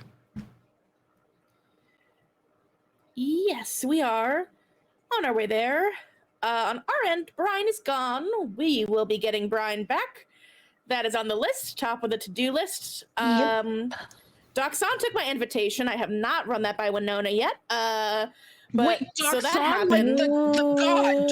You talked to Doxon? What? The fuck? We'll unpack that later. We'll unpack it later. What? But I invited Doxon to the party because I thought, hey, it'd be kind of messy if I invite Anpara's ex, right? And then I thought maybe some more things that'd be more useful, like about how like the Violet Empress prophecy is involved. So I thought, okay, I'll invite him. And he said, okay, I'll go. And not so many words, but anyways, he took my invitation. But so now I can't teleport to the party, but Current, you can if you're fucked in alone in the core, which is like 20 minutes ago. I haven't had time to talk about it yet, but I was going to tell you. We can travel safely now in the mist, but we can talk about that whenever you want.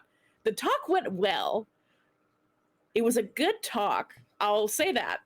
Okay. So That's good, and you're alive. we have that double going good. for us. Yes. But if I use the invitation, would I can't bring? There's Yaldek and Scrumby and Cat.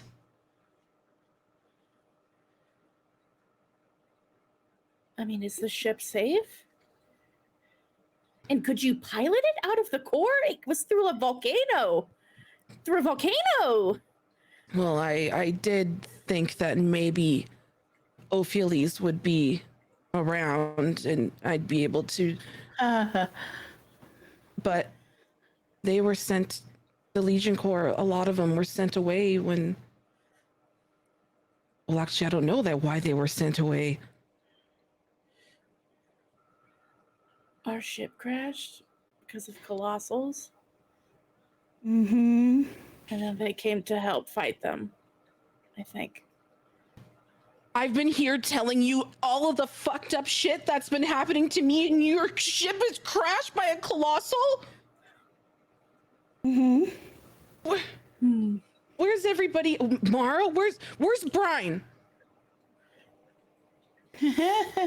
Well, So yeah, well, go ahead, Gideon. gone. Yeah, you want me to take this one? Yeah.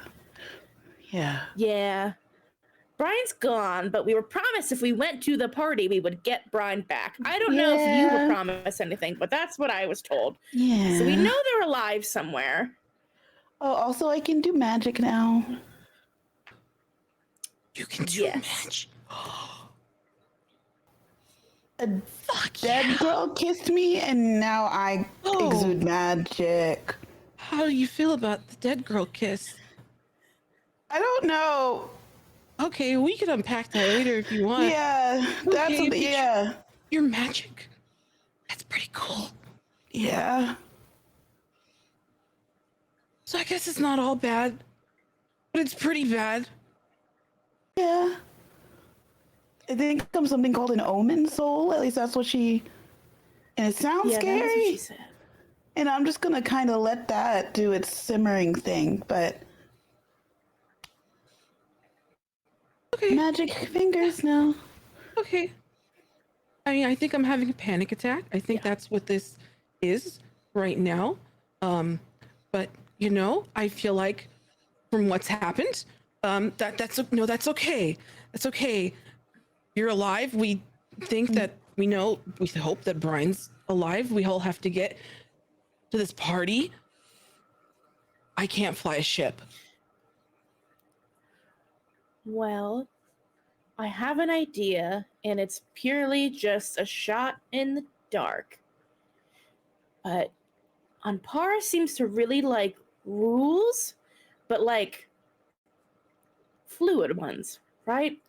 So the invitation's only supposed to bring one person, but you're also royalty, and royalty asks for exceptions. So maybe you can ask Ampara for special privileges given who you are. So bringing Yaldek, or I don't know, something to. Can you transform into an I don't animal? know. It could shark and then have Yaldek use the invitation so both of you can go. Because I mean, when you're a shark, you're a shark. Yeah, I don't know that you could transform back into a person. That's true. And I can fit Scrumble and Cat in my bag. Mm-hmm. Because they're not people. Really nice. That would be really nice. They're not people.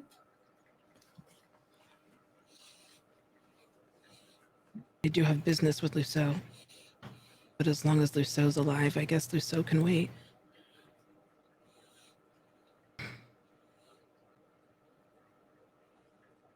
Doesn't deserve that kindness. Yeah, I think. Yeah, Karina's got Luceau handled. For sure. For now. I mean, when I did happen to pray, on the rare occasion it was to Ampara, yeah, maybe he won't mind. I mean, he obviously wants me there. He sent the invitation, and if you want me there so bad, you gotta, all of us or none of us. So you're all also heading to Ampara. Mm-hmm.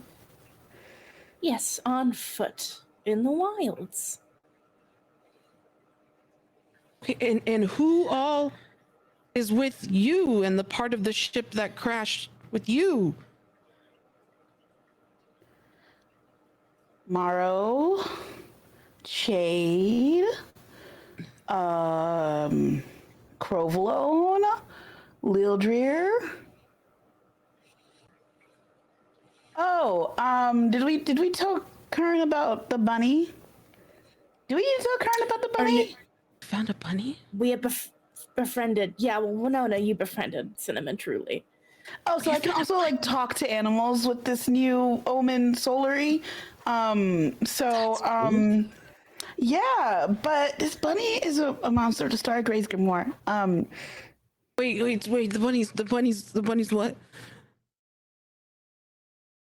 The bunny is a monster to Star Gray's Grimoire. That's what I thought you said. Yeah, Okay. yeah, it is. Well, it led us to safety. That's good. Name is Can you Cinnamon. angles the phone so you see the bunny sleeping in the background? It's so cute. That's a big bunny. That's a big bunny. Yeah. Little bunny. Little guy. Okay, and you is the monster. Do we know what number monster this is? No, I haven't got that far yet. Okay, so we need to keep it alive. Yeah. Right. We can't let. We're supposed to be led to a page. Don't know where the page is. Still haven't found the page. We're gonna get the page, and then we're gonna travel, hopefully, through the mists that negotiate. And please don't tell Ampara about Doxon. That's a mean surprise. I'm sort of just waiting to happen. That's all I ask. That's just a fun thing for me. There's also another thing. I didn't know what to do when I got out of the court, out of the heart, and Rosalind looked like she was maybe gonna kill me. It was kind of hot, but we didn't know at the time what was gonna. I may have sent a message to Kaylin. Like royal? Kaylin? Kaylin? I didn't know what to do, and I didn't have my Simpacks because Ula left with my Simpacks. Ula, go.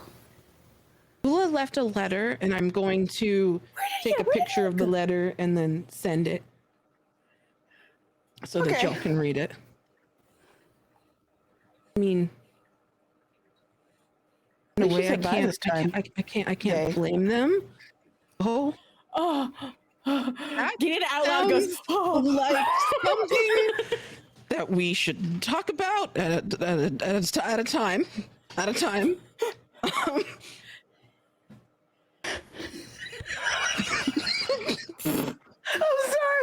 What did I miss? To get it out. I'm so sorry. I'm so sorry. At least Winona had a Ystera moment. Can you repeat it for me? Just for me, Kita? What did I miss? How did I get called out? I'm sorry. No. It wasn't you. Was not you. You're fine. So, like, you know how, like, when Ula left, Winona the first time, they didn't say bye. So, Ula wrote a letter, and Carmen took a picture and sent the letter to me. And I said, oh, well, at least they said goodbye this time.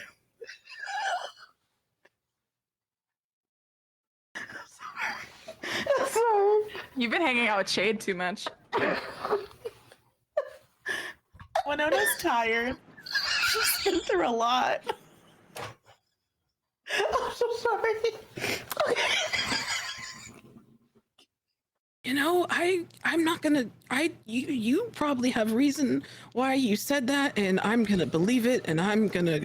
Yeah, you know. Okay. Yes. Yeah, I'm thankful. sorry. I didn't mean to bring that up now. I'm sorry. It was just a knee-jerk reaction. No, We're I apologizing for understand. something so fucking funny. Please keep going. Anyway, please continue. They said that, as you can see, they said that they have full intention with meeting up with us again. And I can see how being day one of your temporary rule and the place you're supposed to be ruling over decides to break out into civil war. I can see where that it would be not optimal. Sure. So I didn't know what to do. And so I sent a magical message to Kaylin, who responded, by the way. What's he gonna do? Sing about it? Sorry, I like Caleb. Did he sing? Was he? I like Caleb. Did he sing?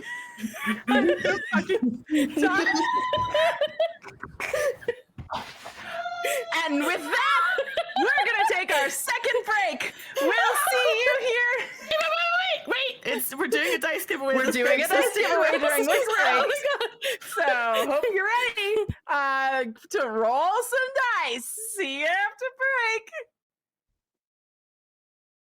Welcome back, God Slayers. I hope that you enjoyed that second little break. And if you have not entered yet to win a $20 gift card from our friends over at Die Hard Dice, you should do that right now. Because in case you missed it, we do have character dice bundles for each of the 6 PCs in Death2Divinity, and they were all customized by us. We all got to pick and choose which dice we included and what bag they came in, and Katie May drew that incredible art that comes on the sticker that comes with those dice bundles. So it's just it's a whole big family effort.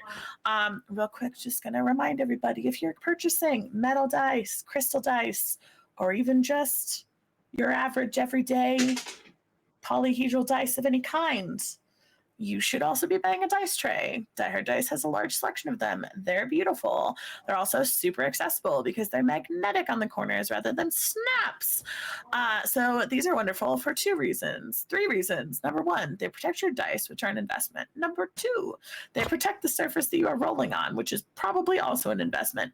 And number 3, they protect your life and limb. Katie May once dropped a metal D4 on their toe and it made it bleed. So don't do that. Don't be like Katie May. Get a dice tray. Use it. That's my pro tip for you. I think that's it. That's my whole soapbox speech. It feels so short now. I feel like it used to be so much longer. I used to have so much to say. You've gotten better at it the more you've done it.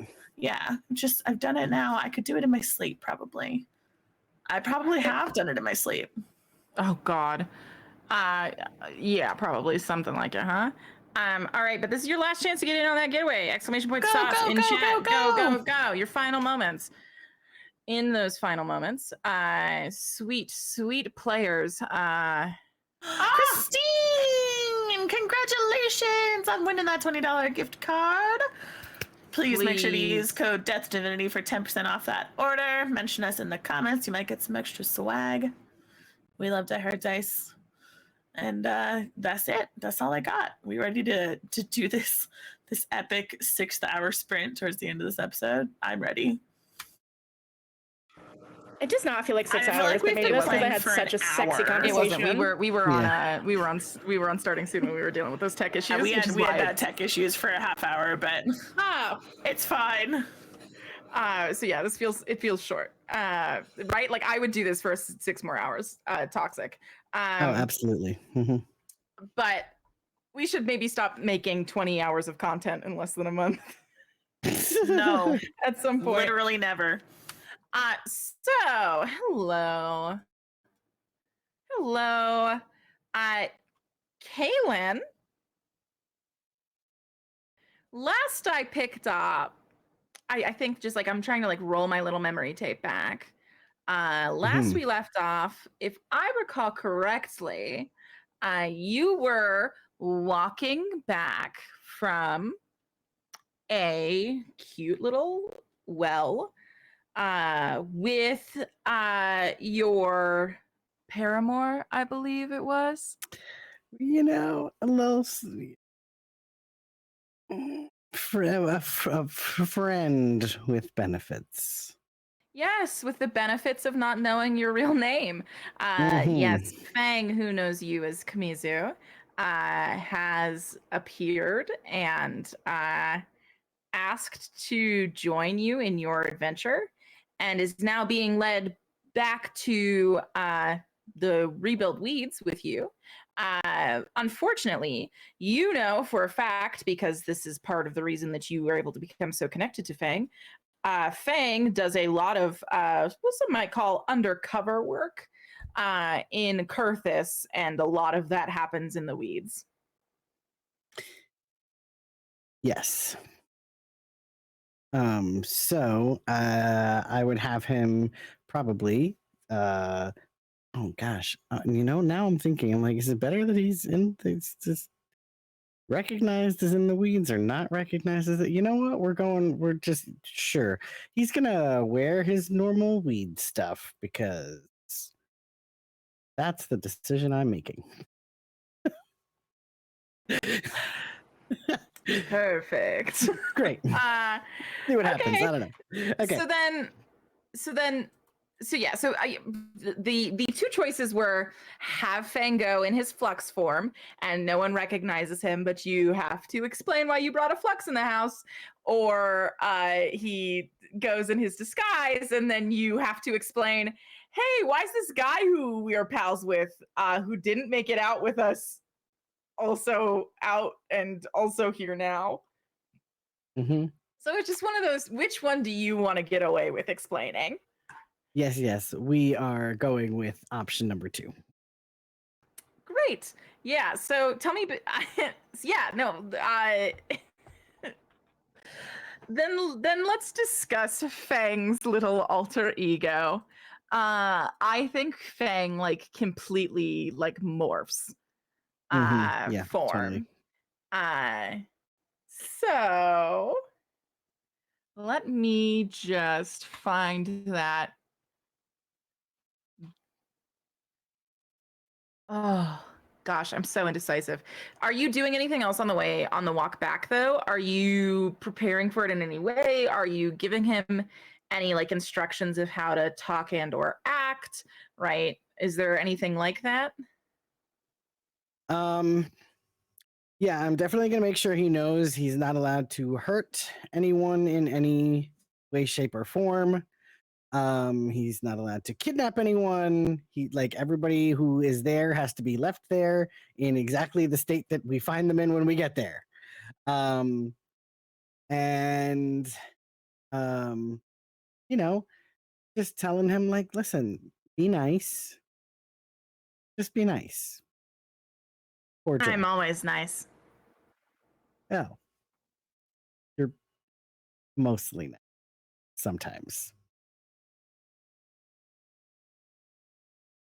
Yeah, and so I think I've oh gosh, you know what, Gideon? What's Fang's weed's disguise name? Matilda. Matilda is Matilda. right. Yeah, Matilda is correct. I had already picked what the disguise looks like, and I'm committing. And it can be short for Matt. Yeah, Matt, it Matilda. can be long for Matt. Yeah. Depends on the vibe. Yeah, perfect. Yeah, so about halfway on your walk, in the middle of of explaining all of this, you see Fang disappear, and this kind of grizzled looking, shorter side, probably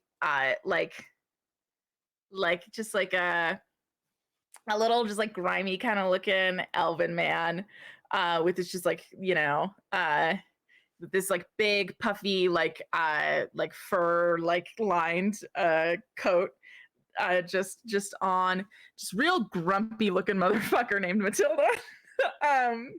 And Incredible.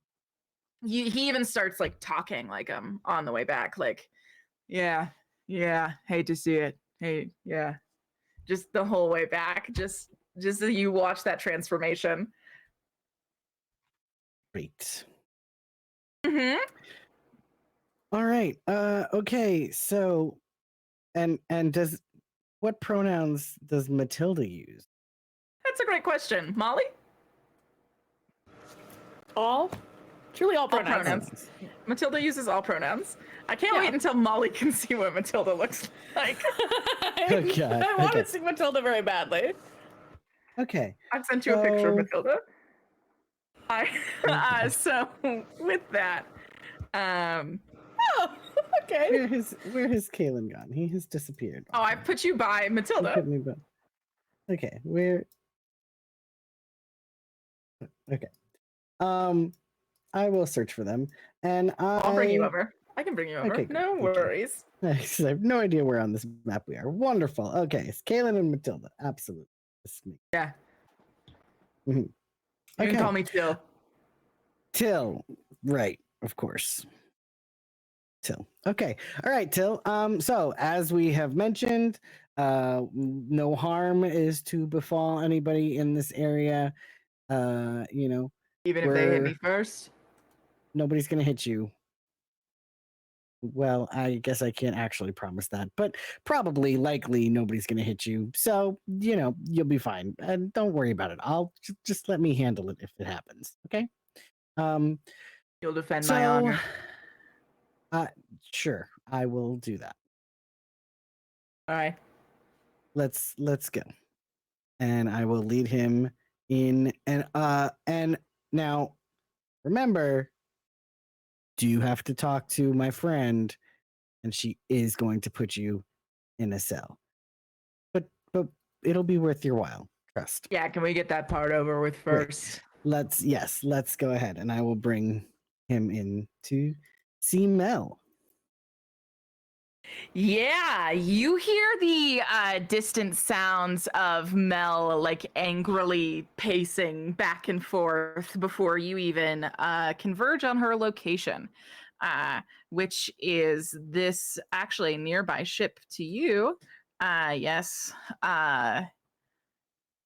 Where it's essentially empty except for like crafting materials and also these makeshift cells that literally have not been used at all so far are these were literally like, do we need them? I guess we'll just leave them. Like they were already on the ship. They didn't even decide to build them. They just decided to exist alongside it. And so you hear the sounds of her pacing back and forth and Neov just kind of chuckling about it before you go up the steps of this ship to behold this room, which is split in twain. One half, of course, these cells, the other half, this makeshift equipment room that has a desk shoved into the corner because Alan and or Julian sometimes runs away here to be undisturbed. And Mel is angry. And I'm going to ask you to roll a perception check upon you entering the room with Matilda.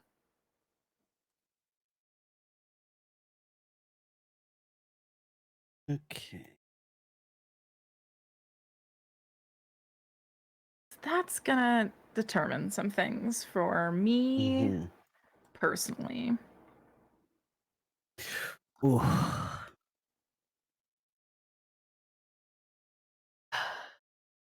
Yeah, that's a 5. Rough. Finally, get in the trenches. You've been doing too well with your rolls. Yeah, so with a 5, I think that Kaylin is turned away at the precise moment where anyone who knew Mel for a damn could see complete shock just blast across her face. Like she genuinely looks like she reels for a moment. And then her hands clench tighter and go down to her side. And Kaylin is none the wiser to it as he comes on up. And Neov, I think without any nicety at all, goes, "The X is here!" Thank you, Neov. Welcome! Mm-hmm. Yes. Well, Mel, I have done as you asked. I brought this person back for you. Question.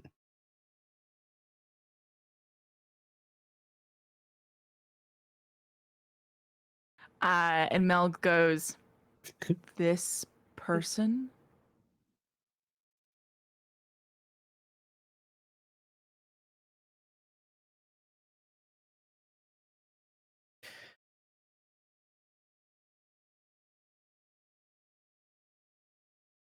Yes.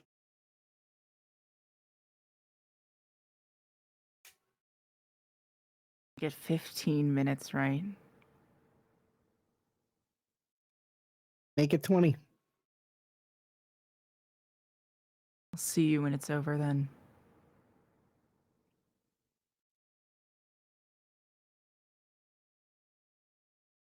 Am I not allowed to stay and watch? Not a fan of voyeurs.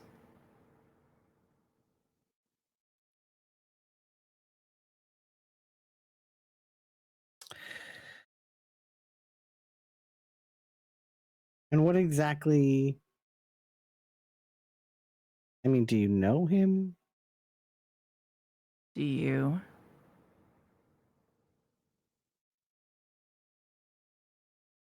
Somewhat. Yeah. I should have known.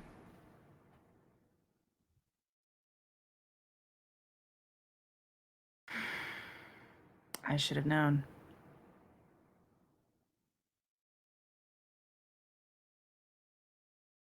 Should have known what?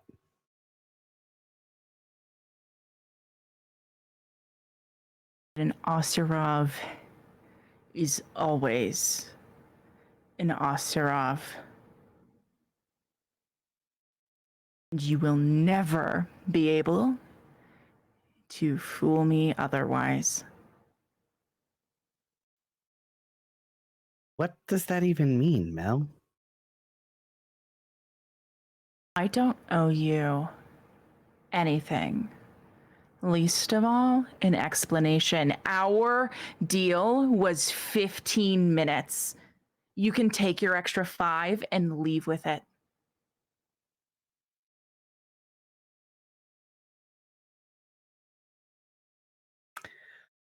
All right.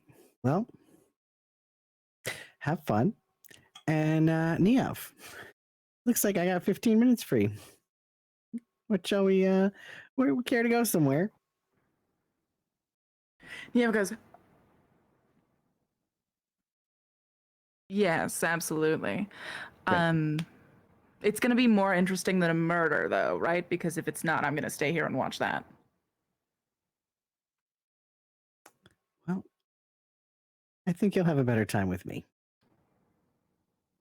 I'm not sure, but okay. Neov says as he kind of goes to nod off to head back down the stairs with you.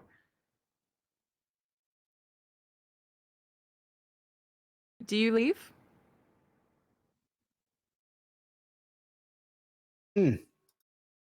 Um,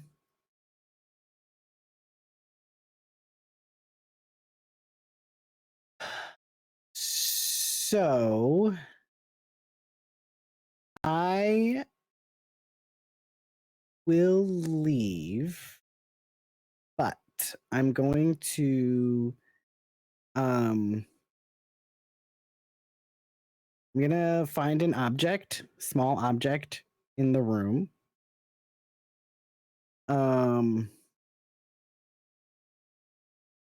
And I'm just trying to see what exactly this does for me. What does? Non-detection, like if I place a little Yeah, a little non-detection. listening guy. Right? Non-detection like is specifically made to prevent anyone from like scrying on you. Like any divination, Jesus, concussion, divination magic, it would not be able to find its way to you. Okay.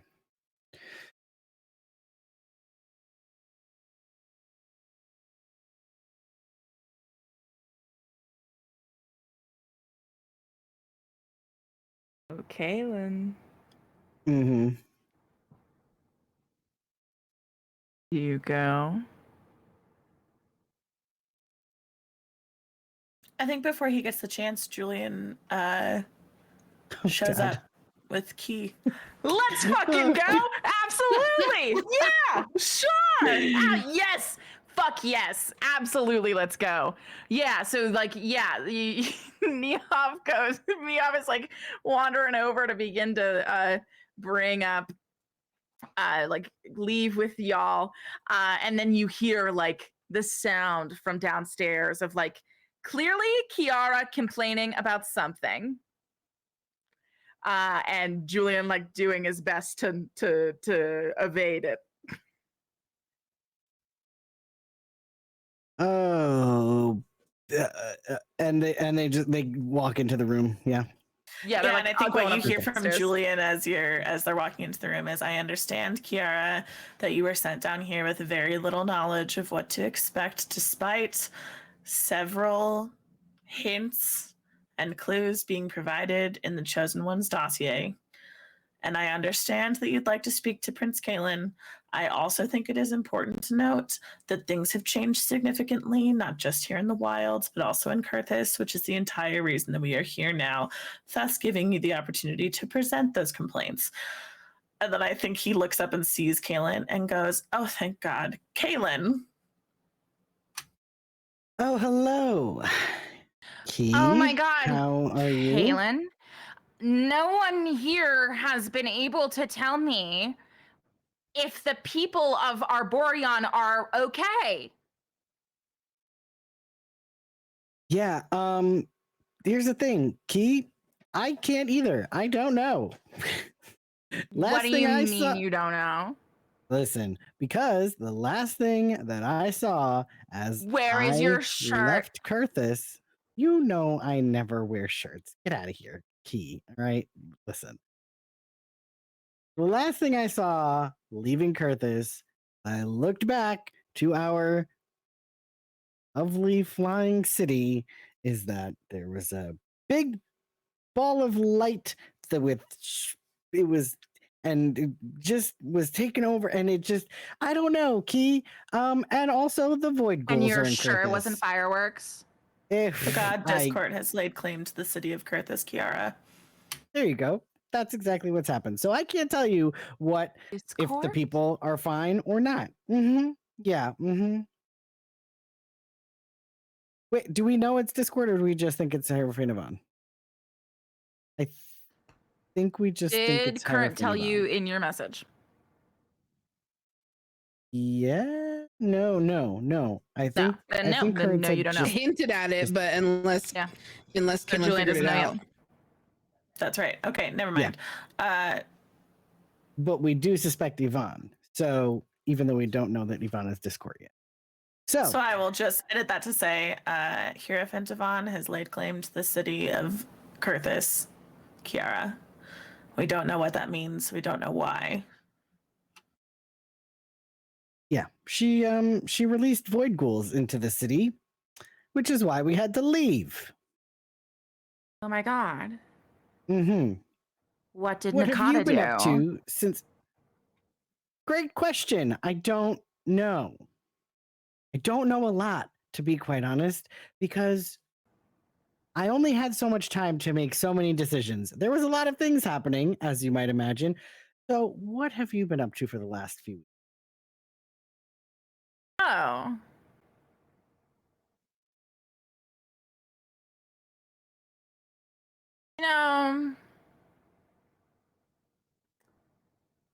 We were hanging out in Terrapine when just like a bunch of skeletons kind of started being around. And so we decided it would be best to leave that situation because also I have really bad news. I'm almost like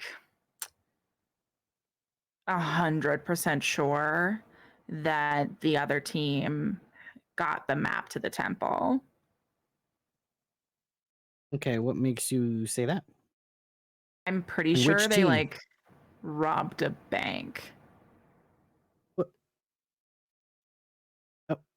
Oh, okay. Which team? Obviously, Misha's. You know that Zara's team wouldn't do anything like that. Well, regardless of whether or not Zara's team made it to the temple, it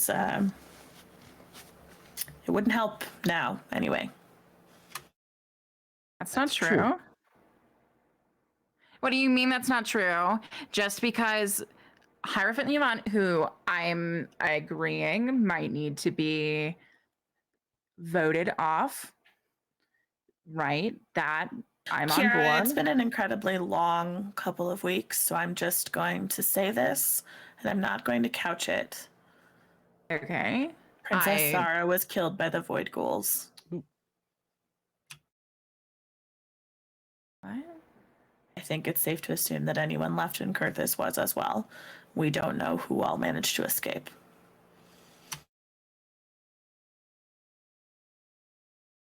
And Julian, my family's in Kurthis, so I understand that, and I hope that they were able to get free.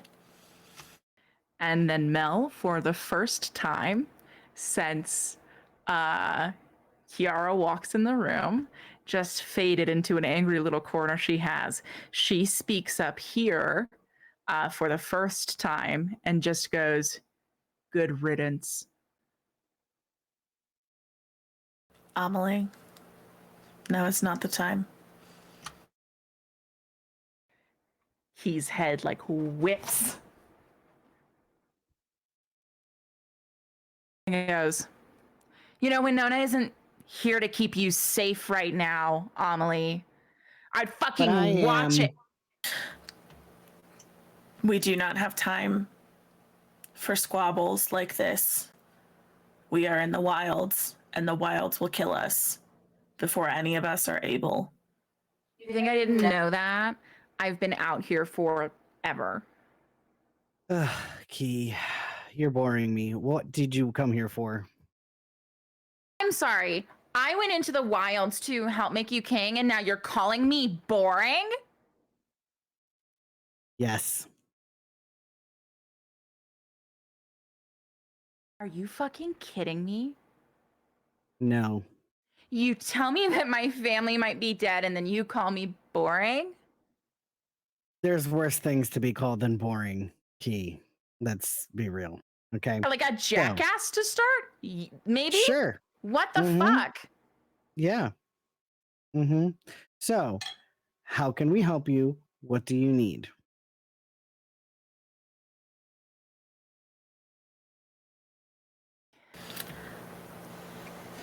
Kaylin? Yes.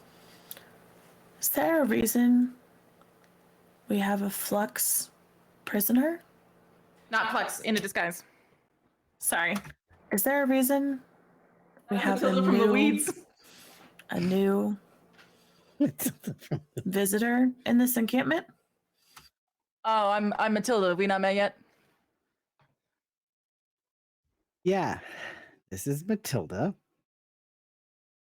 And Mel wanted to ask them some questions. Why? Great question. You know Mel hates me. She won't tell me, so you can ask her yourself, and maybe she'll tell you. I don't know. Amelie? Yeah. Same question. I don't have a damn thing to say while she's in the room. Kiara, can you give us a moment? What do you mean? Kiara. I literally just got here. I went into the weeds to All right, make you actual king. You tell me that my family might be dead, and then you call me boring and tell me to leave? Kaylin, would you mind stepping outside with Kiara? You tell me I'm boring, and then tell me to leave. Key, take your ass Kaylin? outside. Let's go. My cat's upset. My cat thinks I'm upset. Yeah, I'm okay, Miss GM. Okay. Before Kaylin can leave with Kiara, Julian grabs his arm and says, "I'll let you deliver the news about Misha." Okay. And for the record, Kaylin, treating your chosen champion like dirt, not the best way to gain anyone's respect around here. At that point, Till goes, "Yeah, Kaylin."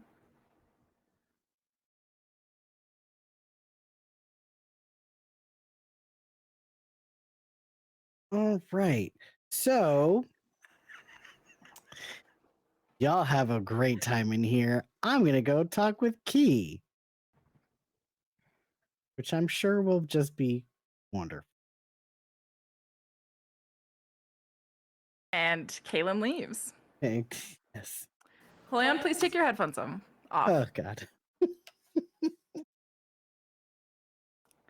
Julian, you watch Kaylin leave with Kiara, and Mel whips her head around and she points at Neov and goes, "You."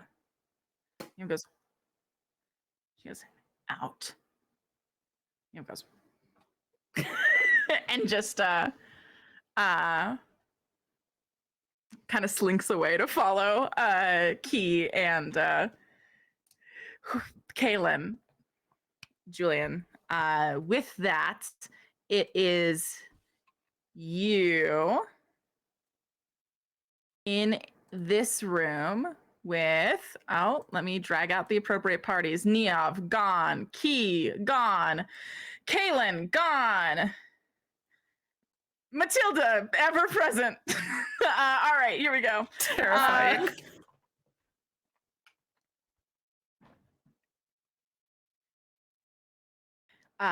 Mel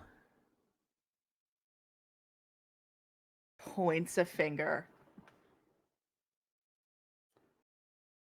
at Till, who you've just met. For just like points at him in silence before reaching into her pocket, pulling a cigarette out, lighting it. She takes a long moment.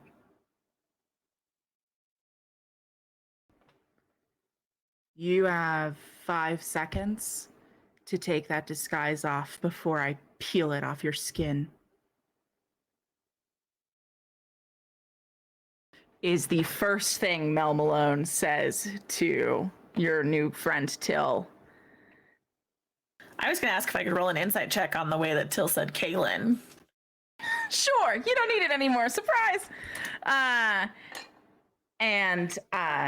think after she says that, Julian, his demeanor shifts a little bit and he folds his arms over his chest and he says,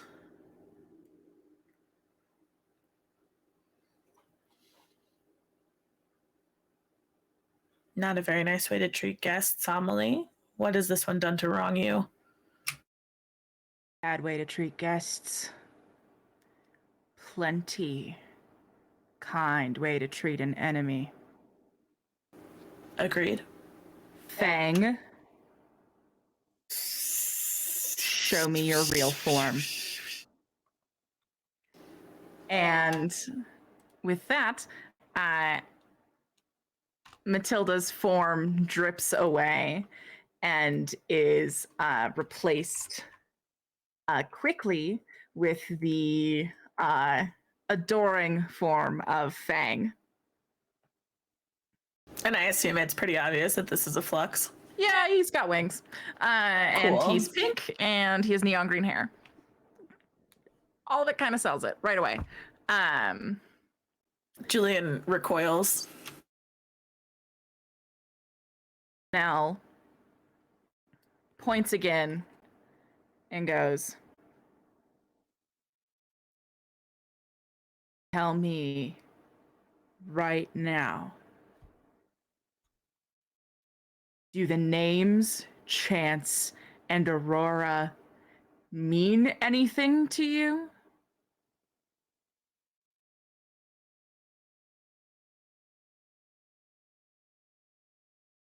And Fang goes, "Chance and Aurora.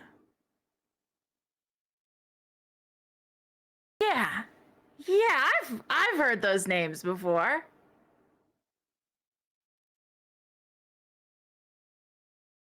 Mel goes, "Were you behind their murder?"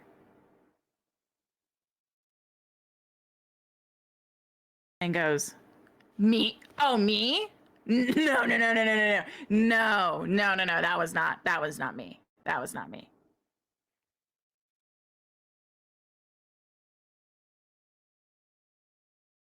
And Mel goes, "Who was it then?"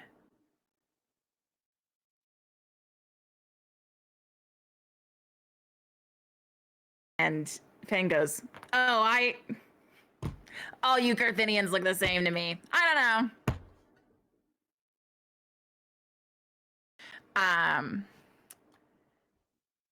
Julian, I need to know how you're dealing with this in this moment.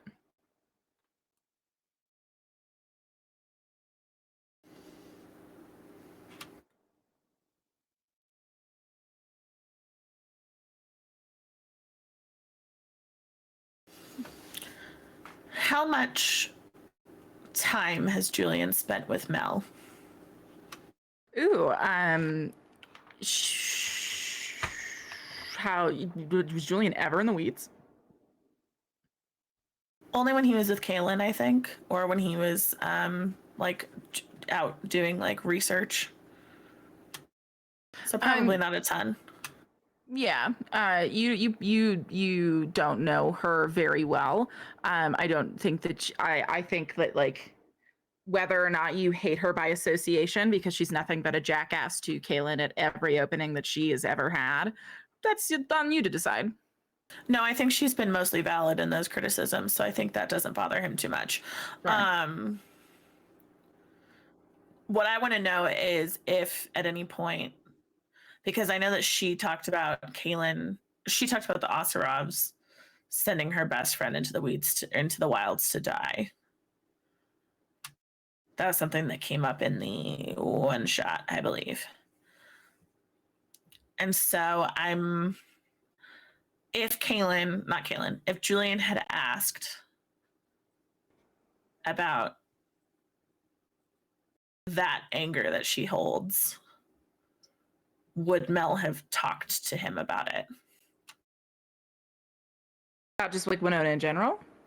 The anger that she has about Winona going into the wilds. Oh, sure. Do you think it's possible that the murder of Winona's parents would have come up in that convo, or is that too private?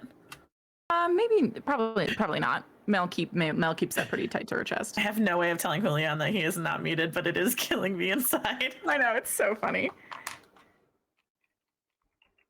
I'm sorry, I need you to repeat what you said. No, she keeps it pretty tight to her chest. Okay. Are those relatives of yours, Amelie, or someone else? Say your thing again. I was laughing about Julia.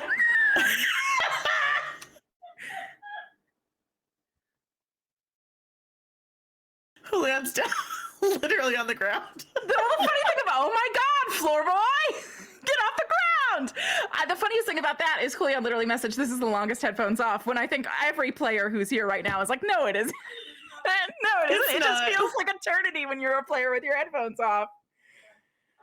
I don't think she would ever have told you about her secret life's purpose. Right, no. I'm sorry. The question that Julian just asked was, oh, yes. Are these relatives of yours, Amelie, or someone else?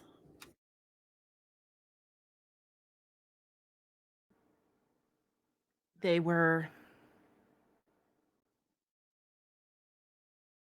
important people to the weeds.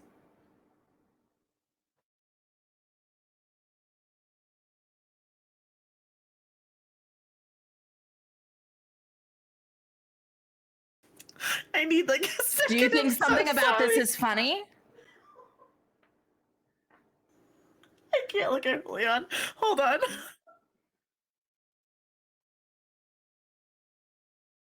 Okay.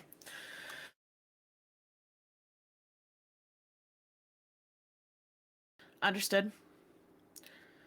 And now that we know that Flux have been in and out of Kurthus for a lot longer than any of us were ready or willing to acknowledge. Okay, to be fair, Flux have been in Kurthus since the dawn of Kurthus, but okay. Great. Thank you for the info. Now, how do you know Kaylin? I don't.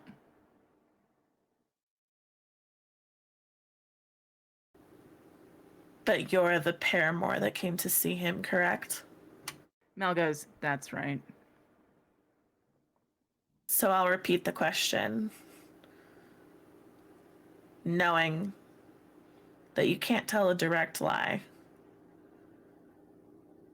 how do you know Kaylin? I was told that I would only be investigated by a woman for 15 minutes of my time, and that I had to be nice to that woman, and that bloodshed was not allowed. And Great. The rules so- have changed. How do you know Kaylin? How do you know, Kaylin? We're not talking about me. Mel? Do you need to put that cigarette out? Oh my god. I love I love this for us.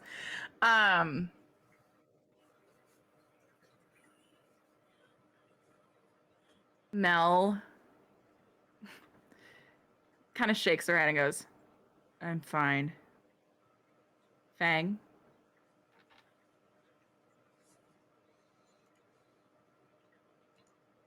Perhaps I should rephrase. Instead of asking how you know Kaylin, perhaps I should be asking how you know Cam. Oh, Kamizu. Oh, yeah. We met like once at what house? Something. Try again. And then at that point, Mel goes, hey, Fang?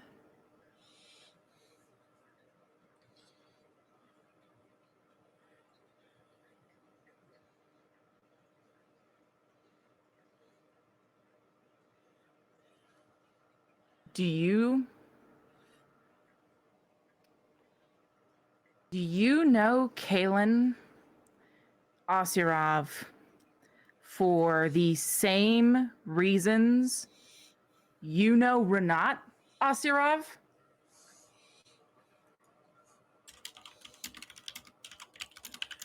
And I need to make a roll. One moment.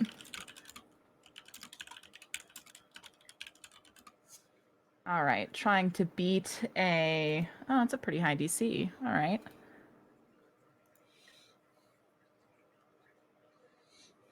$18.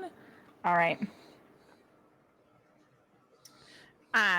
You see Mel ask that question, and Fang narrows his eyes and goes, huh.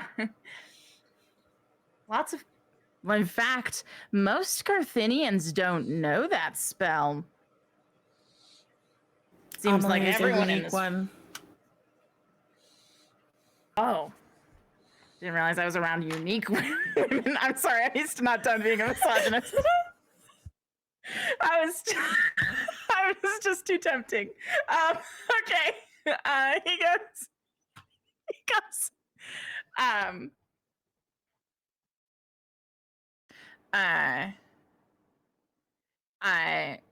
Julian, you hear a missive in your head. It's clearly Mel's voice. And she goes, Julian, I'm gonna lay off. I'm going with them on their trip anyways. I'll get my answers then. Can I communicate back to her? Yeah.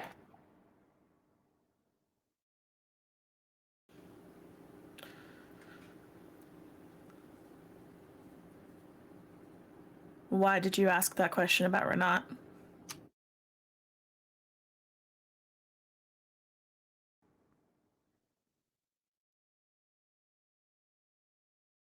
Because I'm pretty sure that Renat is a part of a conspiracy that led to the death of people I care about.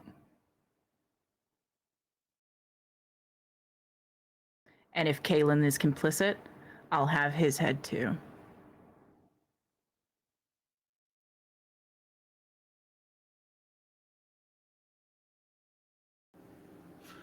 Makes sense to me.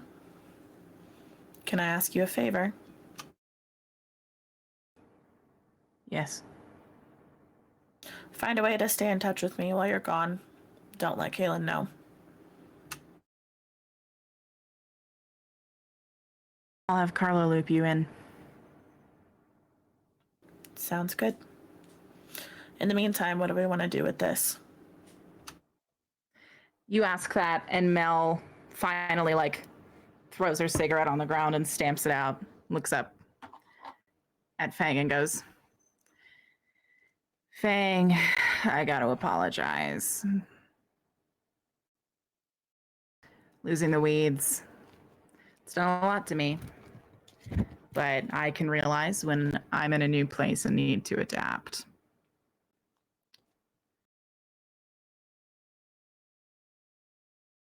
I think that you and I might not make half bad friends. And Finn goes, oh my God, I'm in the market for new friends, and especially people who don't want to murder me, which was the vibe when you two were standing there silently for 30 seconds. So I'll take it.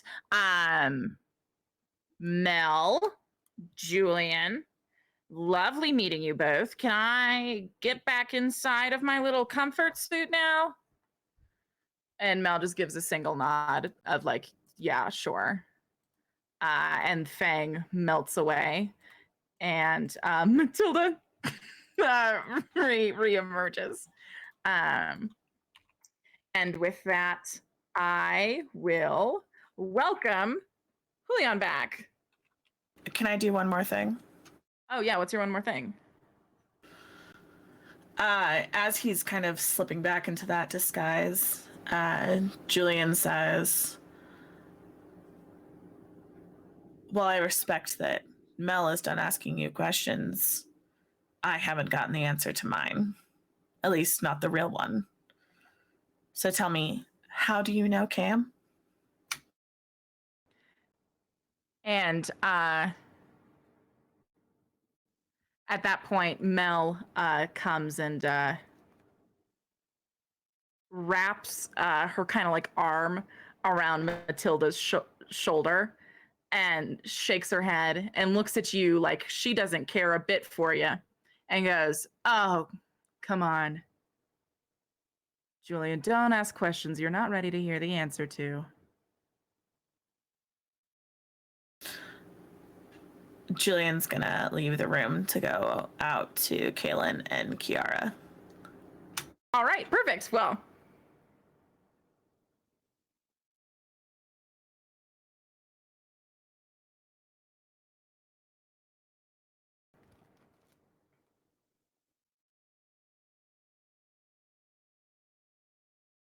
Fucking headphones turned off. That was so goddamn long. Jesus. oh, so hard for Hey, how players. was the floor, bestie? Yo, I can't. Oh, please, I can't. I'm screaming. I'm done. hard. Okay. Things So aren't Julian easy. just left the room to come out to where Kaylin and Kiara are. Yes, but we're not at that part yet. Kaylin, you leave with Kiara, who is getting more hysterical just as Fang warned you at every moment. I'm so sorry. I'm the only feral one tonight. You are walking down the stairs with Kiara, and you can hear quietly Neov trailing behind you. Obviously not trying to get involved, but also clearly this is the side of the conflict that he fell down on.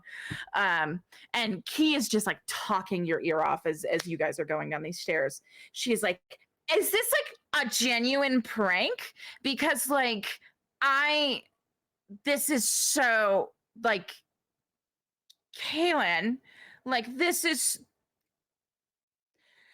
I'm trying to be very even level-headed right now. But what is what is happening?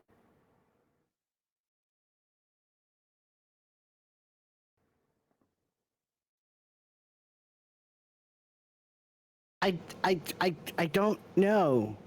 Key. I know that Hierophant Yvonne released void ghouls into Kurthus. And so we left. Where's your crown? It's with Julian. Why isn't it on your head? Because I have to leave here and go do other things. And it's probably not a good idea to be wearing a crown while I gallivant around the wilds. If you're going back to Kurthus, I will go with you. I'm not going back to Kurthus. Where are you going? We're out of places to go. To be honest, I don't really know exactly where I'm going. To Anpara's palace, I think, is my next stop.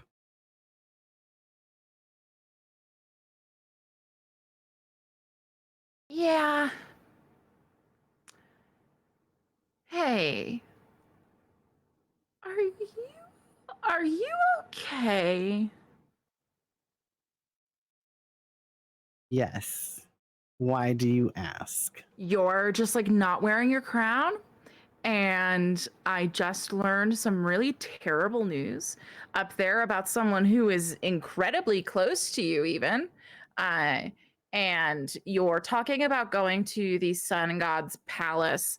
And so I figured, as your friend, right? Because Mel's not your friend, Kaylin, in case you needed someone to remind you, I thought that a friend should probably ask you if you're okay, even if that friend called you boring.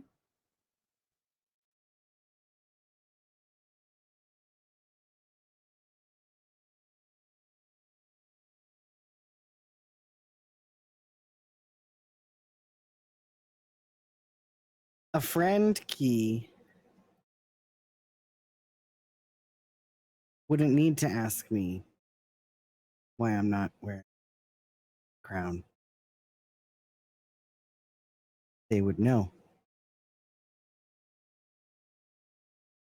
I'm surprised you don't. I'm not going to tell you I'm surprised, Kaylin. I'm going to tell you that I expected more from you. Not sure what you were expecting from me. A leader? A I have. friend? Someone who, it doesn't even have to be either of those things. It has to be someone who I thought would be happy to see me after I risked my life for them.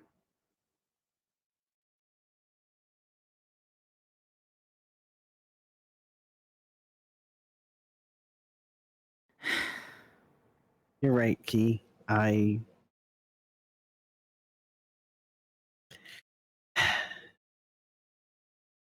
should have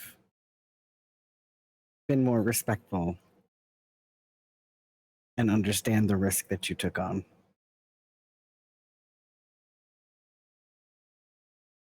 I don't have any answers for you as to what's going on in Kurthus. I don't know. That's why I'm here. I'm trying to find out. No, you're trying to run from it. Your crown is off. I'm sure you're thrilled that you can pretend that that place never existed because you like to pretend that that place isn't a part of you. You always felt like you were above it, and now you're probably so thrilled. So fucking thrilled, Kaylin, that it's not your problem anymore. Fine. If you're not going to go back to Kurthus, I will.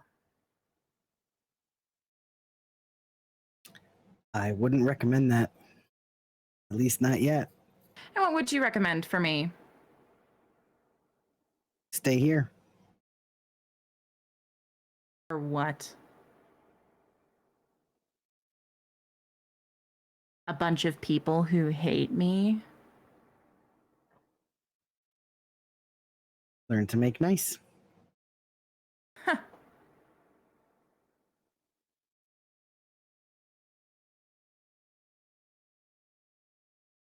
I can't tell you what you're going to go back to, Key. At least here, I know what we've been building. I know what we've set up.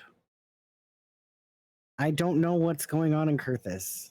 I literally don't know what you'll go back to, but I do not think it's safe. Oh, because the place that you sent me in the first place was super safe, Kaylin.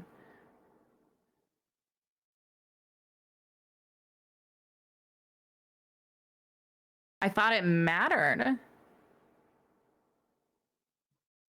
And I came back and I found out that it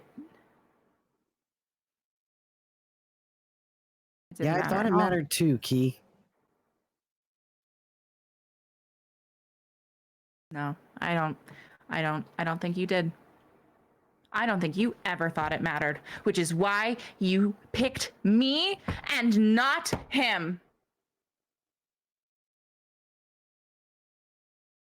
Tell me I'm wrong. Him who, Key? Julian. Obviously. You think I didn't know?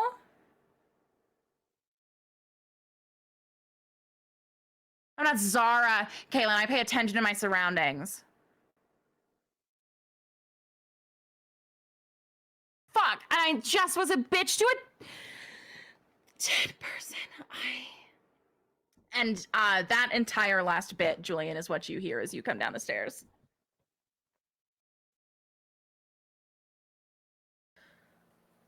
I hope I'm not interrupting anything. I don't think you were.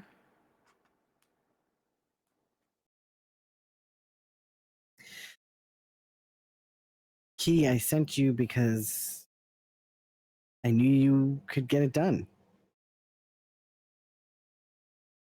And I did think that it mattered.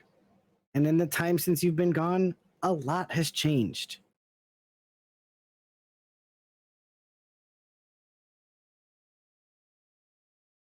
I don't know why they wanted us to find these prophecies, but it really feels like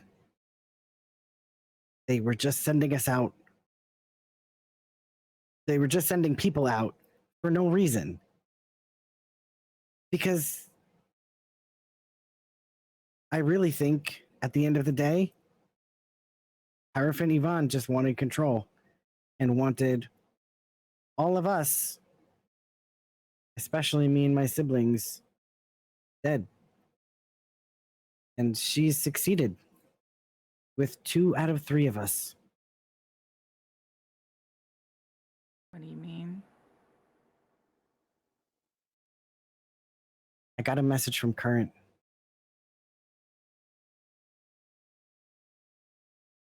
She said that Misha's gone. How would Current know that? 1, you. 2, how would Current know that? Because Misha Asarov and I switched places so that Misha could go into the wilds. What the fuck?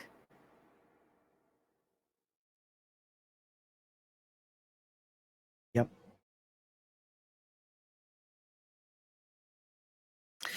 So, Misha ended up on the ship with Current and Gideon.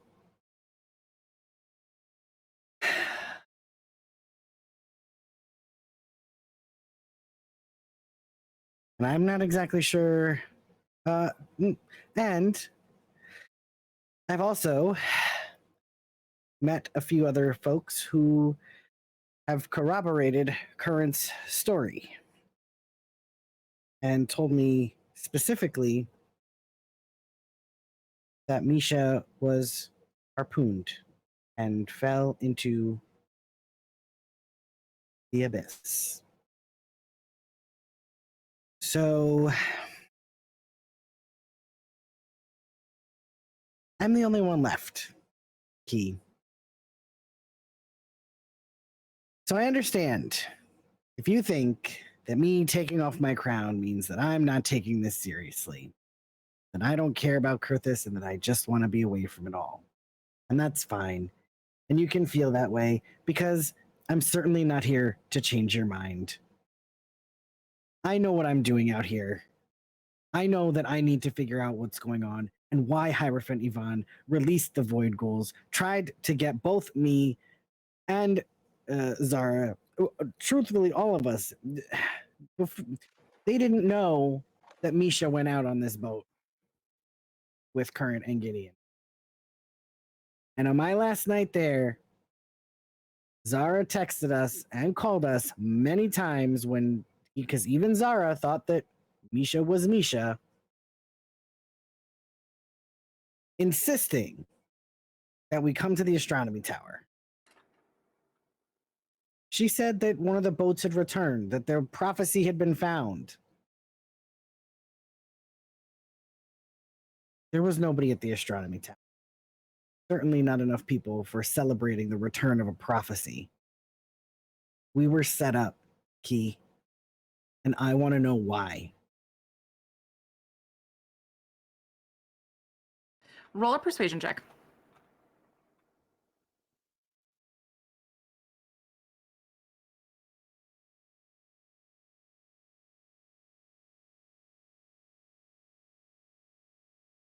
LOL with my plus 13. I got a 23.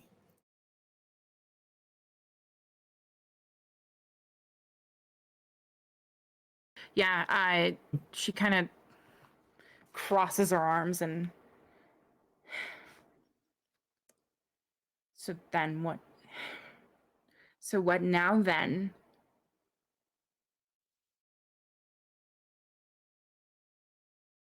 Like I said, there's a lot that's been going on. And my best guess now is Corvin. Corvin came with us. And Corvin, kidnapped maybe is the right word. I'm not really sure. Corvin fell into a golden portal and I have not seen him. And now I have to go find him. Okay, well, that's the best news you've told me so far.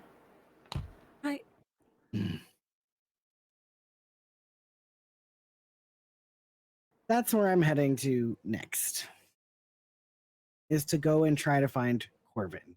And hope that somewhere along the way, I'm able to figure out what the hell is going on. I'm just following my gut and just trying to see if I can get more information, find new people. I don't know. I've now been to more places outside of the wilds or outside of Kurthis in the last couple of weeks than obviously ever in my whole life. It's been a bit overwhelming.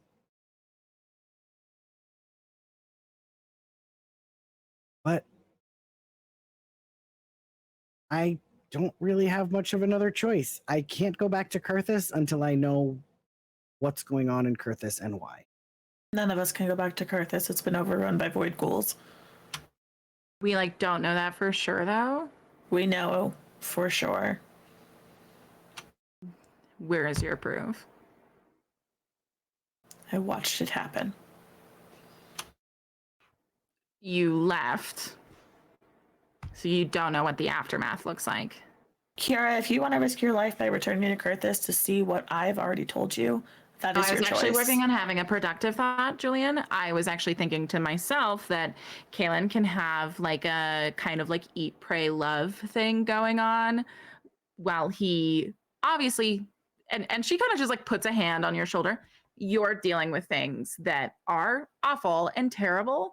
And if you need to deal with them by going to a supposed sun god's palace, I understand that. Grieve on your own time.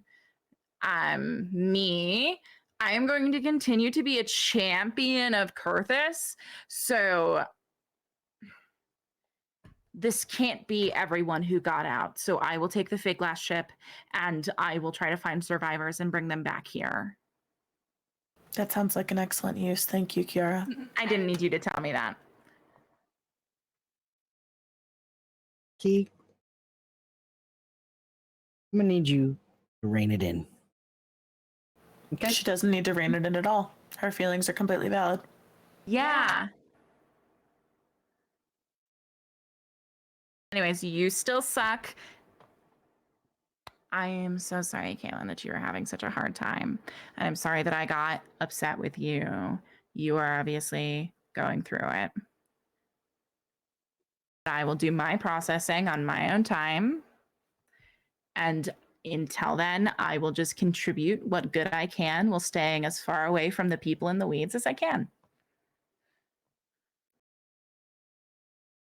Right. Well, I wish you good luck. So I'll see you when I see you.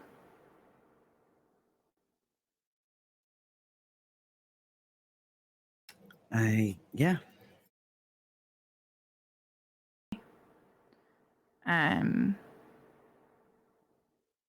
For what it's worth, Kaylin,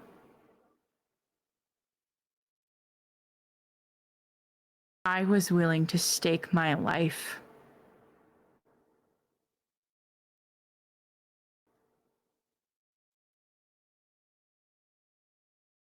on you being king, not Zara, not Misha. You. That is something I was willing to die for. I will see you when I see you. She flips her ponytail and pivots on her heel and starts stomping off back towards her fake glass ship.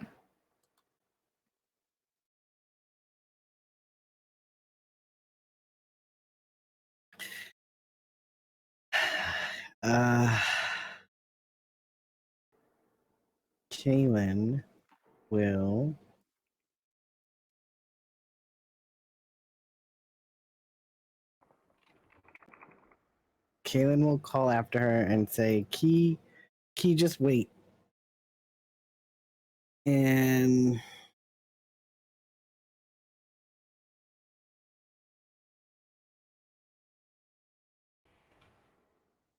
he is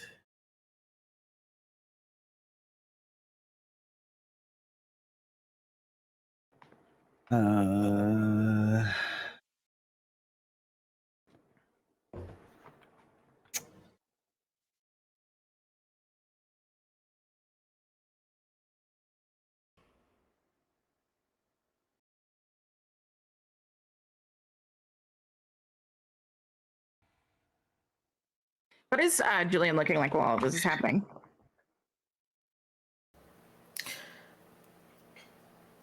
Deadly calm.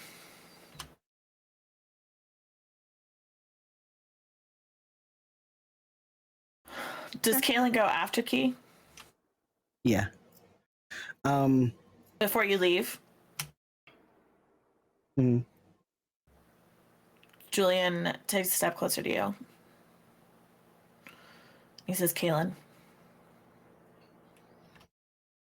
And it's like that voice that he gets when he's about to kiss you. Like that's the way he says your name. Oh my god. And then he's gonna cast thaumaturgy so that thunder rolls overhead so no one can hear the next thing that he says except for Kaylin, who's standing close enough to hear it. And he says, did you know he was Flux when you fucked him?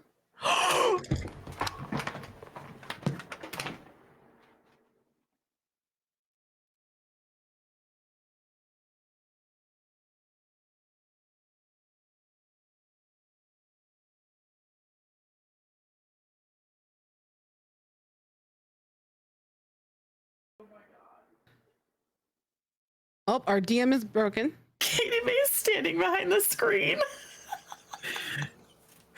Oh my god.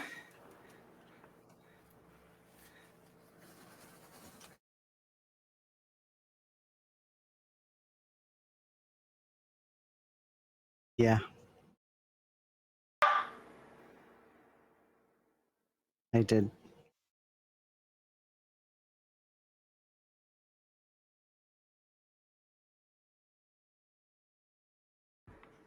Julian takes your crown out of his bag.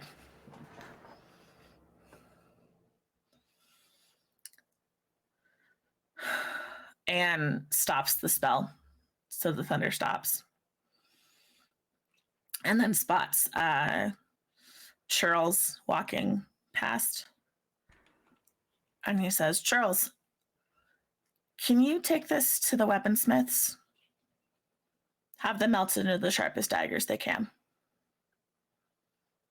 And then he turns and leaves.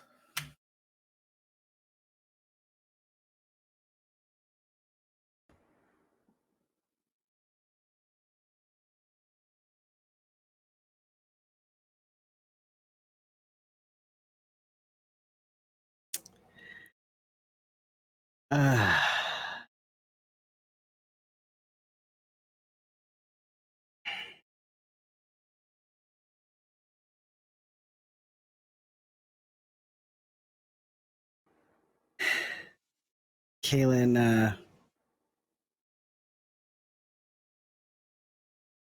knows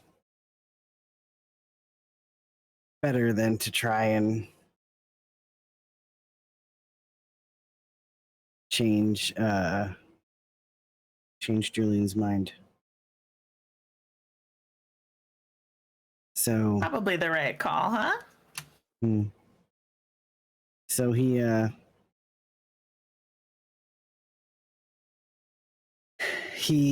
runs after Key and says, listen,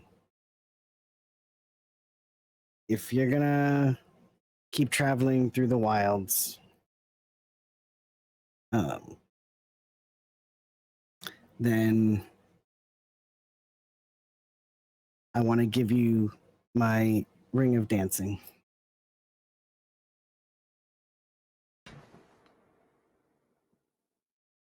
That's really nice, Kaylin. We're still friends, right?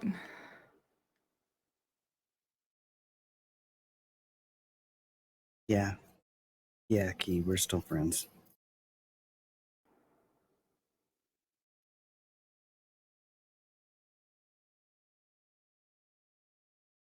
You can have this then. And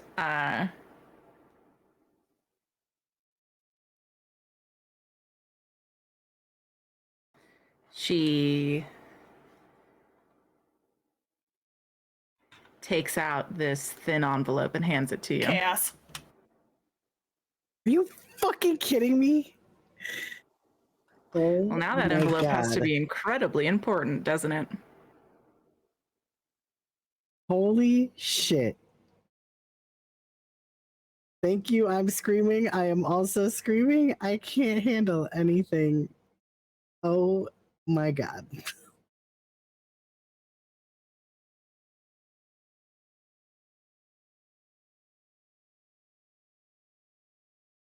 Ah.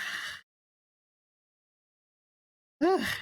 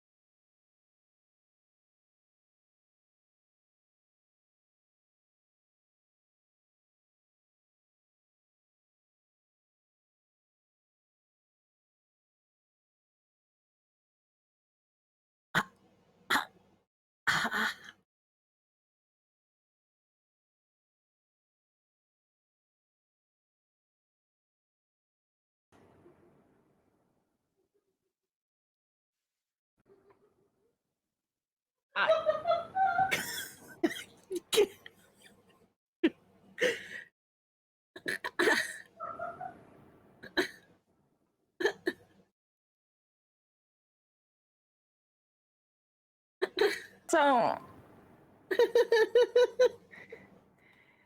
Julian, how are you enjoying your time being a cast member of the acclaimed show Death2Divinity? Oh God, it's so great. Are you still gonna stay after tonight? Oh God, yeah. Promise? Uh-huh. In 3? Yeah. Mm-hmm.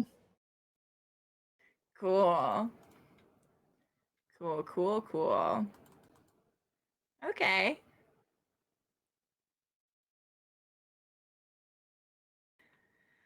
Uh-huh.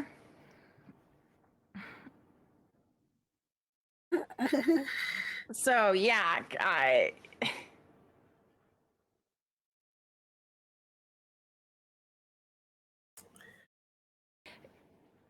he hands you an envelope and goes,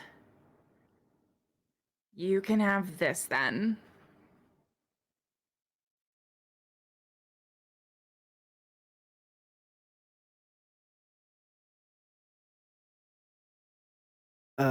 Kaylin will take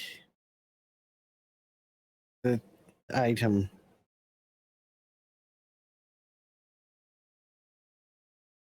Okay. You take the envelope, and then Uh-huh. Kiara kind of nods at you and goes, "All right, I'm gonna head out then." All right. Well,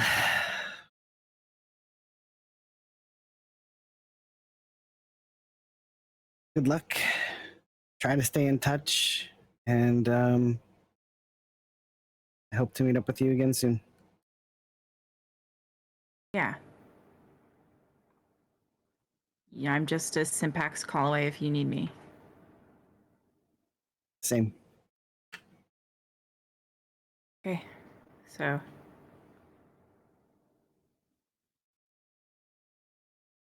I'll see you when things are different again.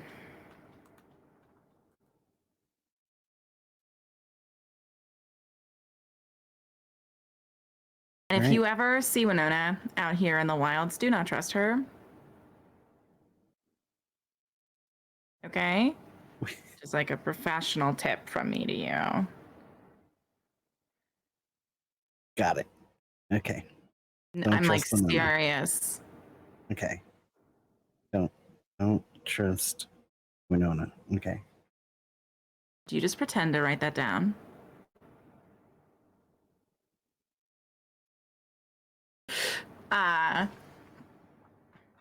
Thank you. And so with that, she kind of nods at you and she reluctantly, but all the same, kind of starts heading back over to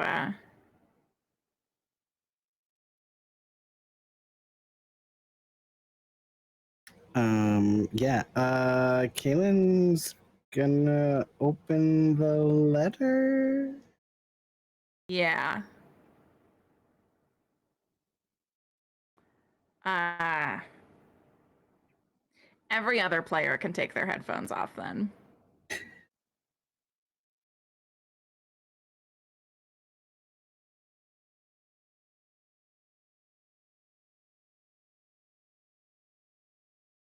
Kaylin, you open this envelope and it says, "I will meet you at the soiree.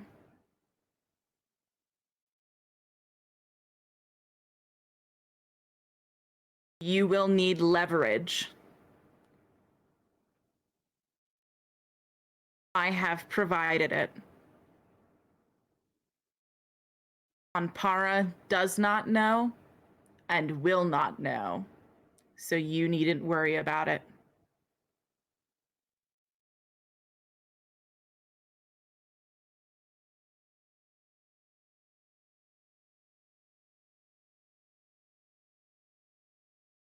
And the next ask your question.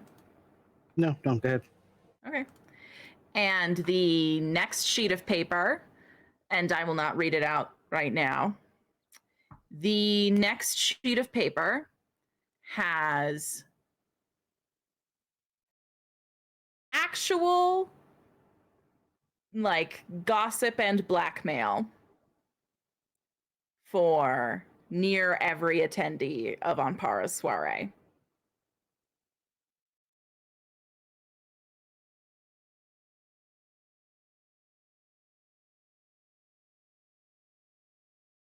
And the back of the front piece of paper says,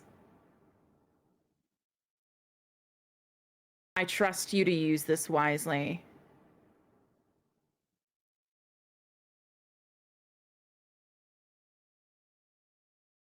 I know you won't disappoint me.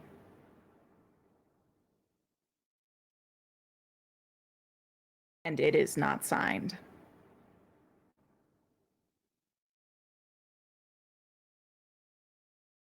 But you know exactly who it's from. Mm-hmm. Yeah. Mm-hmm. All right. Then I will tell the players to come back.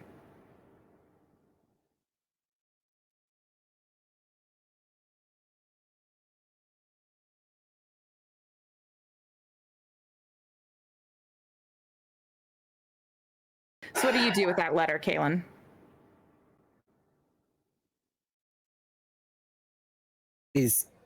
Has Key left yet? You see her form like fading into the distance. Do I have enough time to reach her?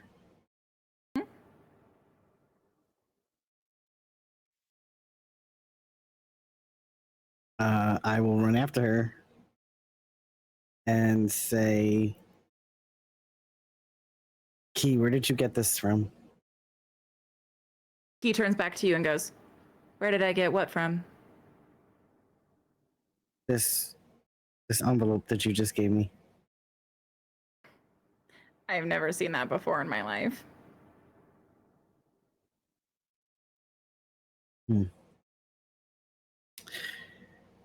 Okay. Well, all right.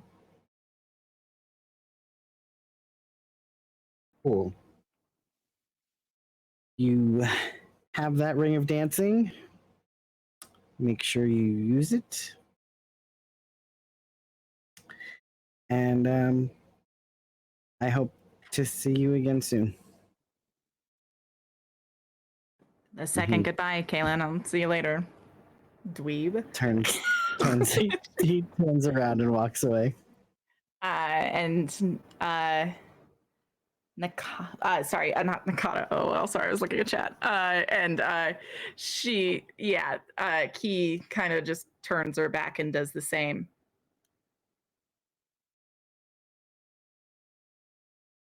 Kaylin, how do you compose yourself before heading back into the weeds to leave for Anpara's palace?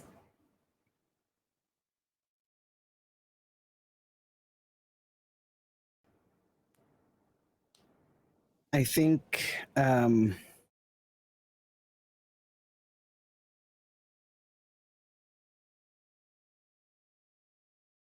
he just takes a minute to think about all of the things that have happened over the last couple of weeks, because it's been a lot. And I think it all finally catches up with him. And he finds a spot outside where he can be alone. And he cries.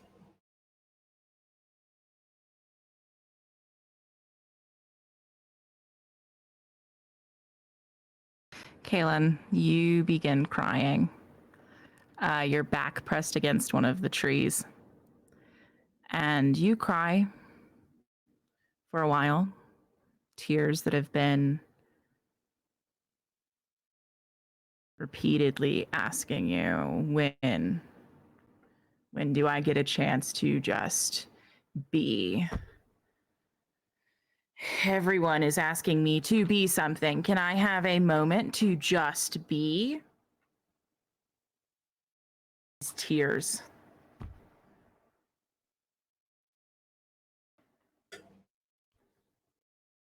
And it is while you are crying that you hear Oh, are you sad? I can leave and come back sometime later.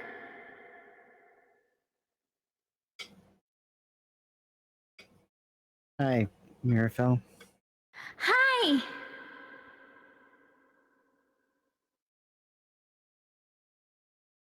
Did you come to visit?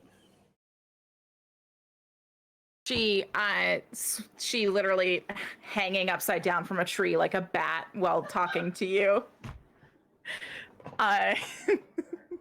Goes, Oh, well, I just wanted to hang out and then also come ask you if I could come with you to the party.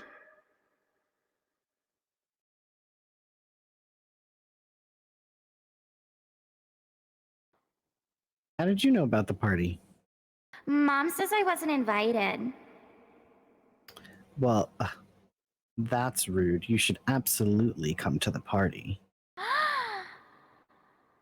Yeah? Of course.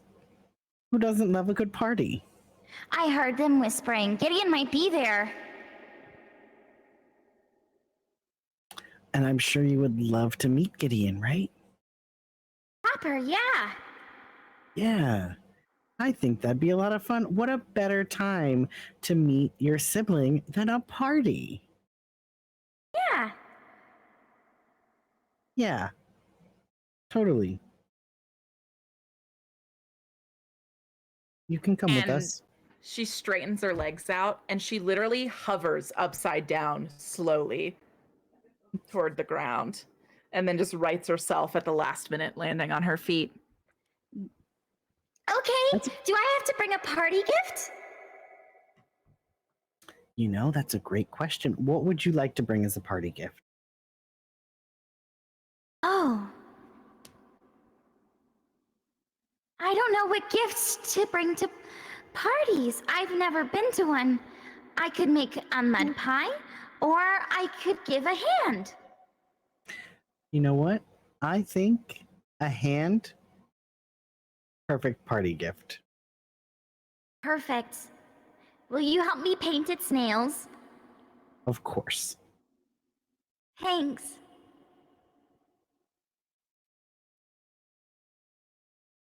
Are we going? We'll be going soon. Do you yeah. need to climb more first? I think I'll be okay, Mirabelle. Thank you. Why were you cheered me up. crying? Oh, Mirafel, it's been a long couple of weeks. You too? Mm-hmm. Yeah. You know, I was born into this like weird position in life, and I've never really known what to do with it. And I never really thought I'd have to do anything with it because I thought my siblings were going to just take care of everything. I didn't think I had a chance. Certainly, my parents, and especially my mother, never wanted to give me a chance. And then all of a sudden, I had to worry about it. I had to worry about everything. Wow. I didn't realize how much we had in common. Growing up my whole life, my mom told me, you and your sisters were born to do something really important. And how important that thing is, nothing is ever going to be more important than that. And she's right, but that's like so much. It is, Mirafel. It's a lot. But you know what?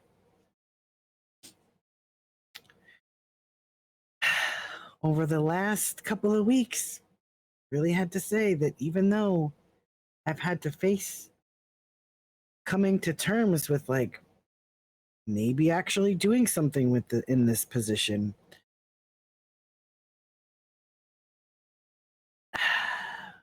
part of me wants to and part of me doesn't.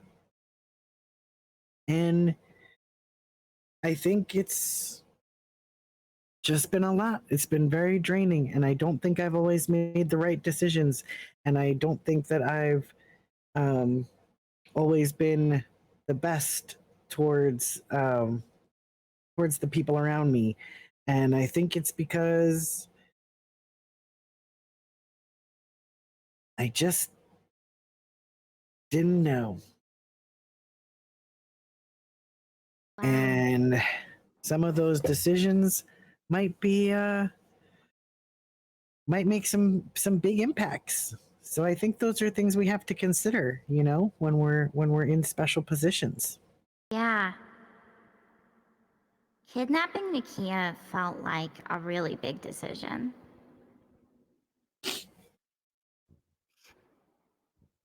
But Mom said that it was important and that it would all work out. You kidnapped Nakia? When? In the temple, yeah. But it's just so But we I could get thought- close to Gideon. It was a whole thing.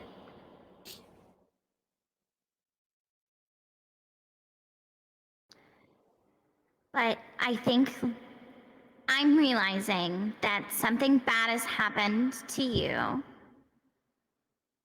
And it's partially my fault. Because of what happened in the temple. Because my mom always told me that things would get hard, but that your siblings would get you through it. And if your siblings aren't here to get you through it, then I will be your sibling to get you through it. Well, thank you, Mirafel. I appreciate that. And I think it'll be best if we try to keep each other safe. And your safety is guaranteed.